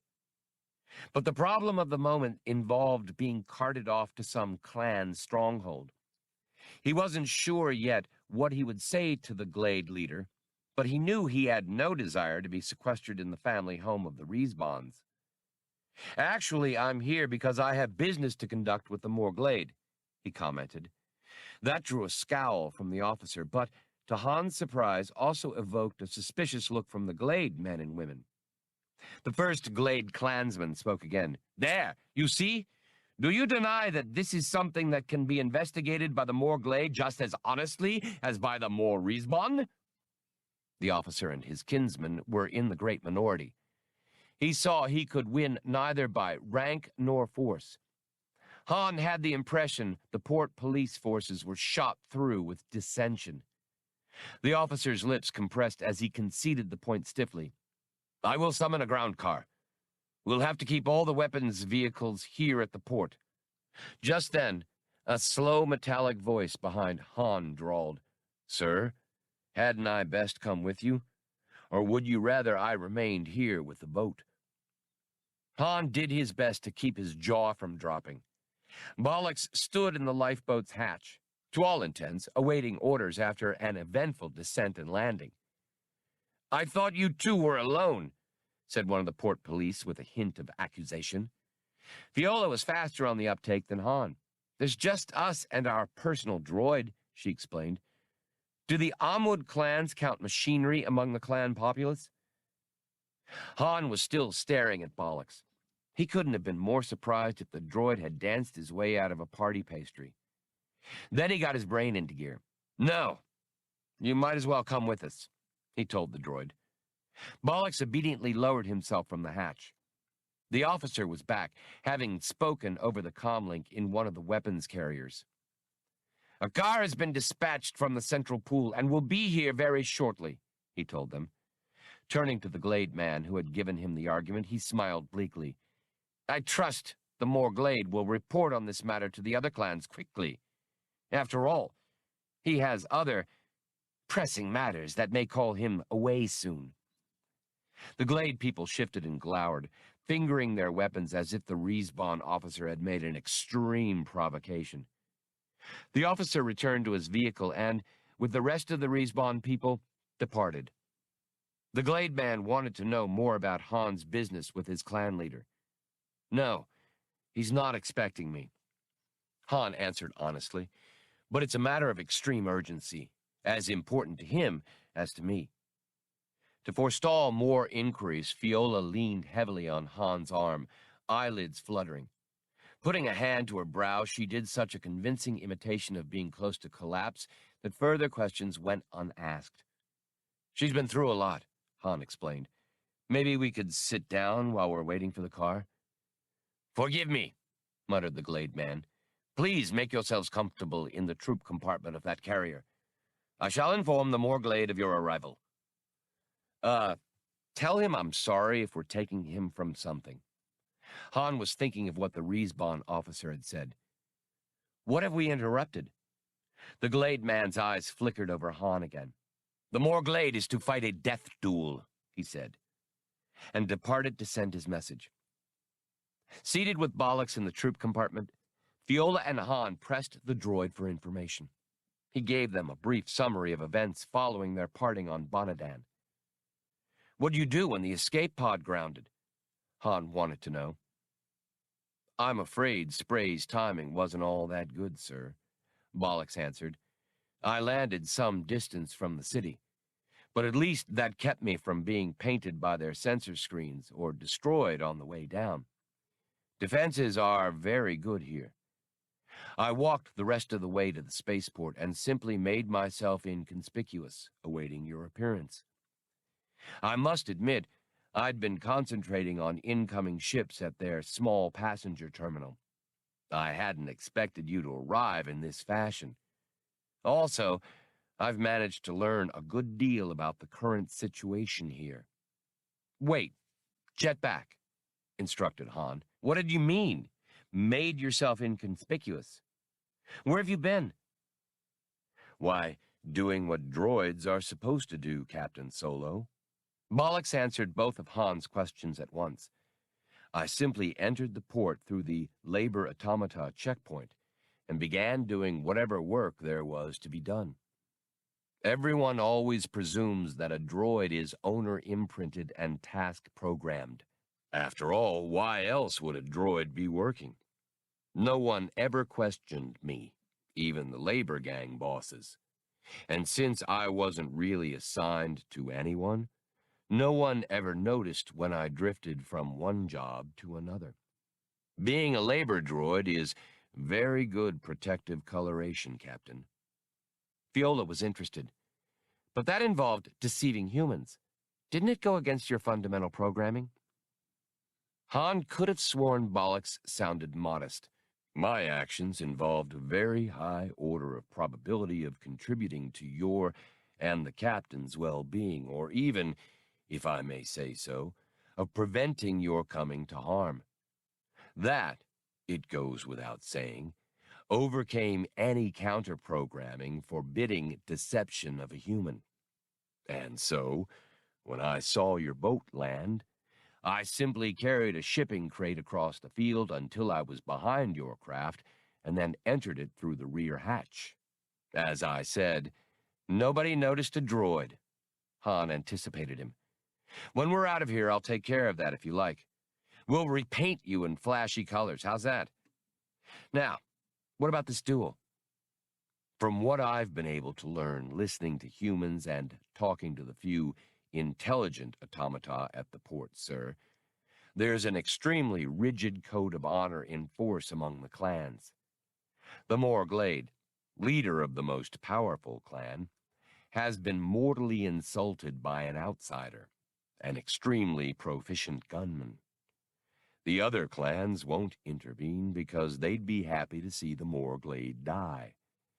And, according to the code, no Glade family member is permitted to intervene either. If the Morglade fails to fight, or his challenger is killed or injured before the contest, he'll lose all face and much of his popular support. and violate his oath as clan protector. We've got to get to him before this stupid duel, Fiolla exclaimed to Han. We can't afford to have him killed. I'm sure he feels the same way, Han assured her dryly. Just then a car slid up, a wide, soft-tired ground vehicle gleaming a hard enamel black. I've changed my mind, Han told the Glade clansman. My droid here will stay with the lifeboat. After all, it's not my property, and I guess I'll be responsible for its safe return. There was no objection. Bollocks re-entered the boat, and Han and Fiolla made themselves comfortable in the car's deeply upholstered interior. Glade clanspeople caught handholds and mounted the car's running boards. The car was warm and comfortable, with enough room for a dozen passengers. A driver, backed by a guidance computer, sat on the other side of a thick, transparent steel partition. The ride took them through the main part of the city. It was a rather ramshackle affair, its buildings being more often of wood or stone than of fusion-formed material or shaped formex. Street drainage was provided by open gutters that were frequently choked with refuse and pools of crimson-scummed water. The people they passed showed a wide range of activity. There were trappers, starship rights, forestry service police, maintenance troubleshooters, freight haulers, and street vendors. Among them jostled the young men of the clans and their carefully chaperoned kinswomen. For all its faults and imperfections, Han preferred an open, brawling, and vital place like Amud to the depressing functionality of a Bonadan, or the groomed sterility of one of the authority's capital worlds. This place might never be awash in profit, or influential in galactic affairs, but it looked like an interesting place to live. Fiolla frowned as they rolled past a row of slums. It's an insult to have one of those eyesores in the corporate sector authority. There's a lot worse things in the authority, Han replied. Keep your lectures about what's wrong with the authority, she shot back. I'm better informed about that than you are. The difference between us is that I'm going to do something about it, and my first move is to get on the board of directors. Han made a silencing motion, indicating the driver and the riders who clung to the car. Fiolla made a humph at him, crossed her arms, and stared angrily out her window. The Glade stronghold looked like just that, a pile of huge blocks of fusion-formed material boasting detectors and weapons emplacements galore. The stronghold was set up against the rearing mountains at the edge of the city, and Han presumed that the peaks hid deep, all but impregnable shelters. The car slid through an open gate at the foot of the stronghold and came to a stop in a cavernous garage guarded by young men, the Glade clan's foot soldiers. They didn't seem particularly wary, and Han took it for granted that the car had been thoroughly checked out prior to admittance. One of the clan guards escorted them to a small lift chute and stood aside as they entered, setting their destination for them. They rose quickly, and because the chute wasn't equipped with auto-compensation gear, Han's ears popped. When the doors swished open, they found themselves looking out into a room far airier and more open than expected. Apparently, some of those heavy blocks and slabs could be moved aside. The room was furnished, sparely but well. Robo-vassals and fine, if dated, conform lounge furniture showed that the occupants enjoyed their luxuries. Waiting for the two was a woman some years younger than Fiolla. She was dressed in a thickly embroidered gown trimmed in silvery thread, and wore a shawl made of some wispy blue material. Her red-brown hair was held back by a single blue ribbon. She bore on her left cheek the discoloration of a recent injury. Han thought it the mark of a slap. She had a look of hope and of misgiving. "Won't you come in, please, and sit down? I'm afraid they neglected to forward your names to me." They introduced themselves and found places in the comfortable furniture. Han wanted very much to hear her ask if he wanted something to drink, but she was so distracted that she ignored the subject altogether. "I am Ido, sister to the Morglade. she said quickly. Our patrolman didn't specify your business, but I decided to see you, hoping it concerned this current distress. Meaning the death duel? Fiolla asked straightforwardly. The young woman nodded. Not us, Han said quickly to keep the matter clear. Fiolla gave him a caustic look. Then I don't think my brother will have time to speak to you, Ido went on. The duel has been twice postponed, though we hadn't expected that. But no further delay will be allowed. Han was about to argue, but Fiolla, more the diplomat than he, changed the course of conversation for the moment, asking what had prompted the challenge. Ido's fingertips went to the mark on her face. This is the cause, she said. I fear this little mark is my brother's death sentence. An off-worlder appeared here several days ago and contrived to be introduced to me at a reception. We took a turn through the roof garden at his invitation. He became enraged at something I said, or so it seemed. He struck me. My brother had no choice but to make challenge. Since then, we've learned that this fellow is a famous gunman who has killed many opponents. The whole thing seems a plot to kill my brother, but it's too late to avoid the duel. What's his name, the off-worlder? Han asked, interested now. Galandro, he is called, she replied. Han didn't recognize the name, but oddly enough, he saw from Fiolla's face that she had. She keeps track of some strange information, he thought. I'd hoped you might have come to prevent the duel or intervene, Ido said. None of the other clans will, since they envy us and would like to see us in misfortune. And by the code, no one else in our clan or its service can take my brother's part.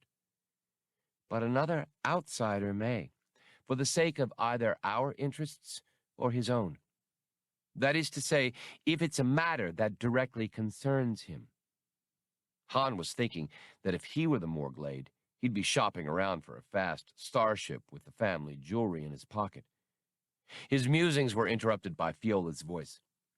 Ido, please let us talk to your brother. There may be something we can do. After Ido, overjoyed, had rushed away, Han, ignoring the possibility of listening devices, exploded. What's wrong with you? What can you do to help him? She stared back blithely. I? Why, nothing. But you can take his place and save him. Me? He howled, coming to his feet so quickly that he nearly bowled over a robo-vassal. The mechanical skittered back with an electronic screech. I don't even know what the fight's about, Han continued at high volume. I'm here looking for someone who owes me 10,000. I never heard of either of these people.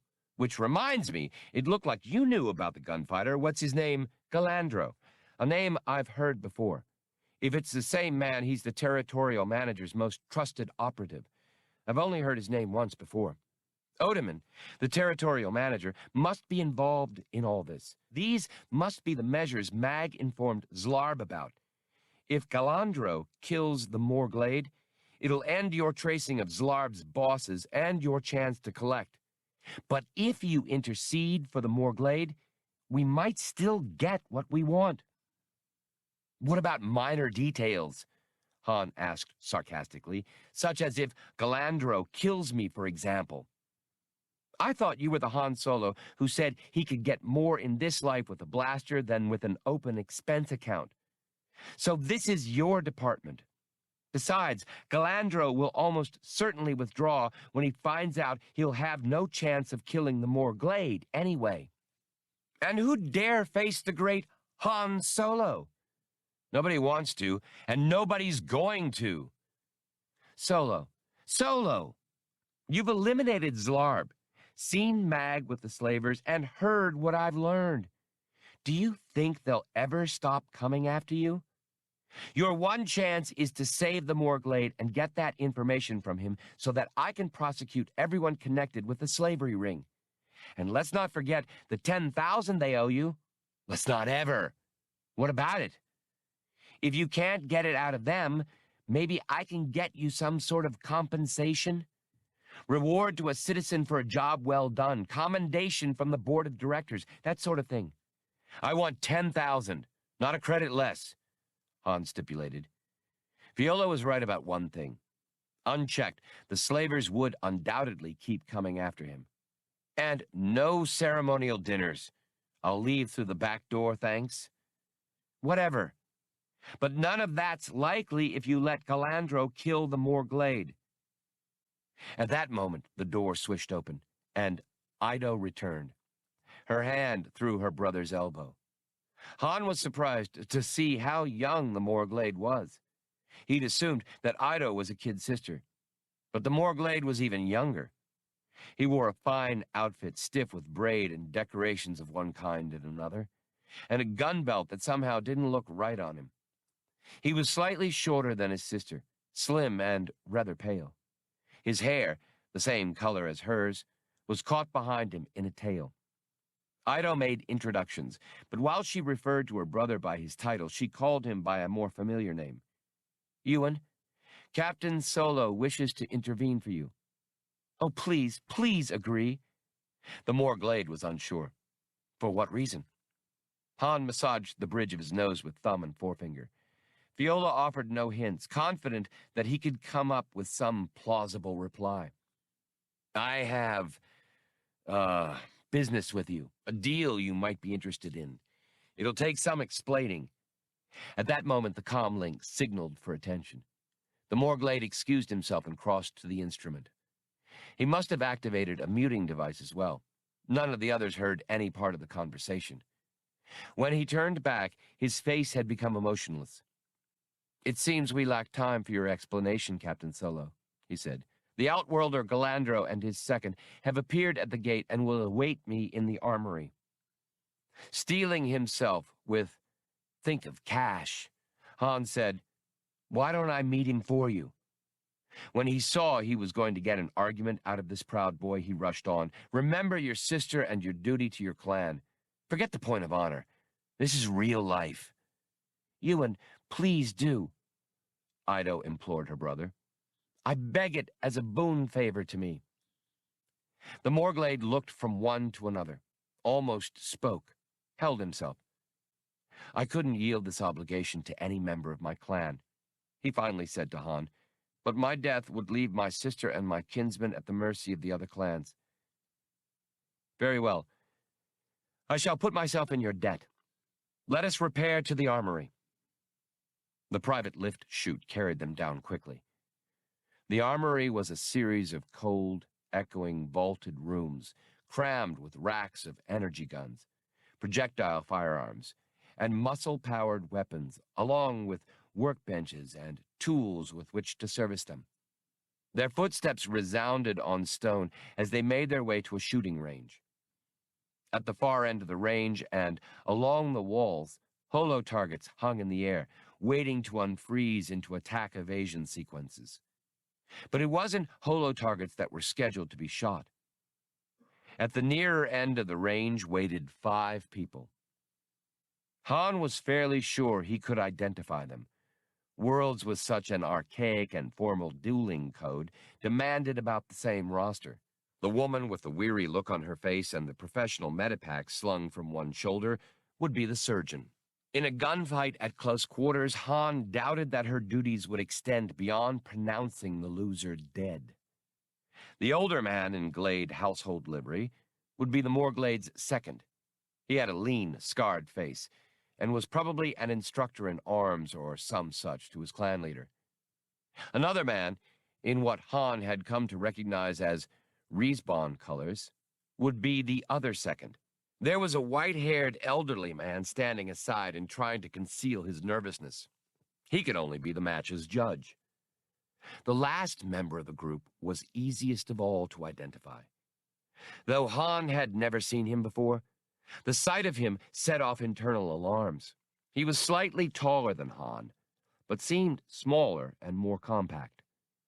Holding himself easily and gracefully, he wore a somber outfit of gray trousers and high-collared tunic, with a short gray jacket over it. A trailing, supple white scarf, knotted at his throat, fell in graceful tails at his shoulder and back. The man's graying hair had been cropped quite short, but he had long mustachios hanging at the corners of his mouth, their ends gathered and weighted by tiny golden beads. He was just in the process of removing his jacket. An intricately tooled black gun belt encircled his waist, holding a blaster high up on his right hip. He didn't observe the common practice of studding his belt with a marker to indicate each opponent he'd beaten. He didn't look as if he'd needed to. But it was the man's eyes that had set off most of Han's alarms, making him absolutely certain of the man's profession. The eyes were a deep, clear blue, unblinking, unwavering. They examined all the newcomers, remained for a moment on the moor glade, and came to rest on Han, making a chilly estimate of him in a moment. The look the two exchanged left little to be said. As challenged party, the moor glade's second was saying, Galandro has chosen a face-off draw rather than the measured paceway. Your favorite weapons have been prepared, Moorglade. All weapons have been examined by both seconds. Still meeting Galandro's eyes, Han took the final step. I have a call on the Moorglade's time. It's my right to intervene for him, I hear. There was a murmur among the seconds and judge. The surgeon merely shook her head tiredly. Han went to where the mentioned weapons had been set out and began checking them over. He had passed on a variety of fancy shoulder and forearm rigs and was debating between two gun belts that resembled his own when he realized Galandro was standing next to him. Why? Asked the gunfighter with a clinical curiosity. He doesn't have to explain, objected Ido, who was ignored. My disputes with the Moorglade. I don't even know you, said Galandro. But you know I'm faster than the kid, Han said pleasantly, holding up a short-barreled needle beamer for examination. Then he met Galandro's gaze, which was as placid as a pool's surface at dawn. All the important information was exchanged then, though neither man's expression altered, and nothing more was said. Han had no doubt the duel would proceed. Instead, Galandro turned and intoned, Moorglade, I find myself compelled to apologize and tender you my earnest plea for your forgiveness and that of your sister. He stated his case indifferently, disposing of an unpleasant duty, and made little pretext of sincerity. I trust that you'll pardon me and that this entire unfortunate incident will be forgotten. For a second, it looked as if the Moorglade would refuse the apology. Having escaped assured death, the boy wouldn't mind seeing Galandro shot. Han was about to accept for him, not much inclined now toward a fast-draw contest, since it could be avoided. But Ido spoke first. We both accept your apology with the proviso that you leave our home and our homeworld as soon as possible. Galandro looked up from her to Han, who still held the needle beamer. Gathering his jacket, the gunman inclined his head to Ido and prepared to go. But he paused to trade one last hard look with Han. Another time, perhaps, Galandro offered with a brittle smile. Whenever you can work yourself up to it. Galandro nearly laughed. Suddenly he had spun, dropped into a half-crouch, drawn his blaster, and put 4 bolts dead center into each of 4 holo targets along the wall. He had straightened, his sidearm spinning twice around his finger and ending up in his holster, before most of the people in the room had grasped what he'd done. Another time, perhaps, Galandro repeated quietly. He sketched a shallow bow to the women, the surgeon included, gathered the Riesbon second in by eye, and strode away, his steps carrying back to them loudly. It worked, sighed Fiolla. But you shouldn't have traded digs with him, Solo. He seemed sort of dangerous. Han gazed at the 4 holo targets registering perfect hits, then back at the departing Galandro. He ignored Fiola's vast understatement. Galandro was far and away the most dangerous gunman Han had ever seen. Faster, he was nearly certain, than Han himself. 10. The Millennium Falcon had found sanctuary by a small lake in a shallow valley high in the mountains beyond Amud's spaceport. Coming down the ramp, Spray was pleased to discover the previous night's windstorm had deposited no snow. He found Chewbacca assembling an interesting collection of tools and equipment, including a metal tripod with telescoping legs, spools of light cable, supports, clamps, ground spikes, and a small sky-scan sensor unit. The skip tracer inquired about the purpose of it all. With a few gestures and growling in his own tongue by force of habit, Chewbacca made clear to Spray what he was about to do. In order to give them added protection, the Wookiee was going to mount the Skyscan sensor on the ridgeline above them, where it would give a much wider area of surveillance than the Falcon's equipment, surrounded by this little valley, could. But when will you be back? Spray asked apprehensively. The Falcon's first mate stopped himself from snorting derisively. The Tynan had borne up well since the emergency landing and pulled his own weight, assisting in repairs and preparing meals. It wasn't Spray's fault if he wasn't used to survival living in wilderness situations. Chewbacca made a quick motion with the tripod, as if spreading it and digging it in, and slapped its mounting plate, as if setting the sensor unit in place. The meaning was obvious. He wouldn't be gone long at all. But what about them? Spray wanted to know.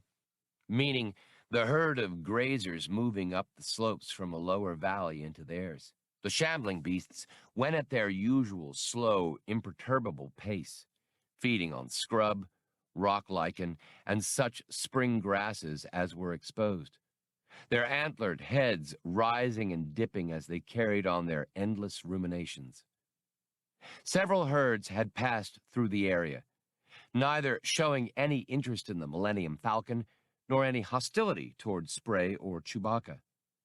The Wookiee spread his hands to show that the grazers presented no problem. Some of his equipment he tucked into the floppy carryall held against his right hip by his ammo bandolier. The rest he tucked into the loops of a tool roll, slipping it over his shoulder by its pack straps, then took up his bowcaster. Checking his weapon's action and magazine, he set off. "And watch out for those things!" Spray called through cupped hands, pointing aloft. The Wookiee looked up. As often happened, there were some of the pterosaurs of Amud. Huge, long-beaked reptilian soarers, circling in search of prey. But, though they were usually to be seen singly or in pairs, perhaps a dozen of them were now quartering the sky. The Wookiee looked askance at the skip tracer and shook his bowcaster, snarling significantly. It was the soarers who would be well advised to take care. He set out again, his big, shaggy feet carrying him over the rocky ground and occasional patches of snow. His burden bothered him not at all. He made good time and was soon leaning into the ascent to a high point on the ridgeline. Atop it was a wide, level area, and beyond the ridge was another, broader valley ending in a narrow pass. When he topped the ridge, Chewbacca spread out his tools and sat himself on a flat rock to begin assembling the sensor unit's tripod. Once the mounting plate was locked into place on the tripod, he looked down to check on the starship. He couldn't see Spray, but that was no surprise. The skip tracer was on the opposite side of the ship from the main ramp. What made his features cloud was the closeness of the herd of grazers. Their main flow plodded within 20 meters of the freighter. Though they showed no inclination to investigate or molest her. 2, this herd seemed far larger than any of the others. Its leaders were well on their way to the pass, yet its end wasn't in sight. More and more grazers were making their way up from the lower slopes, but the calves were staying well to the center of the herd's mainstream, with the bigger bulls tromping along in the lead and on the flanks, and the whole group appeared orderly and moving leisurely. Satisfied for the moment, Chewbacca returned to his work, running a check to ensure the unit was charged and functioning. When a distant thunder reached his sharp ears, his head snapped up at once. The grazers, so quiescent and unthreatening a moment before, were now in stampede. So far, they were sweeping wide of the Falcon, but the herd began ranging out, the front of the stampede widening as Chewbacca watched, becoming a sea of shaggy backs and a forest of antlers. The soarers were making sweeping dives in along the leading edge of the stampede, emitting eerie wailing sounds. The Wookiee wasted no time speculating on whether the flying things had started the stampede with air attacks to cut out weaker or slower grazers. Snatching up his equipment, he took in the surrounding terrain, searching for some shelter. More grazers were galloping up from the lower slopes, and the stampede gained momentum every second. The animals were no longer lumbering, clumsy shufflers. In flight, they were six-legged powerhouses, the smallest adult among them weighing 4 times what the Wookiee did, traveling at high speed with a formidable impetus of fright. But the narrow pass was already choked with struggling grazers, and, as Chewbacca watched, the excess began to mill in a tossing of antlers and fill the lower valley. He put down his equipment and prepared to run, only to discover that he was already cut off. The grazers were flowing around the high point he had selected, avoiding its steep incline on their way to the lower valley. A quick glance told him that the beasts were still avoiding the unfamiliar bulk of the Millennium Falcon. But if the backup from the pass reached that far, their reticence could change. The Wookiee hoped that Spray would have the sense to use the disabled starship's weaponry to keep the animals from damaging her further. By that time, of course, the grazers would be all over the ridge. They would start forging up the steeper slopes as soon as the pressure of the bottled herd grew great enough. He held his bowcaster and took stock of his situation as objectively as he could, observing the animals below and the terrain around him. At length, he decided that to try to work his way through the herd, or even run with them, would be suicide. They were aroused and in panic now, and would be quick to attack any outsider among them. On the other hand, he broke off in mid-thought as a shadow passed over him and a wailing cry warned him. He hit the ground rolling, clutching his weapon to him. Broad wings hissed through the air over him and sharp claws closed on nothing. The soarer swept onward, leaving a carrion reek in the air, screaming its frustration. A second, behind it, tried a swoop of its own. The Wookiee came up onto one knee and threw his bowcaster up to his shoulder, lacking time to focus through the weapon's scope. There was the high twang of the bow, a simultaneous detonation as the explosive quarrel crumpled the soarer's wingtip. The flyer veered, crippled. Chewbacca fell backward, jacking the foregrip of his bowcaster to recock it and strip another round off its magazine. He got 2 more shots into the predatory flyer as it half fell, half flew past him, putting yawning wounds in its ribcage. The creature tumbled dead on the wing. It came down among the stampeding grazers, and in a moment was gone from view, trampled into a shapeless mass by hundreds of hooves. Another soarer had glided in, sheared off when it heard the explosive quarrels, and come around for another pass. Chewbacca realized now why the soarers had come together in such numbers for the migration of grazers. The stampede through the wild mountain country would inevitably produce casualties, leave behind the weak or injured, and, too, strand refugees like himself, ripe pickings for the airborne pack. The soarers' primitive brains had recognized the chance for a feast. The Wookiee brought up his bowcaster again and carefully sighted on the oncoming soarer. It stooped for him, claws open, long, narrow beak wide with its cry. He centered it precisely in his scope and fired directly into the gaping maw. The top of its bony skull disappeared, and it nosed down at once, plowing into the ground. He had to jump back out of the way as the soarer's corpse, seeming to collapse in on itself, slid to a stop where he had stood. With two of their number down, the soarers were more cautious about approaching the ridge. They tilted membranous wings and put distance between themselves and whatever mysterious thing had killed their companions, searching all the while for more approachable prey. Chewbacca stole a look back down at the valley. The press of grazers at the pass was backing up toward him quickly. Even now, a few of the beasts were pausing to mill around the lower part of the ridge. The Wookiee fired several rounds into the ground there, blowing showers of soil and rock into the air and sending off the terrified, bellowing grazers. But the swirl of the backlogged stampede moved more animals in toward the ridge again. They were too scared and too stupid to notice the cause of the explosions of a moment before. He would never hold them back, even if he had unlimited ammunition. A tremendous racket, rising over the cannonading hooves, came from the Millennium Falcon.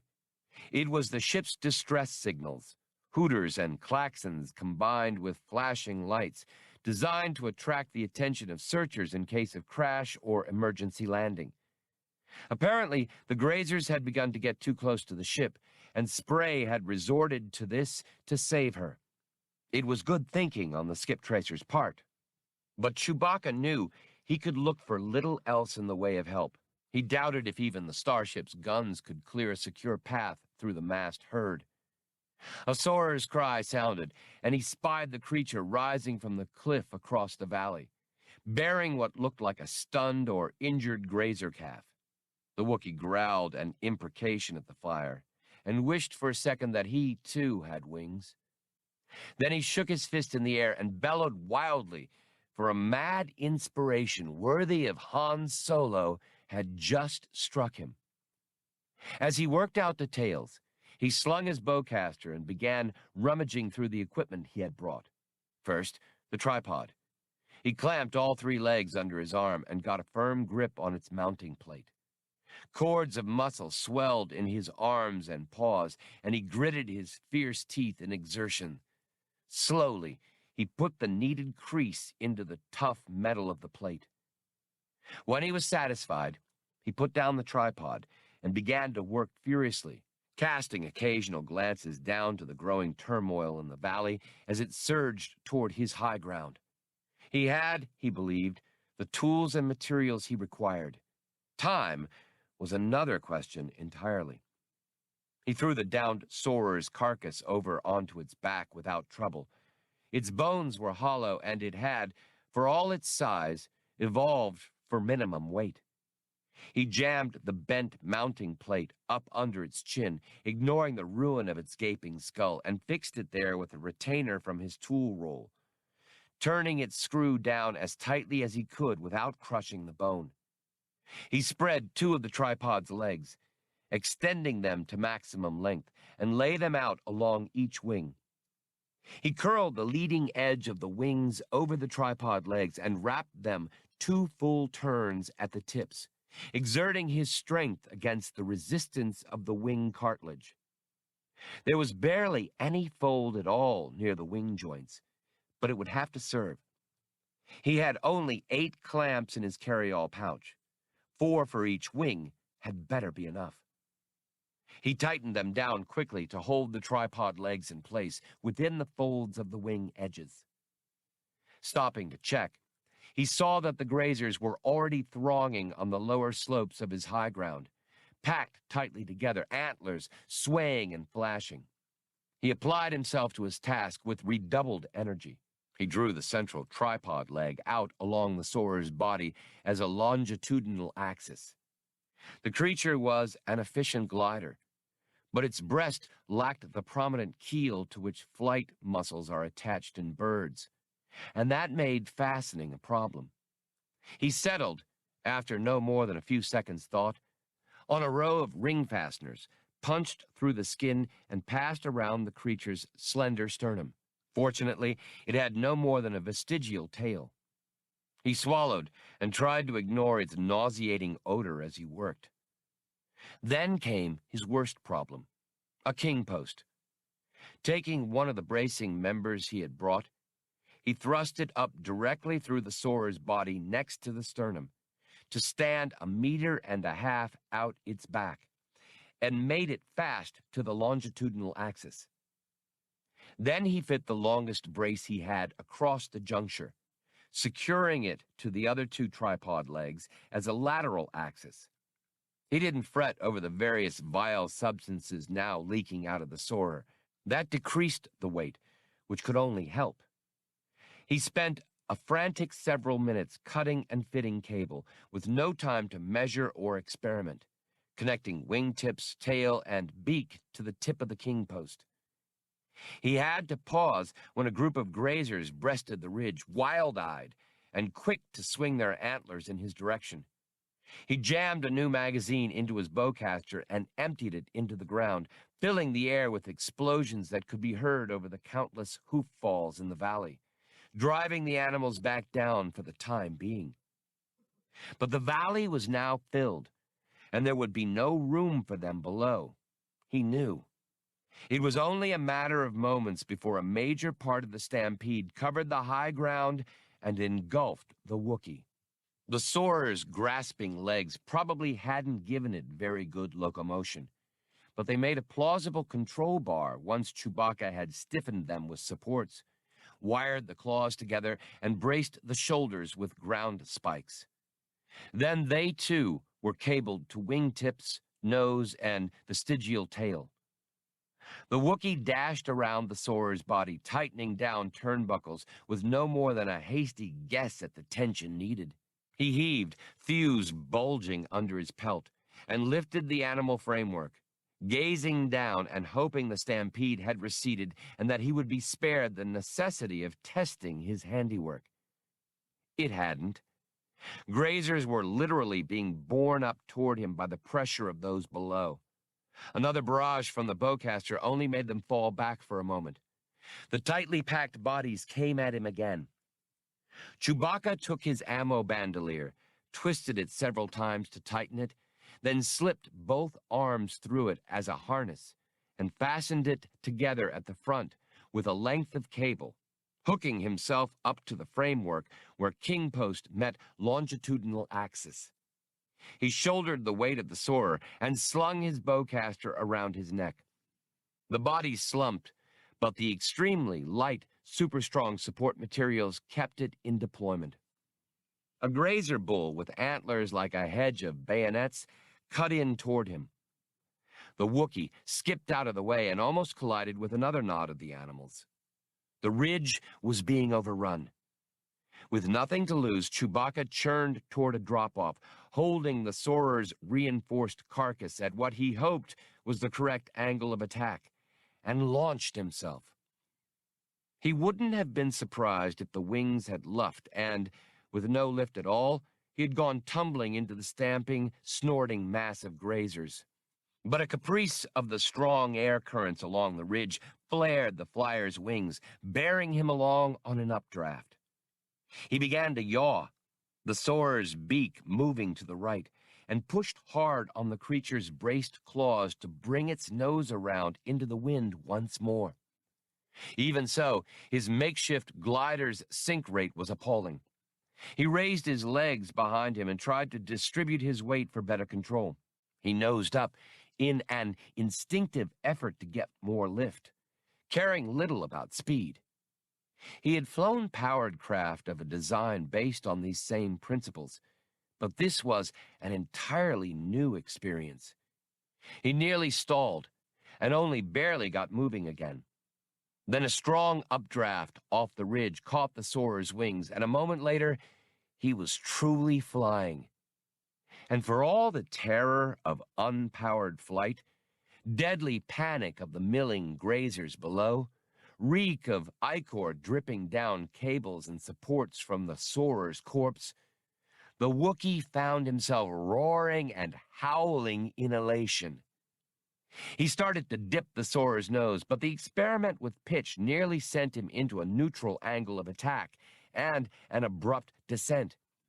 He instantly forswore the exploration of new aeronautical principles. Body-centered, he made minor corrections and did his best to recall the devotional chants of his distant youth. Below him, grazers thrashed and pushed, strident and frenzied. But the Wookiee now had the sound of the wind in his ears. The other soarers steered well clear of this new and bizarre rival. It was large and strange, and therefore not to be trusted. Chewbacca estimated that he was making better than 30 kilometers an hour and suddenly realized that he had but one problem: getting down alive. He had angled toward the Falcon. The last of the herd had passed it now, and the freighter seemed to be intact. But his makeshift glider wasn't so inclined, and he found that any decrease in speed threatened to rob him of the lift that kept him aloft. Gradually, though, he cut back on both, bringing the soarer's nose back toward a neutral attitude, and brayed happily as he spied a good landing spot. The little mountain lake grew before him. He thought for a moment that he was about to overshoot it and began to experiment with a turn, hunching forward and pulling the soarer's bound claws back toward himself. He didn't quite have time to conclude what went wrong. The next moment, Chewbacca and a splayed carcass were gyrating toward the lake's surface. He caught a split-second flash of his own reflection before it parted for him with all the soft receptiveness of a fusion-formed landing strip. The curt slap of the water galvanized him, though, helping him overcome the numbing cold. He fought to untwist himself, only to find that the soarer didn't float well. Its wings settled around him, and the weight of the metal framework bore him down. Reaching and wriggling, he still couldn't release himself from the improvised harness that held him to it. The bowcaster around his neck only complicated things. He became snarled in slack cable, and his giant strength meant nothing against the cushiony persistence of the lake water. His breath, too much to retain, began to escape his lips in silvery bubbles as the Wookiee fought to free himself from the sinking glider. It became hard to see, and he found himself thinking about his family and his green, lush homeworld. Then he realized a dark shape was circling him, making quick motions and weaving in and out among the tangled rigging with a sure ease and suppleness. A moment later, the Falcon's first mate was being tugged toward the surface of the lake, which came at him like an unending, flawed mirror. Chewbacca broke into the air and drew a breath with such enthusiasm that he found himself choking on it, splitting and coughing and mouthing salty Wookiee expressions. Spray got around behind to support him, swimming with deftness and agility despite the pair of heavy cutters he held in one hand. "That was fantastic," gushed the skip tracer. "I've never seen anything like that in my life. I came after you when I realized you'd overshoot and land in the lake, but I never thought I'd reach you in time. The land just isn't my element." He pulled at the Wookiee's shoulder to get him started. Stroking for the nearby shore, Chewbacca decided he felt exactly the same way about the sky. 11. His name was Larb, Han said to the Morglade, in that fortunate young man's study. He tried to cheat me and kill me. He had a list of ships that were cleared through your clan's agency. But I haven't got the plaque with me right now. But if you could find his name in your records... That isn't necessary. I know his name well, interrupted the Morglade, exchanging looks of extreme gravity with his sister. His bosses owe me 10,000, said Han with something akin to fervor, and I want it. The Morglade leaned back, his conform lounger molding to him, and folded his hands. He no longer seemed quite so young. He was playing a role for which he'd been well groomed. Han wished he had hung on to one of those guns in the armory. "What do you know of the clans of Amud and their code, Captain Solo?" that the code almost plotted your terminal orbit for you today, Han answered. The youthful Morglade conceded. A possibility. The code is what holds the clans together, yet keeps us from one another's throats. Without it, we'd revert to the backward warring savages we were 100 years ago. But betraying a trust or breaking an oath is also covered by the code, and makes the violator a non-entity, an outcast, whatever his previous status. And not even a clan more is above the code. Oh, let me guess where this is going, Han simmered, but he said nothing. Those dealings my clan had with Zlarb's people fall into that category. We asked no questions. We accepted our commission for delivery and pickup of the ships without concerning ourselves with their use. Zlarb and his associates knew our practice. That's why they were willing to pay us so well. Meaning you're not going to tell me what I want to know, Han predicted. Meaning that I cannot. You're free to summon Galandro back if you wish, returned the Morglade stiffly. His sister looked apprehensive. Fiolla broke in. Forget that. It's over with. But Zlarb's people broke faith with Han. Doesn't that mean anything to your code? Do you shield traitors? The Morglade shook his head. You don't see. No one broke faith with me or mine. That's the province of the code. We're wasting our time, Han rasped to Fiolla. He was thinking of Chewbacca and the Falcon. He was willing to put aside his quest for the 10,000 for the time being.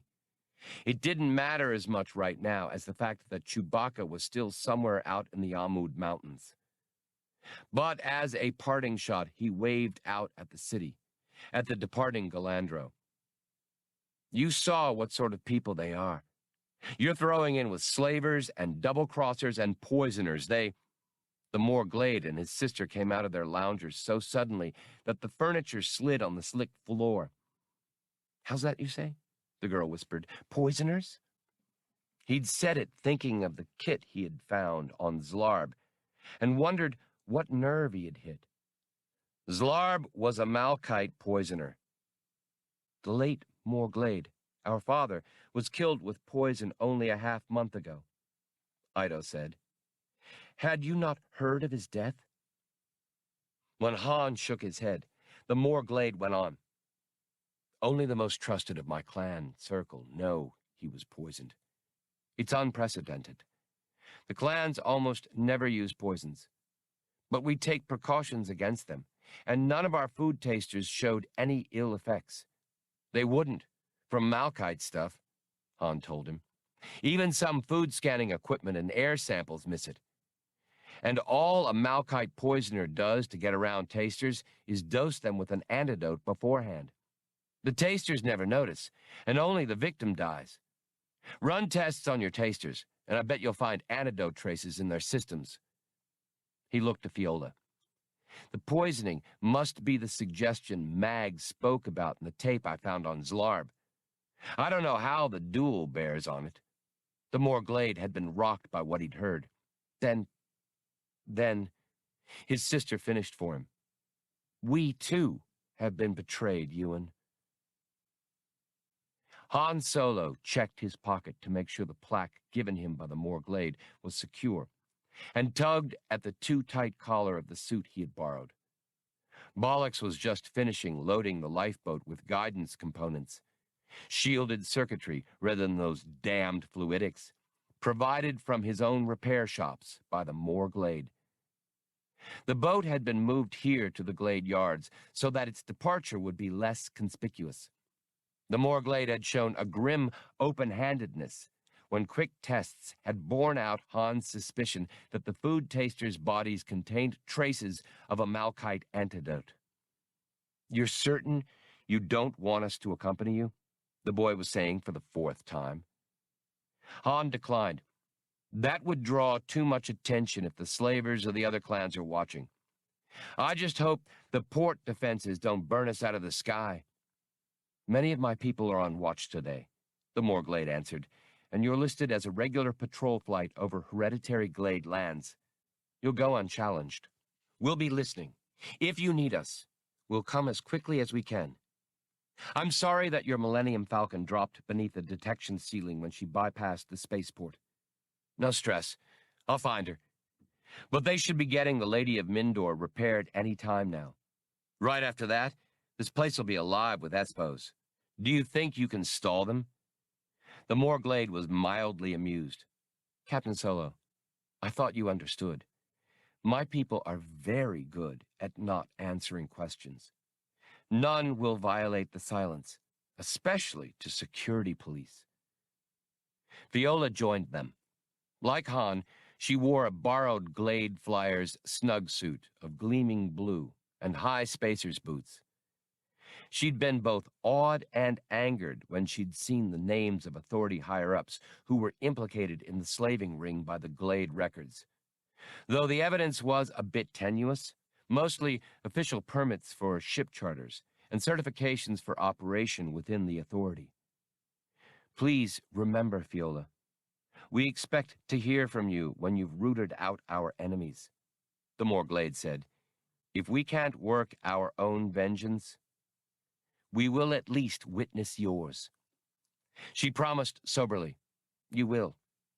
And I know what a vow means to the Morglade. When I've gotten all this before an authority court, I think I'll be able to keep you from prosecution. But I'd advise you to scrutinize future clients more closely. The Morglade raised his hand in farewell. We will not be used again. You may be confident. Ido kissed both Han and Fiolla on the cheek. Then brother and sister stepped back, as did their kinsmen and kinswomen.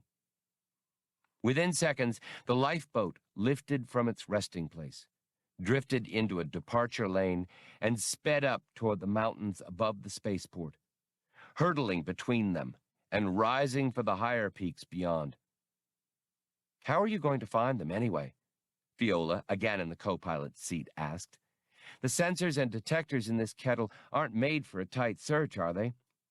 She moved aside a disruptor rifle given them by the Morglade to give herself more room.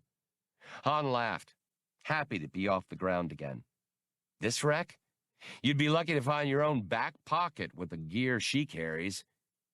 Even if she had a whole scout ship package, there'd be all these peaks and valleys in the ground clutter. But we've got this. He put a forefinger to his temple dramatically.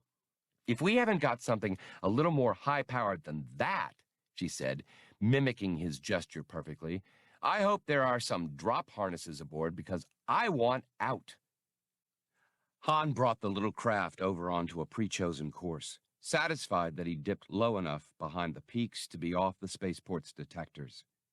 We know the course Chewie was on when he passed over the port, and I know how he thinks, how he pilots. I am now Chewie, with a damaged Falcon under me. One I've got to keep above 3,000 meters with limited guidance response. I know his style well enough to duplicate it. For instance, he'd never bank right off those 3 high peaks up there. You can't see enough of what's beyond to be sure of finding a high enough landing place to set down without blowing the rest of the fluidics. The Falcon would have enough emergency thrust to take the other cliff, and the terrain layout says there'll be more open space over there.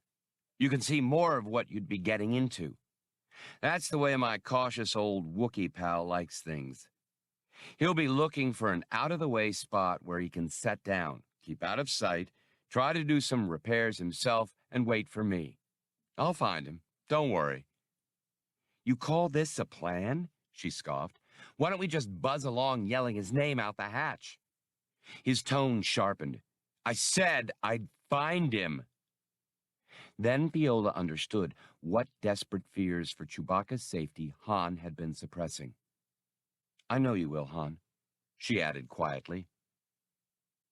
Spray, the skip tracer, wound his sinuous body through the chilly water, fully at home, indulging in aquabatics and playful zigzags for the sheer joy of it, his tapered tail and webbed paws driving and guiding him with grace and power, his nostrils clenched shut tightly. The clear water in this small mountaintop lake, fed by underground springs and runoff, was cold even by Spray's standards, but his pelt kept him comfortable enough for short swims. As a youth, he had swum in much colder water, but he hadn't had the leisure for much swimming in a long time. At last, the Tynan saw what he was looking for, one of the multi-legged crustaceans that made its home in the lake's bottom. Spray was a bit short on air, having been frolicking when he should have been searching. He realized a little guiltily. He put on a burst of speed, hoping to catch the creature without a prolonged chase. The crustacean didn't sense Spray's shadow or the pressure wave he threw out before him until it was too late. It had barely begun to pick up speed when Spray seized it from behind, carefully, to avoid the pincers and walking legs. The velocity of his dive carried him down nearer the lake's bottom where, to his great surprise, his shadow scared up a second crustacean. With a happy burble at the thought of the good lunch he would provide, Spray struck and doubled his catch for the day.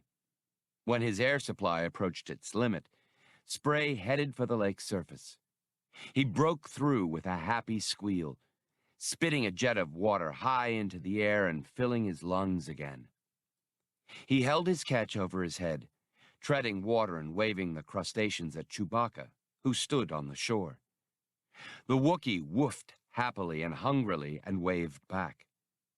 By the time Spray was wading ashore, the Falcon's first mate was already knee-deep in the cold water, holding an empty tool bag wide open. Spray dropped his prizes into the bag gingerly, and Chewbacca shut it at once. He ruffled the skip tracer's furry head in approval. "You came along at just the right moment," said the Tynan. The freighter's rations had been all but depleted when Chewbacca had set her down, and no grazers had come near since the stampede. But Spray's skill had kept them fed, and they had split their tasks, Chewbacca staying busy with repairs, and Spray taking on the job of meal procurement. Now they turned back for the half-kilometer trudge to the grounded starship. Water was already bubbling in an old inducer cowling that Spray had set over a thermal coil at the ramp's foot. Their contemplation of a tasty meal was broken when Spray's head perked up, his ears swinging this way and that. Chewbacca craned at the sky and pointed, woofing an exclamation. A small boat or large grab sled had just crested the ridge and was now dropping in directly toward them. The Wookiee pressed the tool bag into Spray's hands, leaving his own free to unsling his bowcaster. Not that the weapons would be much good against an aircraft, he reminded himself, as there was no cover near them. Luckily, Spray had the sense to imitate Chewbacca in remaining perfectly still. He realized that movement, more than anything else, would attract the attention of the airborne observer. The boat passed over them, but even as it did, Chewbacca could hear the strain of its steering thrusters as its pilot came about for another pass. He pivoted, watching, then barked and roared with pleasure. On its second pass, the boat waggled and went into a barrel roll. It could only be Han Solo. Chewbacca plunged through the snow toward the freighter, yowling at the top of his lungs, making the shallow valley echo. Spray, clutching the writhing tool bag to his chest, followed in the Wookiee's wake as best he could. When the lifeboat had settled next to the Falcon, its lock opened and Han jumped out. Chewbacca raced to him, kicking up an aftermath of churned snow, and began pounding his friend on the back and howling his delight across the valley from time to time. When the first wave of joy had passed, the Wookiee noticed Fiolla at the boat's hatch. He plucked her down and whirled her around in a carefully restrained hug, then set her on her feet. Last to descend was Bollocks. To him, Chewbacca extended a friendly growl, but withheld a helping paw, not wanting to imply that the droid needed assistance. A rumble of inquiry from the Wookiee and a thumb indicating Bollocks's chest panels brought assurances that Blue Max, too, was present. "We almost passed you by," Han said. "You're a little too good at camouflage." He meant the Millennium Falcon, which Chewbacca had permitted to settle until her landing gear was nearly retracted. The Wookiee and Spray had piled snow around the starship and spread clumps of scrub and more snow across her upper hull. But we noticed all those animal tracks detouring around to either side of her, Han added, so I took a closer look. Spray and Chewbacca were tugging at the arrivals, urging them to come aboard. Han delayed just long enough to drag forth some of the new circuitry. He thought for a moment his co-pilot was going to weep at the sight of it. Lunch was forgotten as they brought one another up on what had happened. Spray turned sheepish when his jettisoning of bollocks was mentioned. "To tell the truth, Captain," he said, "as I explained to Chewbacca here, I got the idea all at once, and knew I'd have to act instantly." To the droid, he said, "I truly apologize, but it seemed like the only thing to do, and I sometimes have trouble making snap decisions. I just plunged ahead with it before I could stop and dither. Perhaps the general impulsiveness was contagious." "I fully understand, sir," Bollocks answered graciously, "and as it worked out, it was quite fortunate for all of us that you thought and acted so quickly. Blue Max agrees with me, too." They all thought it best to ignore the high-pitched, hollow-sounding "Ha!"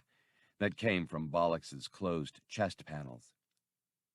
Soon they were all at work. Bollocks, Spray, and Fiolla began clearing away what they could of the piled snow, concentrating on exposing the cockpit, bow, and main thrusters. Han and Chewbacca strained at repairs with Blue Max, out of Bollocks's chest emplacement and connected to the forward tech station, to check for accuracy as each individual hookup was made. As the fluidic components were removed one by one from the starship, Chewbacca took great pleasure in heaving them as far as he could.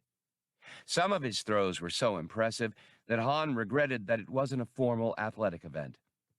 He pardoned his friend these excesses. The fluidics had been as much a curse as a blessing since they were installed.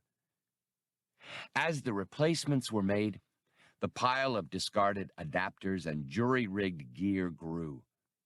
Because they knew intimately every cubic centimeter of their ship, they worked rapidly. They had originally installed the fluidics in such fashion that removal would be simple. Activating another component, Han asked Max over the comlink how things looked from the tech station. "Checks out perfectly, Captain," came the computer's childish voice.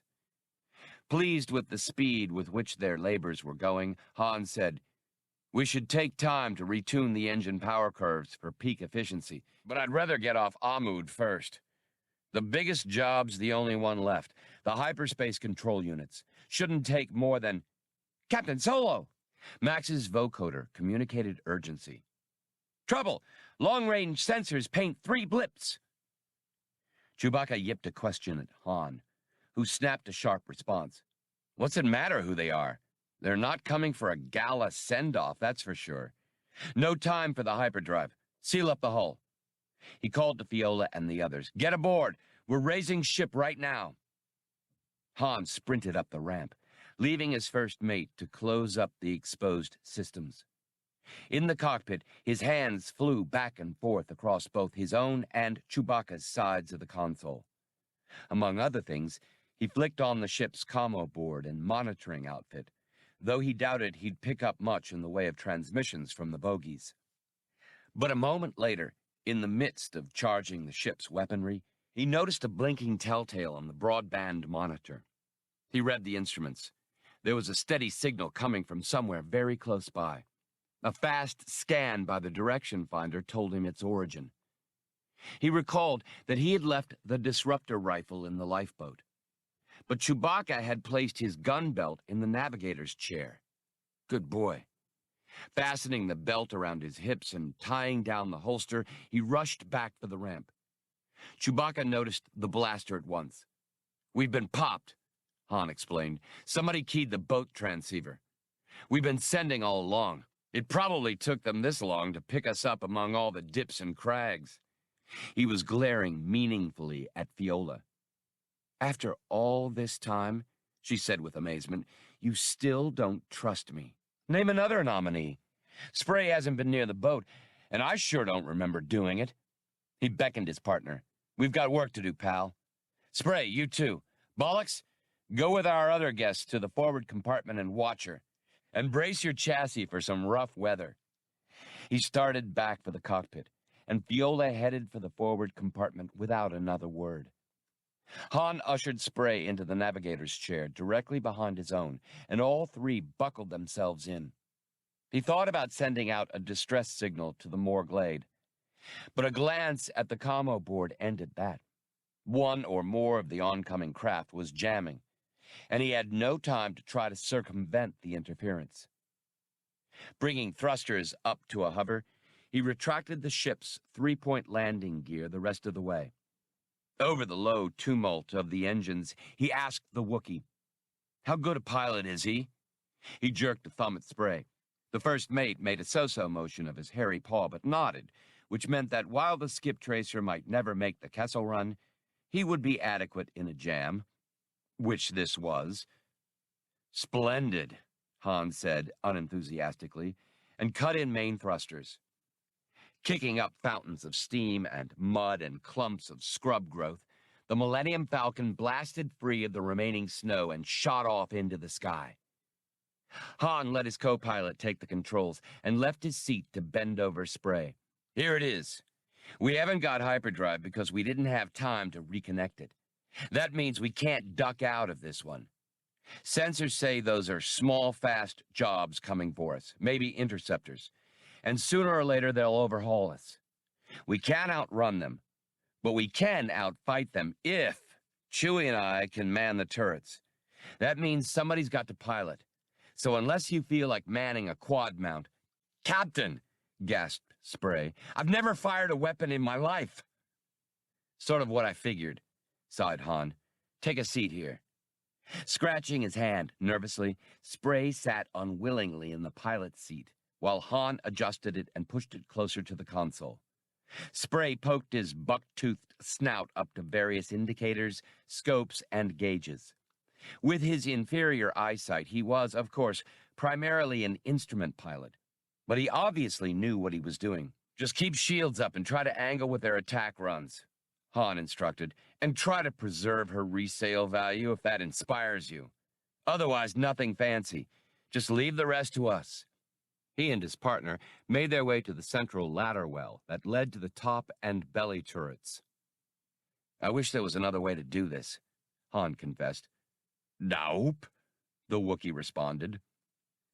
Han climbed toward the top turret and felt the vibrations along the ladder that told him his co-pilot was descending. He hauled himself into the turret, seating himself before the quad guns and donning his headset.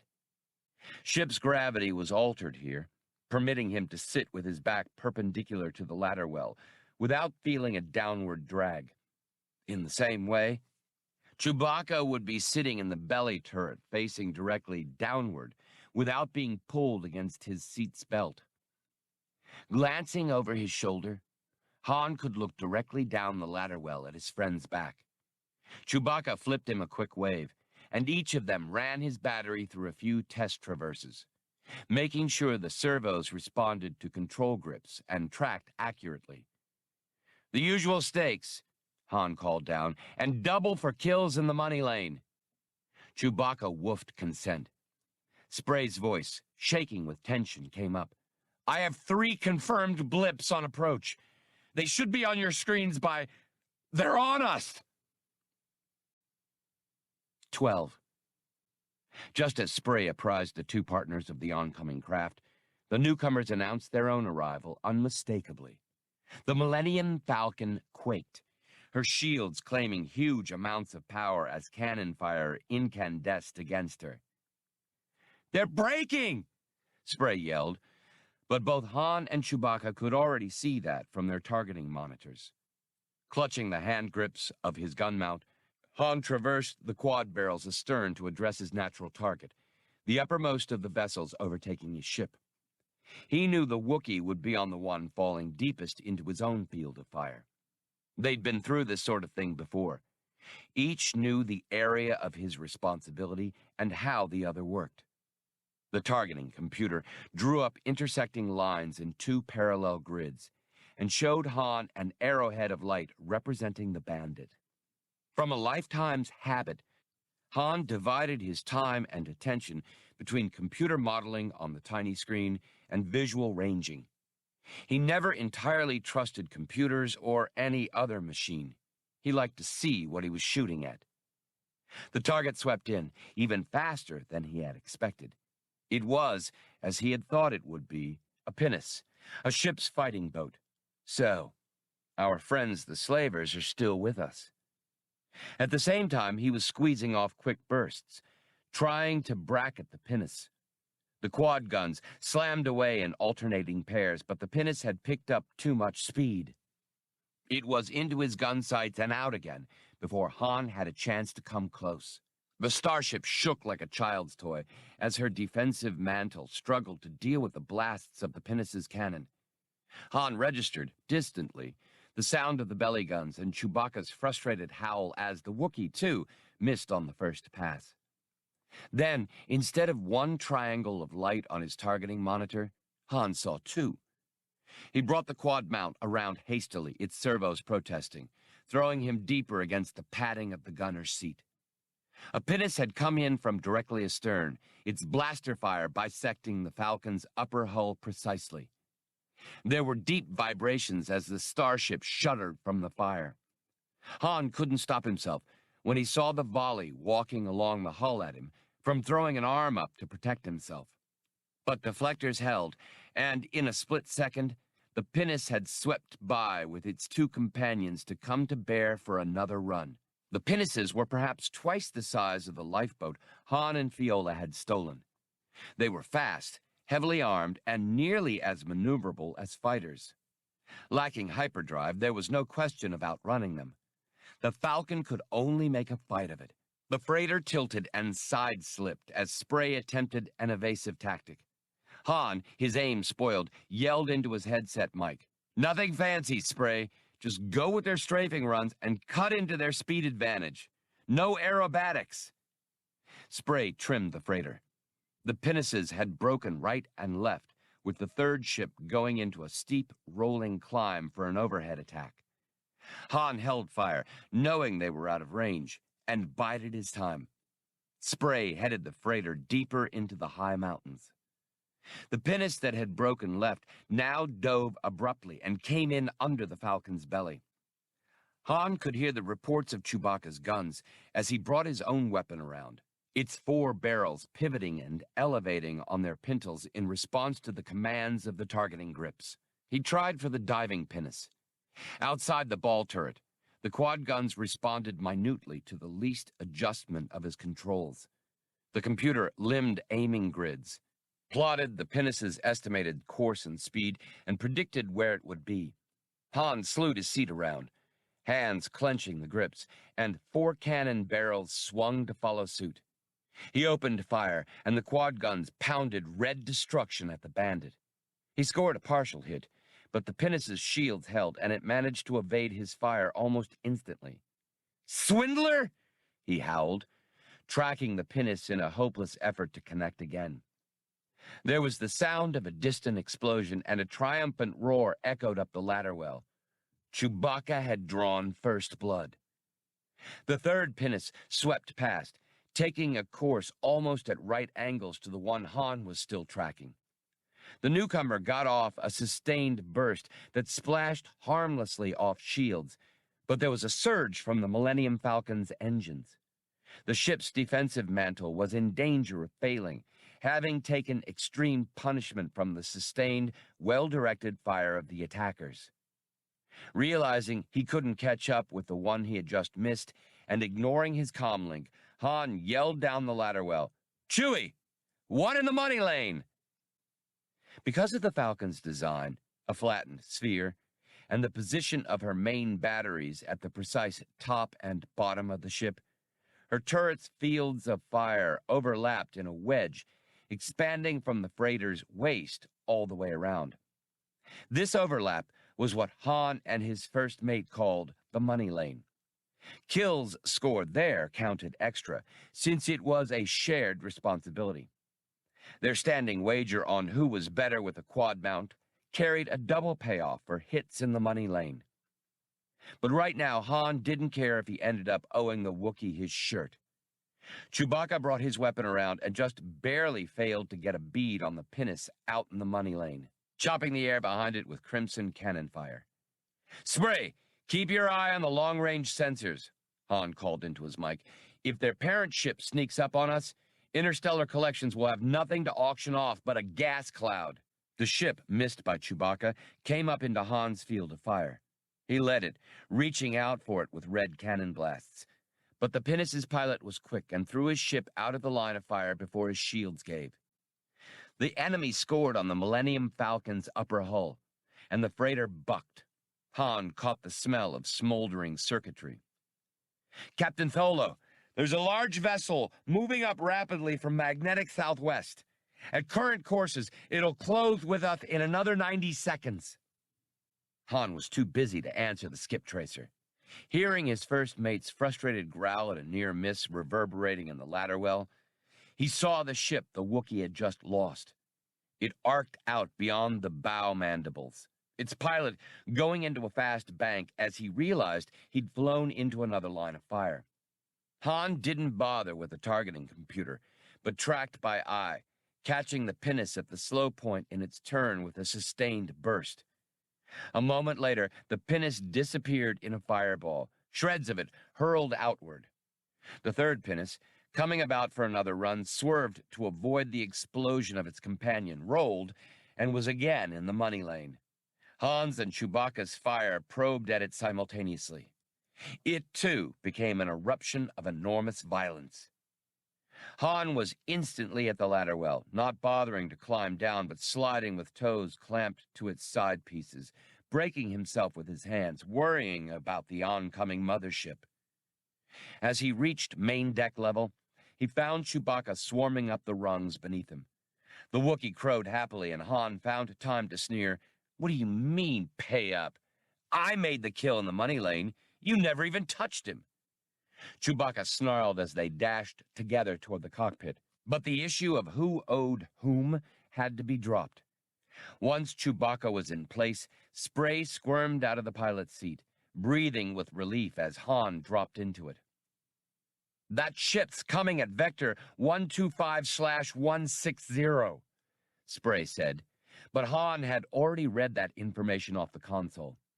Bringing the starship's helm over and accelerating, he angled all deflectors aft with one hand, belting himself in with the other. Spray had taken on more altitude than Han would have liked. With the hyperdrive still inoperable, things boiled down to a simple race. His best chance to deny the enemy a clear shot at him was to put the planet between them. He was still increasing speed, the engine's rumble growing louder and louder when the Falcon was jolted by a teeth-rattling explosion. Checking combat information feeds, Han found that the approaching mothership was firing from extreme range, even though its shots had little chance of penetrating the freighter's shields at this distance. Their pursuer was indeed the slaver, the would-be pirate that had stopped and grappled the Lady of Mindor. That left him nonplussed about Fiola's part in matters, and why the lifeboat transceiver had been left keyed open. Surely the slavers were out to get Fiolla too? Then he had no more time for imponderables. The slaver ship was closing the gap between them, and nothing he did seemed to make any difference. She was an extremely well-armed vessel, easily 3 times the Millennium Falcon's size, and fast in the bargain. If we had had time to retune the engines, Han carped at himself, we'd be high-stepping away from them right now. A voice crackled over the open commo board. "Heave to, Millennium Falcon, or we fire for effect." Han recognized the voice. He switched his headset to transmit mode. "No free meals today, Mag." Fiola's one-time assistant said nothing more. The pursuer's shots came closer. The shield's drain on the Falcon's power grew acute. Han trained batteries aft by servo remote. The slaver with her heavier guns was still out of range. Though Han flew a twisting, evasive course, parting the cold air of Amud with a high whistle of speed, he knew the slaver would soon close. All he could hope for was that inspired piloting, more than a little luck, and a well-placed salvo to damage the slaver would get him clear. He brought his ship out of a quick bank with a flourish, side-slipping as thick streams of turbo-laser fire belched past to starboard, just missing the Falcon. He thought, we could still make it unless... Fulfilling his silent fear, the freighter wobbled and shook herself as if in the throes of a fit. Instruments confirmed that a brute tractor beam had fastened onto the Falcon. Her maximum effort failed to free her. With the freighter held fast, the slaver closed rapidly. In another moment, Han knew, their pursuer would be on top of them. He tried not to be distracted by regrets. His hands flew across the console, and he lacked even the time to tell his co-pilot what he was about to do. Han brought the Falcon about at full power, just barely overcoming the drag of the tractor, redeploying defensive shields to maximum over the upper half of the ship's hull. Before the startled pilot of the slaver vessel knew what was happening, the Millennium Falcon had come about, reversing field in the tractor beam, and dived under his bow. Evading the tractor projectors set in the bottom of the slaver's hull took an extra twist and full power from the freighter's already overworked engines, using both the tractor's draw and the Falcon's thrust to snap roll free of the beam. Dumbfounded fire control officers began redirecting their gun crew's aim, but the suddenness of the freighter's evasion had won Han the advantage of surprise. Streaking under the length of the slaver, Han fired salvos from his top turret and waited with some dread for the moment his shields failed. But they didn't, and Han's wild aerobatics eluded all fire coming from the surprised slaver. Nearly. There was a monumental jarring. Such of the Falcon's alarms and warning lights as were not already alive came on. Chewbacca, taking damage readings, hooted worriedly as Han accelerated again, leaving the slaver to match him if she could. He turned to Spray. Some of that new stuff we put in today must have been hit. I don't get any readouts from it. Try the forward tech station and see if you can find out anything. The skip tracer staggered off, lurching this way and that as the ship swayed around him. Reaching the forward compartment, he found Fiolla and Alec still seated in the acceleration couch. From the tech station's chair, Spray began examining readouts and squinting into scanners and scopes, twisting in the chair and scratching at his hand nervously. "Does your hand still hurt, Spray?" asked Fiolla. "No, it's much," he started to say, then stopped and swung his chair around to face her with a shocked look. "I meant, that is, somatogenerative treatments always leave the skin itchy, don't they?" Fiolla went on, ignoring his protests. "You've been scratching since we got here. Solo told me he bit the hand of whoever jumped him in the hangar at the Bonadan spaceport. It was you, wasn't it?" There was little inquiry in her tone, more of statement. Spray was very calm. "I forgot how bright you are, Fiolla." "Well, yes. As a matter of fact," the Falcon quaked again. The slaver was gaining on her once more. "And you left the lifeboat transceiver keyed open, too. Didn't you?" she snapped. "But how? Han was right. You weren't anywhere near that boat." "I did not," Spray declared soberly. "That you may believe. I hadn't expected things to go quite this far, either. I abhor all this useless violence. This will end soon. Your ambitious former assistant is close." Still not sure she credited any of what he had said, she told him, "You know I'm going to tell Han, don't you?" Bollocks turned red photoreceptors from one to the other, wondering if he dared leave them alone long enough to inform Han of what he'd heard. Then the Falcon jolted again in response to a barrage. "I doubt if that would make any difference now," Spray stated calmly, "and it's in your own best interests, Fiolla, to cooperate with me. Your life has reached a critical juncture. Han and Chewbacca had run out of options. The slaver had fastened her tractor on them again. This time, there would be no survival value in a sudden reversal. The next volley would almost certainly penetrate shields and convert the Millennium Falcon into an explosive nimbus. Han was busily training batteries for a last futile salvo in an attempt to avert death. But the volley didn't come. Chewbacca began pointing at the sensors and hooted excitedly. Han gaped, wanting to rub his eyes at the size of the ship moving up hard astern the slaver. She was an Espo destroyer of the old Victory class, close to 1 kilometer long, an armored space-going fortress. Where she'd come from wasn't as important to Han as what she would do. The tractor beam pulling at the Falcon dissipated. The slaver had seen the destroyer too and wanted no part of her. But the security police battle wagon had tractors of her own, mightier than the slavers. Suddenly, the Millennium Falcon and her pursuer were both held in an inflexible, invisible grip. Somebody aboard the slaver had the bad judgment to try a volley at the destroyer.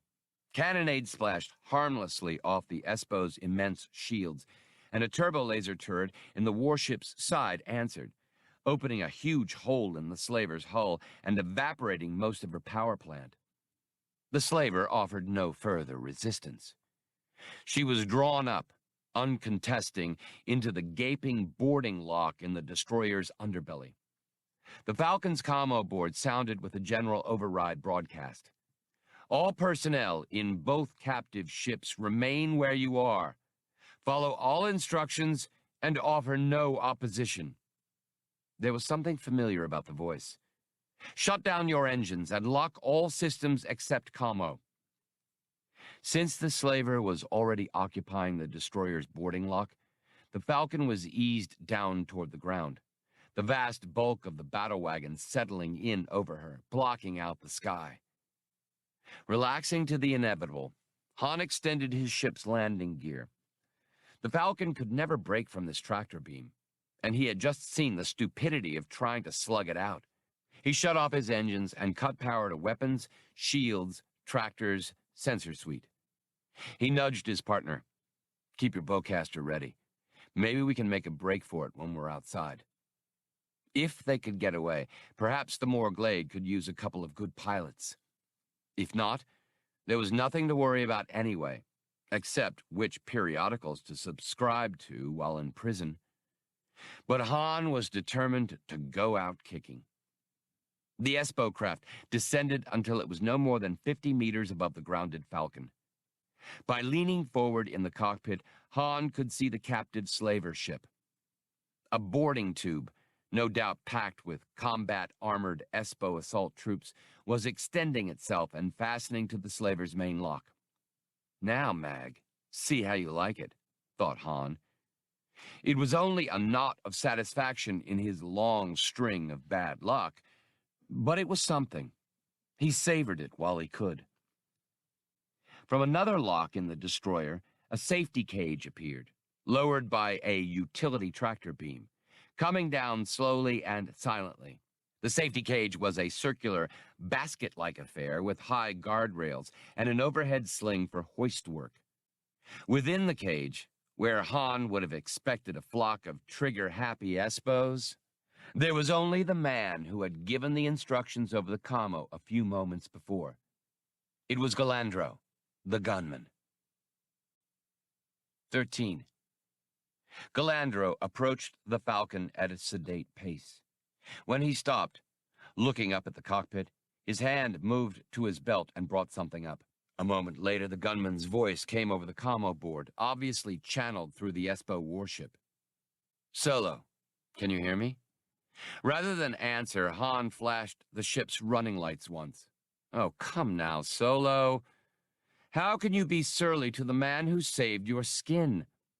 Easily, Han reflected, when he's so slick and so fast with a blaster. But he opened his headset mic. It's your play, Galandro. There was satisfaction in the other's tone. That's better. Isn't cordiality more pleasant? I'm sure that even you can grasp the realities here, Solo. If nothing else, you're a pragmatist.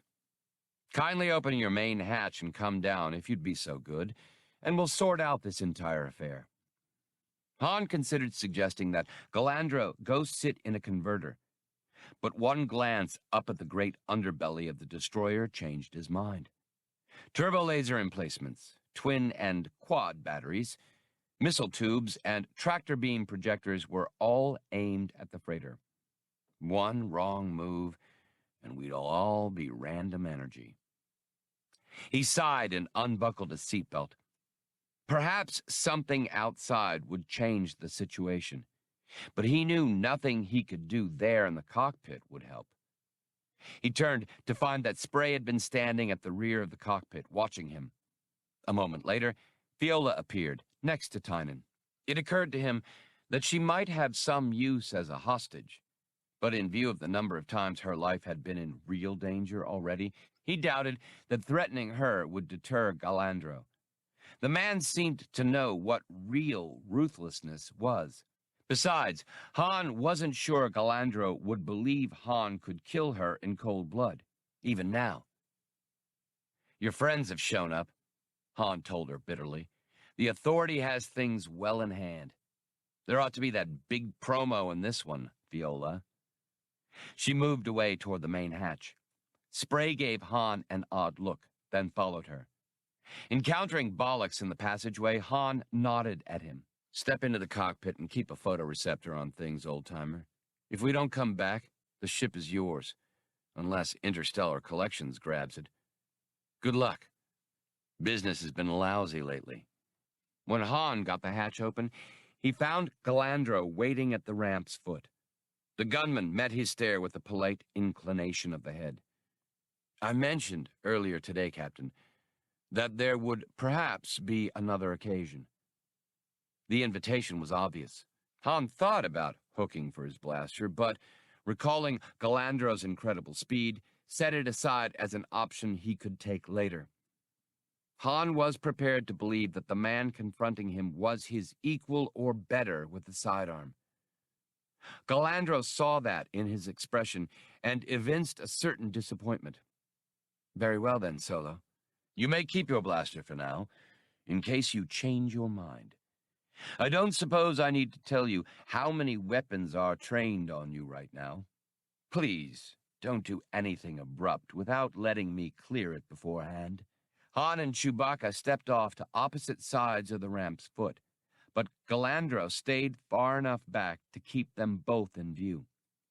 The Wookiee, as aware of the situation as Han, kept his bowcaster slung at his shoulder. Han was expecting to see a profuse greeting or at least a cordial welcome for Fiolla, but Galandro accorded her only a suave smile and sketchy bow and waited expectantly. Spray was last down, coming at his slightly uneven dryland gait, the tip of his tail brushing the ramp, some moisture from his recent swim still gleaming in his pelt. Galandro bowed to him deferentially, although the gunman never lost sight of Han. Odeman, Galandro said. Welcome, sir.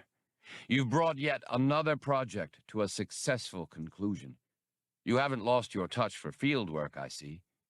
Spray made a depreciating gesture, squinting up at the tall, aristocratic gunfighter. I was fortunate, old friend. I must confess, I find I much prefer administration. Han, who'd been gaping from one to the other while Chewbacca made little strangling sounds, finally got out, Odeman? You're the territorial manager? Why, you treacherous, mutinous worm, I ought to... Words failed him for a fate sufficiently horrible. That's hardly called for, Captain, Spray chided, sounding wounded. I did start out as a skip tracer, you see, but as I advanced myself in the structure of the corporate sector authority, I found it expedient, as a non-human, to use others as go-betweens and remain an anonymous figure. In this slavery business, which extends to my own deputies and officials at the security police, I found myself obliged to do my own investigating with the help of a few trusted aides like Galandro here. He laced his webbed fingers together and assumed the introspective air of a teacher. Han found himself listening despite his fury. It was a very convoluted problem, Spray Odeman began. First, there was the evidence that you had taken off of Zlarb, which, you see, led you to Bonadan and convinced me that you were the slaver. At the spaceport, when you headed for the hangar, I concluded that you were about to depart the planet. There were materials at hand, a pair of work gloves and an industrial solvent that could double as an anesthetic. That prompted an overly hasty decision on my part to attempt to take from you whatever information you possessed in such a manner as to make you suspicious of your, Confederates. But you turned out to be a resourceful man, Captain. Han snorted. I still can't believe you worked up the guts to jump me, even with the lights out. Spray drew himself up to his full height. Don't make the mistake so many others have. I'm more capable than I appear. With your superior eyesight neutralized, you would almost certainly have grown dizzy from the fumes before I can, after all, hold my breath for protracted periods. But immediately after our struggle, Galandro here, who'd been running a check on you, informed me of your true identity. I decided I'd found my solution. Han's brows knit. Solution? Spray turned to Chewbacca. Remember our board game and the 8 Ilthmar Gambit, a lone combatant sent in to draw out an opponent? Captain Solo, you were that playing piece, my solution. The slavers knew you were no security operative and that you couldn't appeal to the legal authorities. You compelled them to acts that made them vulnerable, as you can see, to me. That made Han remember something else. He looked to Fiolla. What about you? Spray answered for her. Oh? She's precisely what she said she is. An ambitious, aggressive, loyal employee. The house cleaning required by this whole business will leave some prime job slots in my organization. I plan to see Fiolla amply rewarded. My deputy territorial manager's position will be vacant quite soon, I should think. A plush job with the authority, Han spat. Worst gang of plunderers who ever infested space. Not everyone can outfly them or rob them blind, Han, Fiolla said. But somebody inside might bring change, as Spray's been trying to do. If someone had the right position, she might do a great deal of good. You see? Spray's question was filled with approval. Our attitudes are complementary. For all your daring and ability, Captain, you'll never do appreciable damage to an organization of the authorities' size and wealth. I submit to you that beings like Fiolla and myself, working within it, may accomplish what blasters cannot. How can you fault her for that? To avoid answering, Han looked at Galandro. What was the challenge all about? The gunman's hand moved in an airy dismissal. The Glade clan constituted a particular problem. Their records are connected to a destruct switch manned by loyal clan members. We couldn't risk going in and taking the evidence, only to have it destroyed in the process. The elder Morglade mistrusted the slavers, and they suspected him of planning to extort more money from them. They aren't the type for faith in human nature, you see. The slavers made secret overtures to the Respawn clan, and when the elder Morglade learned of it, he began making roundabout contact with Spray, fearing his clan was going to be betrayed. He was poisoned very soon thereafter, of course, partly at Zlarb's suggestion, as it seems. I preceded you all here. After the Falcon made her emergency landing, sorry, sir, Spray, managed to contact me. I saw an opportunity to use the peculiar structure of their code to put the Glades in your debt, Solo. It wasn't very difficult to make myself available to the Respawns. And as far as they're concerned, they're the ones who originated the idea of having me challenge the new Morglade to a duel. A marvelous inspiration, applauded Spray, And it was also at your suggestion that the Riesbonds contrived to key open the lifeboat transceiver? Galandro shrugged modestly, twisting his mustache. Han wanted to kick himself. And everyone else present. Wait a minute, Spray, he objected. How'd you contact him? You were stuck out in the mountains. Spray was suddenly chagrined. Yes.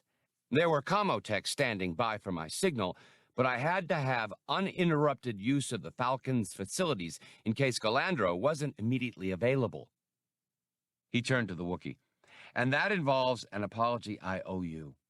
To keep you away from the ship for the requisite time, I frightened those grazers into stampeding with the flare gun, meaning only to isolate you on the ridge for a time. I had no idea there'd be so many of them, or that you'd be endangered. I'm truly sorry. Chewbacca pretended not to hear him, and Spray didn't press the issue. So, you're just another hired gun, Han said to Galandro. Is that right? An errand boy on the authorities' chain? The gunman was amused. You've got a lot of time to put in before you're ready to pass judgment on me, Solo. Whereas I've been in your place already. I've done it all. But I got tired of waiting to die in some senseless manner. So I've given up sleeping with one eye open, and in return, I've got a future. Don't be surprised if you feel this way yourself, somewhere down the line. Never, Han thought. But he found Galandro to be more of a puzzle than ever. With Mag and the others in the slaver ship, and the evidence that's come to light, I should think our case will be incontestable, Spray said with satisfaction. Then you won't be needing us? Han said hopefully. Not quite true, the territorial manager admitted. I'm afraid I can't simply let you go, though I'll do what I can to elicit leniency for you. Han made a skeptical face. From an authority court? Spray looked pained, squinting at Han, then away.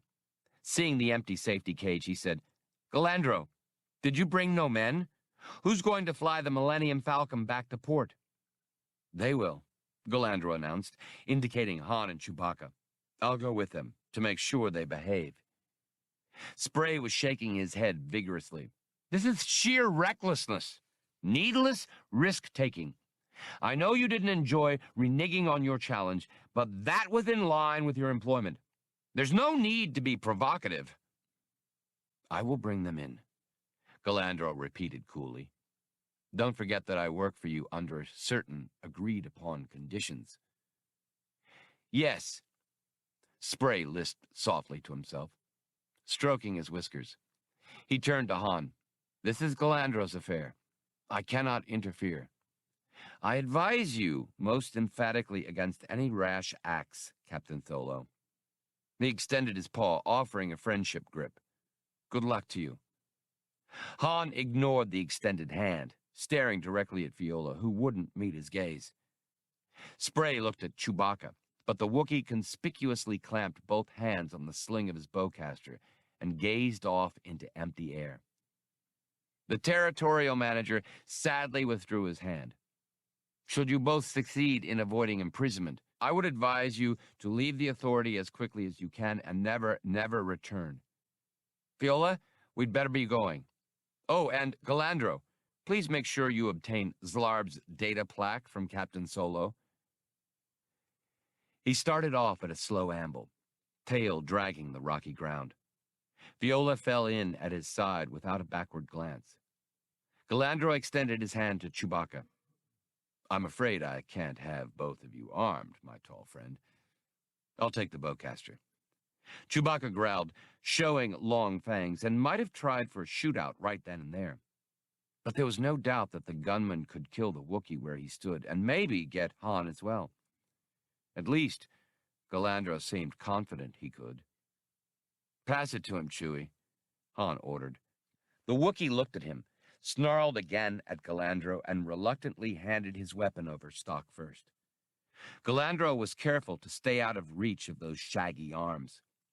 With a gesture to the ramp, he invited them aboard. It's nearly that time, Captain Solo, said the gunman. Just about, Han agreed to himself, and preceded Galandro up the ramp. Now, said Galandro, contentedly when they were aboard, if your co-pilot will be good enough to prepare the ship, you and I will get that data plaque. He caught Chewbacca's eye.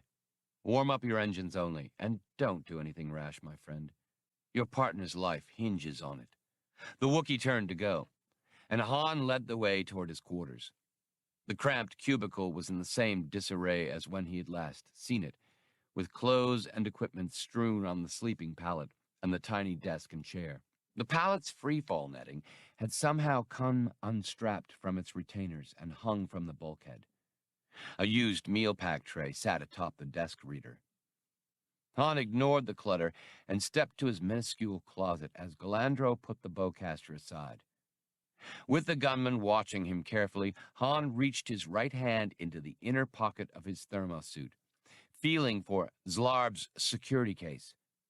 But as he groped for it, he found that the case's clip was engaged, hooked through the top edge of the pocket.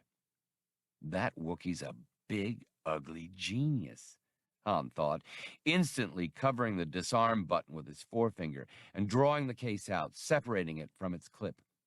He offered it to the gunman. Galandro put out his own right hand willingly. It had occurred to him that Han might take advantage of the brief distraction and go for his blaster while Galandro's right hand was on the case. He was more than happy to let Han try it if he wanted to. But while both men's right hands were still on the security case, Han simply moved his finger off the safety. The two cried out as a surge of neuroparalysis washed up their arms like an absolute zero lightning bolt. The security case clattered to the deck as they both clutched numb, useless arms to their sides. Galandro gritted his teeth and glared at Han, who slowly and cautiously flipped open the tie-down of his holster. Galandro's own left hand started for his holstered weapon, but he realized what an awkward move it was, and that Han hadn't gone for his blaster yet. Han tugged at his gun belt until his blaster sat, butt forward, on his left hip. Galandro, smile gone, did the same with his own tooled holster. Their hands were close to their weapons now. Had to change the odds a bit. Han grinned amiably. Hope you don't mind. Whenever you're ready, Galandro. The stage is yours. The gunfighter's upper lip now held beads of sweat among the strands of his mustache. His hand began to tense, fingers preparing for the unfamiliar task. Han almost went for his gun then, but curbed himself sharply. Galandro would have to be the one to decide. The gunman's left hand drooped loosely as he abandoned the effort. Chewbacca, unable to ignore the outcries he'd heard, appeared at the hatch. Han snatched the blaster from Galandro's tooled holster and pressed it into his first mate's midsection as he dodged past him. Hold on to him. I'm getting us out of here if I can. He was reading instrumentation from the moment he entered the cockpit at a full run. He stopped himself with the heel of his left hand against the console and vaulted into his seat. The engines were hot, but, as per Galandro's orders, guns, shields, and everything else but commo were cold. The neurocharge hadn't been crippling. The feeling in his right arm was already coming back. For all the good it'll do me, he frowned to himself. He was shocked at how little time had passed since he'd entered the ship. Spray and Fiolla had only now finished the long walk back to the cage. He smashed his fist against the console. Look at this. If I had firepower, I'd have 2 perfect hostages under the guns. Or if I had tractors, I could haul them back here. There are other ways to handle cargo besides tractors, said a high-pitched vocoder. Isn't that right, Bollocks? Blue Max is quite correct, sir, drawled the labor droid from the navigator's seat, from which he'd been keeping a photoreceptor on things, his plastron open. As a general labor droid, I might point out, Han cut him off with a blood-curdling war whoop and screamed back over his shoulder, hoping his co-pilot would hear. Chewie! Hold on to your pelt! We're taking the long shot! He brought up full engine power.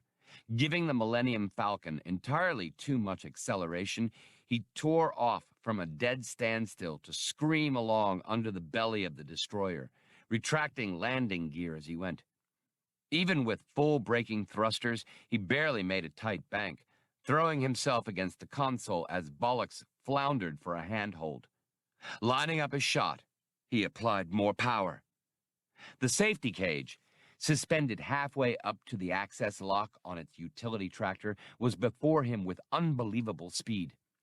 With more instinct than skill, Han made microscopic, split-second corrections in his course and hit braking thrusters again. The starboard bow mandible slipped through the cage's sling arm. Han accelerated again, carefully but extremely quickly, tearing the cage out of the utility tractor's grasp. "Go ahead, go ahead," he taunted the mountainous destroyer, whose weapons still tracked him. "Shoot me. You'll blow your territorial manager to particles." But no fire came. The Falcon shrieked out from under the Espo warship's belly. Everything had happened with such suddenness that Han had snagged at the cage before fire control officers could decide what to do. Now they were powerless to intervene without endangering their superior. But the destroyer rose majestically and fell in behind the freighter in close pursuit. Han was beside himself, laughing, howling, stomping his boots on the deck, but still piloting with utmost care. If anything happened to Spray and Fiolla now, the warship would surely eradicate the Falcon. He was relieved to find that the cage's sling arm appeared to be firmly seated across the bow mandible. Chewbacca appeared, pushing a ruffled Galandro along before him. The Wookiee thrust the gunman into the commo officer's seat, then took his own. Galandro was smoothing his mustache and straightening his clothes. "Solo, was it necessary to have this behemoth body press me to the safety cushioning?" Then he noticed what had happened. Grudging admiration crept into his voice. "You seem to have gained the advantage, Solo. Congratulations, but please control yourself. The territorial manager is an extremely reasonable fellow, and I'm sure he'll agree to any sane terms. I don't suppose that your unconditional release would be too much to ask. Oh, and perhaps afterward we can try that draw, for curiosity's sake. You may drain my pistol's charge first, if you like. I'd just like to know what would have happened."